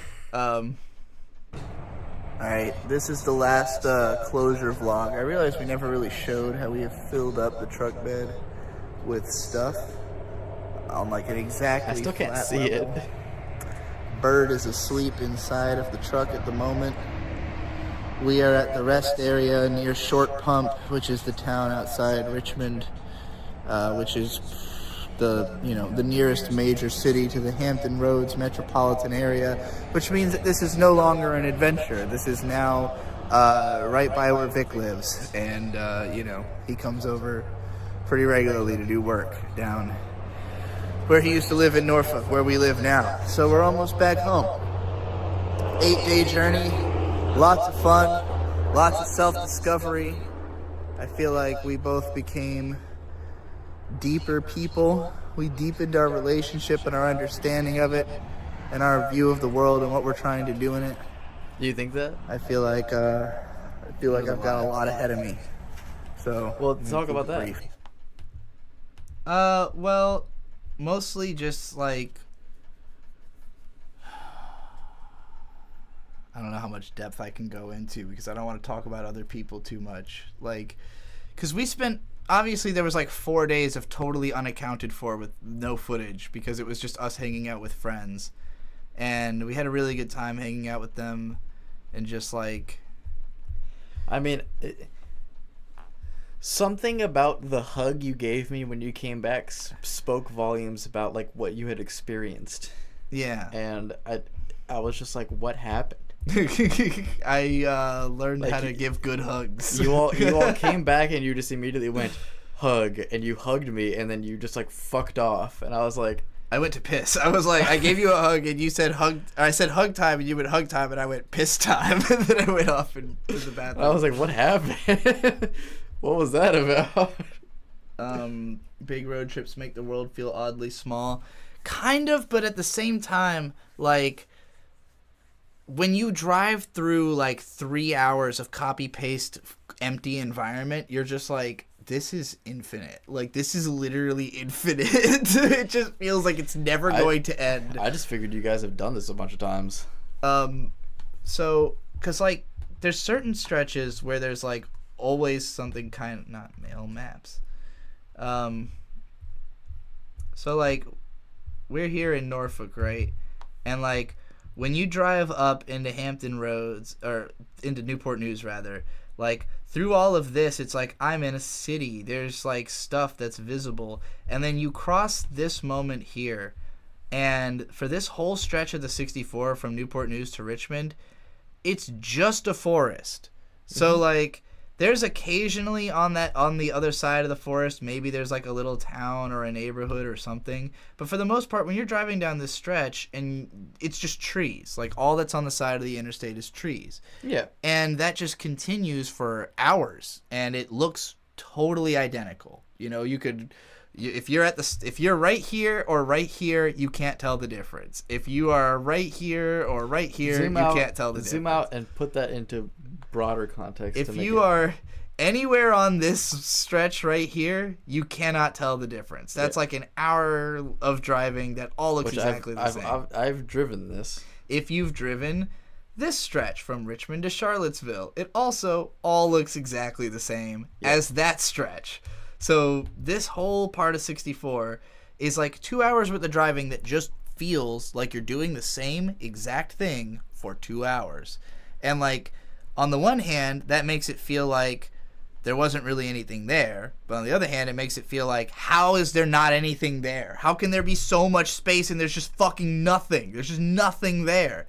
And it's because it's not really viable to build anything there. Or if it is viable, it's not really useful. You know, like, there's just not a river going through it. So why bother? You can't build a power plant. Why even build there? You know, like, all the cities are just on rivers.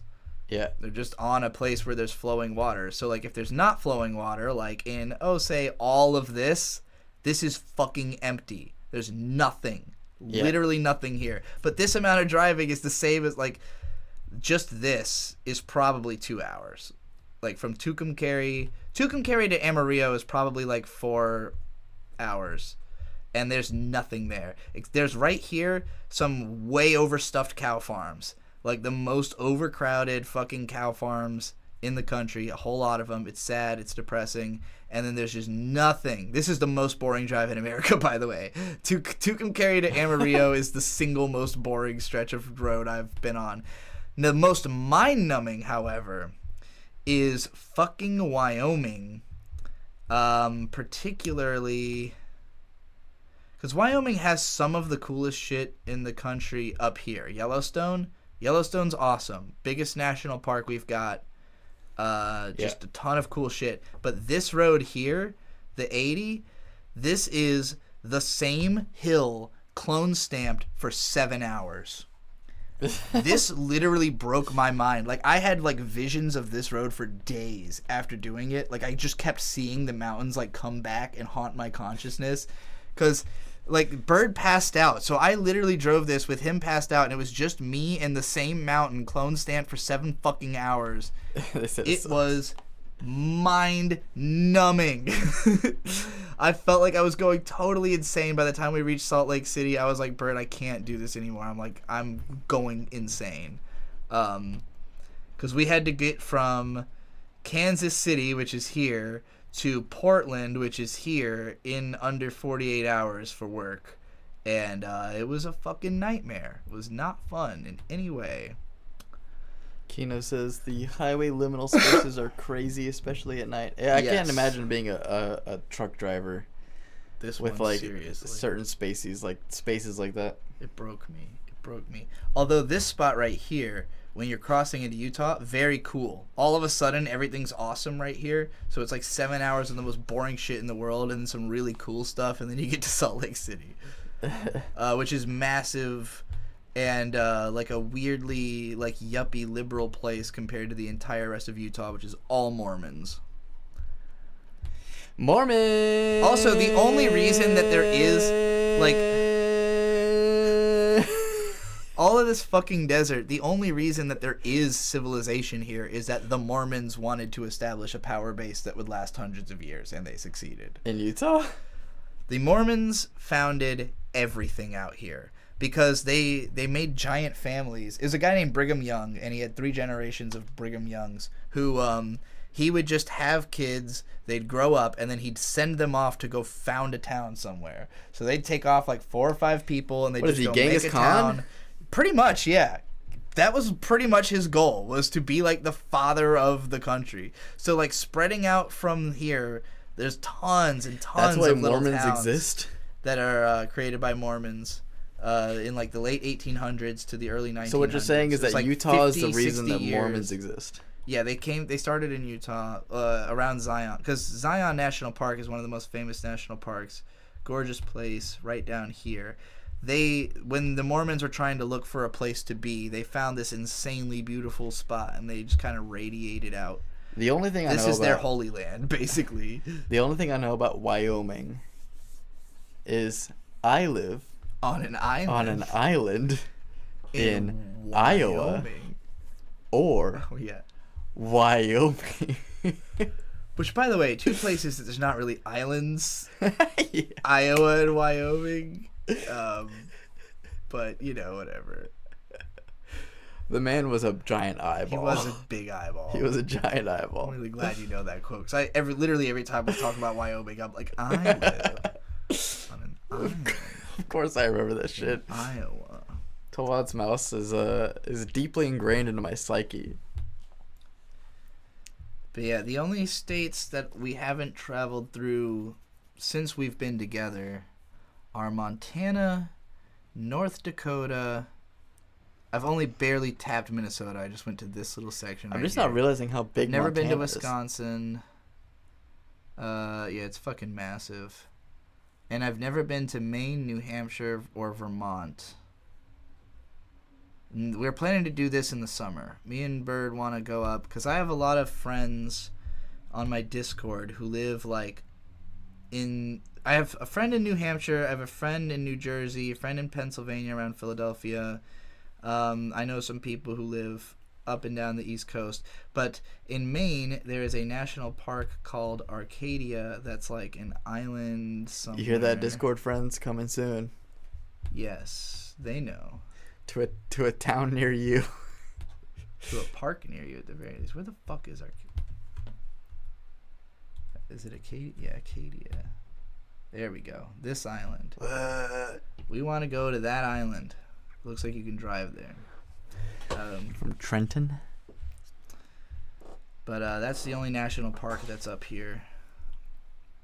Otherwise, you got to come down to Shenandoah or New River Gorge or the biggest national park in the country, which is all this fucking shit. Yeah, that fucking shit's got a good old name. Smoky Mountains. Okay. Great Smoky Mountains. This is the biggest and most populated national park in the country. because it's just the only one that exists in this area. So everybody comes to this as their national park. And then we also haven't been to all this. There's like a bunch of them down in southern Florida that I'd like to go to in the winter sometime. They start moving into the Bahamas and Miami and Cuba and Puerto Rico. But yeah, like generally our route will always take us out of Virginia this way, and we usually go to Minton Riley's place here first. And then from there, it's like you can either take this way to Texas or this way to Texas. Or if you're dodging Texas, you would go through Kansas, Colorado on your way to L.A.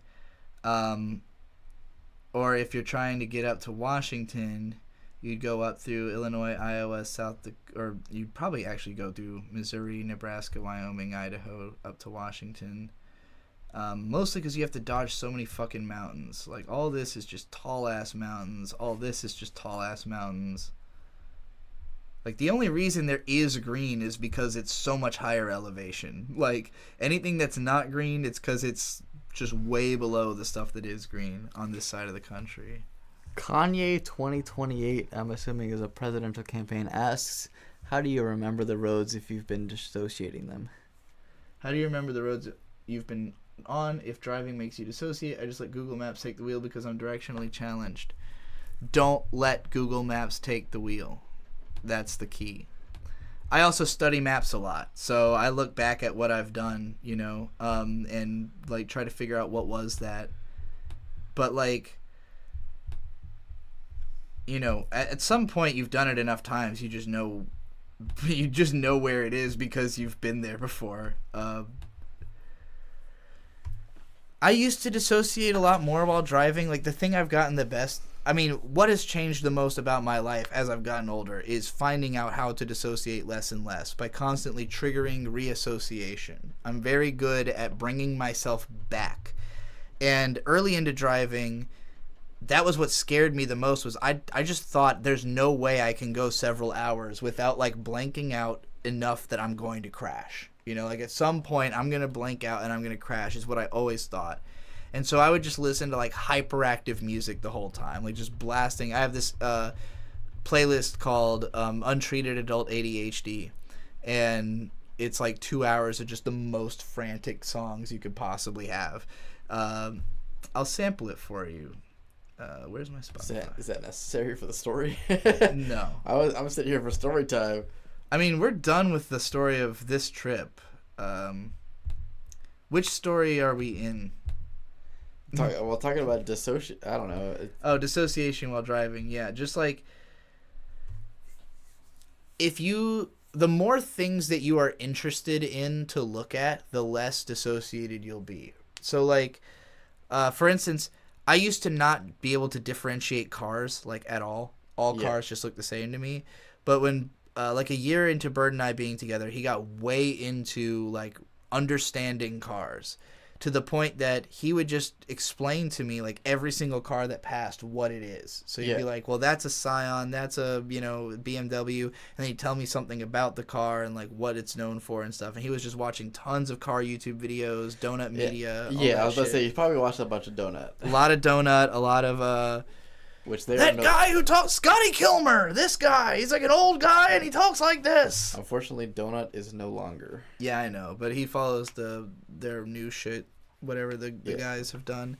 But yeah, he got really into cars, learned all about it, explained it all to me, and now if I see a car on the highway, I'm inclined to think about that car because I know what it is. You know, I think, oh, that's like I probably don't know the year, but at the very least I might know the developer of the car and what type of car it is or something about it.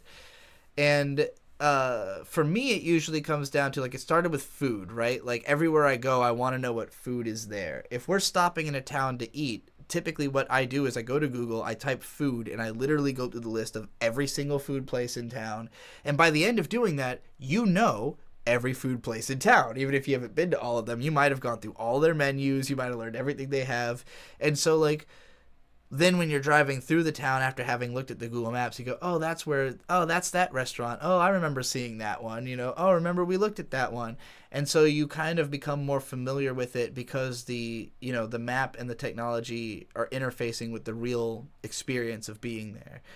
I mean, so it sounds like essentially what you're saying is the lesson is pay attention. Yes, pay more attention to more things and just give it thought. Like, if you think about, like, if you see a random road sign that says, like, botanical garden, it might be like you're not going there, but you can at least think, oh, there's a botanical garden there. Like, maybe I'll check that out sometime, or it's worth noting, because if you think you are going to come back through all these areas, it's good to remember what's there. Like, remember what you were going to, like, that one lake that I had the footage of. That we just stopped at randomly. Yeah, that was like Salt Lake. No, the random Salt Lake. The one that wasn't even salt. That lake that I said had a campground that we would like to go back to sometime. That was like right around here somewhere, and it's something that like we would never just be going there. It would never be like, oh, let's take a trip to this lake fucking somewhere in Arizona. But if we were once again driving from his grandparents' place to, let's say, White Sands National Park, which is a really cool national park I could see going back to, and we didn't want to make that drive in one day, we'd plan a camping trip at that lake, because now I know about the lake and I know I want to camp there. So if it ever so happens, oh, we've got to drive from LA to fucking Austin or something, I know we're going to pass that. There's not a lot of reasons we'd pass it. Actually, probably not even LA. It would only be because we were going to his grandparents' house and then driving east from there. If that one specific circumstance happens again, we will camp at that lake. Otherwise, probably never. But these unique random circumstances have led to finding a lot of our favorite campgrounds. Like one time we were just in Dallas. We could have left any way we wanted to try to get back to Kentucky, but we had like a whole week. And a random old guy that Bird talked to at a hotel in Dallas was like, oh, yeah, you got to go to Sulphur. It's a really cool town. And Sulphur's like right on the border around here somewhere. Sulphur, Oklahoma. Yeah. Tiny town. Tiny, cute little town. But it is entirely surrounded by a like national recreation area called Chickasaw, which is like a place where Native Americans used to live, and there's just a ton of not hot springs, a ton of waterfalls, like tons of little waterfalls and springs all over the place, and specifically sulfur springs, so like sulfur water springs, which smell like egg, and make the whole block around them smell like egg, and taste like fuck, but are apparently good for you. Like the air tastes like fuck? Yes. Around the spring, yes, but the water especially is fucking nasty. It tastes like what are you tasting the water for? Like a nasty. You're supposed to drink the water? Yeah, you're supposed to drink. It's good for you. It's like smells and tastes like shit, but is very good for you apparently in small doses.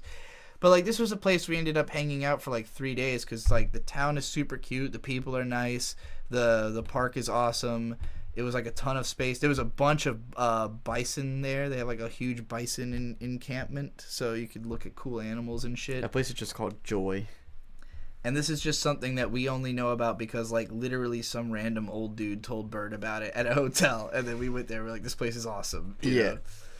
Well, that's really cool. So that's like the heart of the travel is when you have a little extra time to go to some random fuck off place you never would have found. Like someone as open as all of this is, as nothing as all of it is all explored. Someone knows what's there. There is not a single square inch of America that no one has been to. There is a lot of backcountry that nobody's currently in, but you know, people pass through it. Someone has seen it. Someone's marked it off. You're about to get marked off. Oh shit! I'm gonna fucking die. All right. Well, Rev up your engines. Thank you, ideas. It has been it's been great being the anchor to you going to bed. Yeah, to like contextualize all this information into. Yes. Sorry, it turned into like a dick show rant. Well, I derailed it for like 2 hours. Yeah, with the dick show rant, just because I have no idea. By the way, if you ever wanted to move to the dead center of America, Kansas City is as close as you can as close as you can. The literal dead center is like right here, but Kansas City on the border of Missouri and Kansas is almost equidistant from every other. Like if you took a drive to anywhere, it would be the same. So it's the most miserable place to be ever. Oh, Because you're just as far away from everything cool as possible from everything else that's cool. Yeah, well, unless you want to go to Chicago, which is just right there, but that's still like an 8-hour drive, so it's not the best. Even just getting to St. Louis is 3 hours, which is the next relevant city. So it is kind of like, you know, it's a cool city in and of itself, but yeah, you have to drive quite a ways to get to literally anywhere else. But I like it there. St. Louis is probably the more popular one because it's got the arch. How the fuck is not? It can't be just popular because it's got the arch.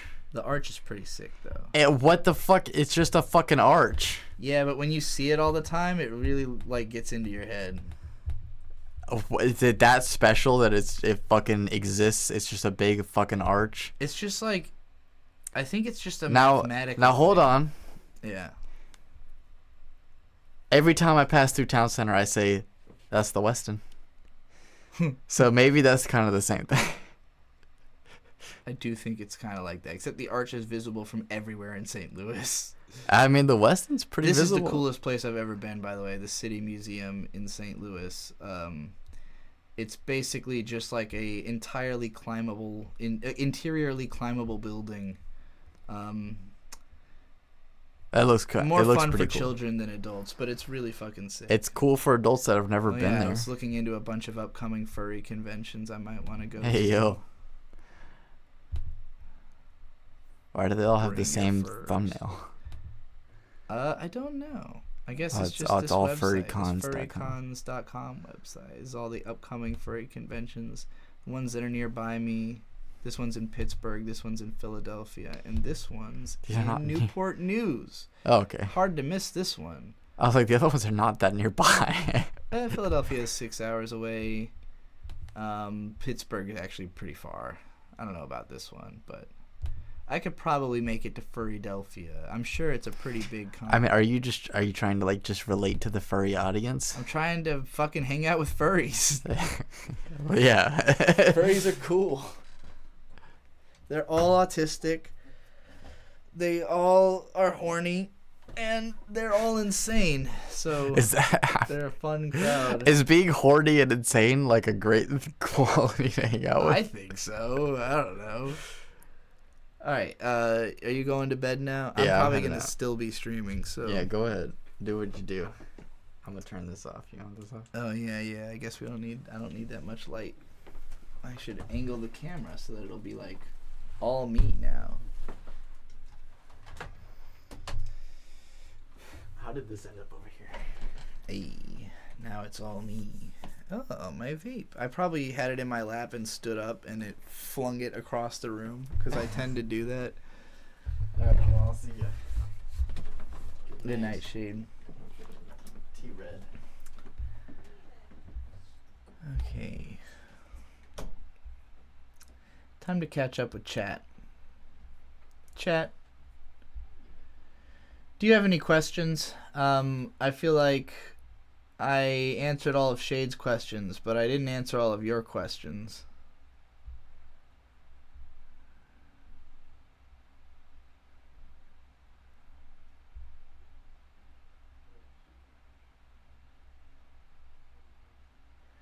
When's the next request stream? I might just end this stream, take like a 10-minute break, and then come back and do a request stream, because I do need the money. What was the coolest building? The City Museum. Go to the City Museum in St. Louis. Look it up. It's hard to describe it because it's like the most eclectic space that exists. That might be the best way to describe it. It's just simply the most eclectic interior space I have ever seen.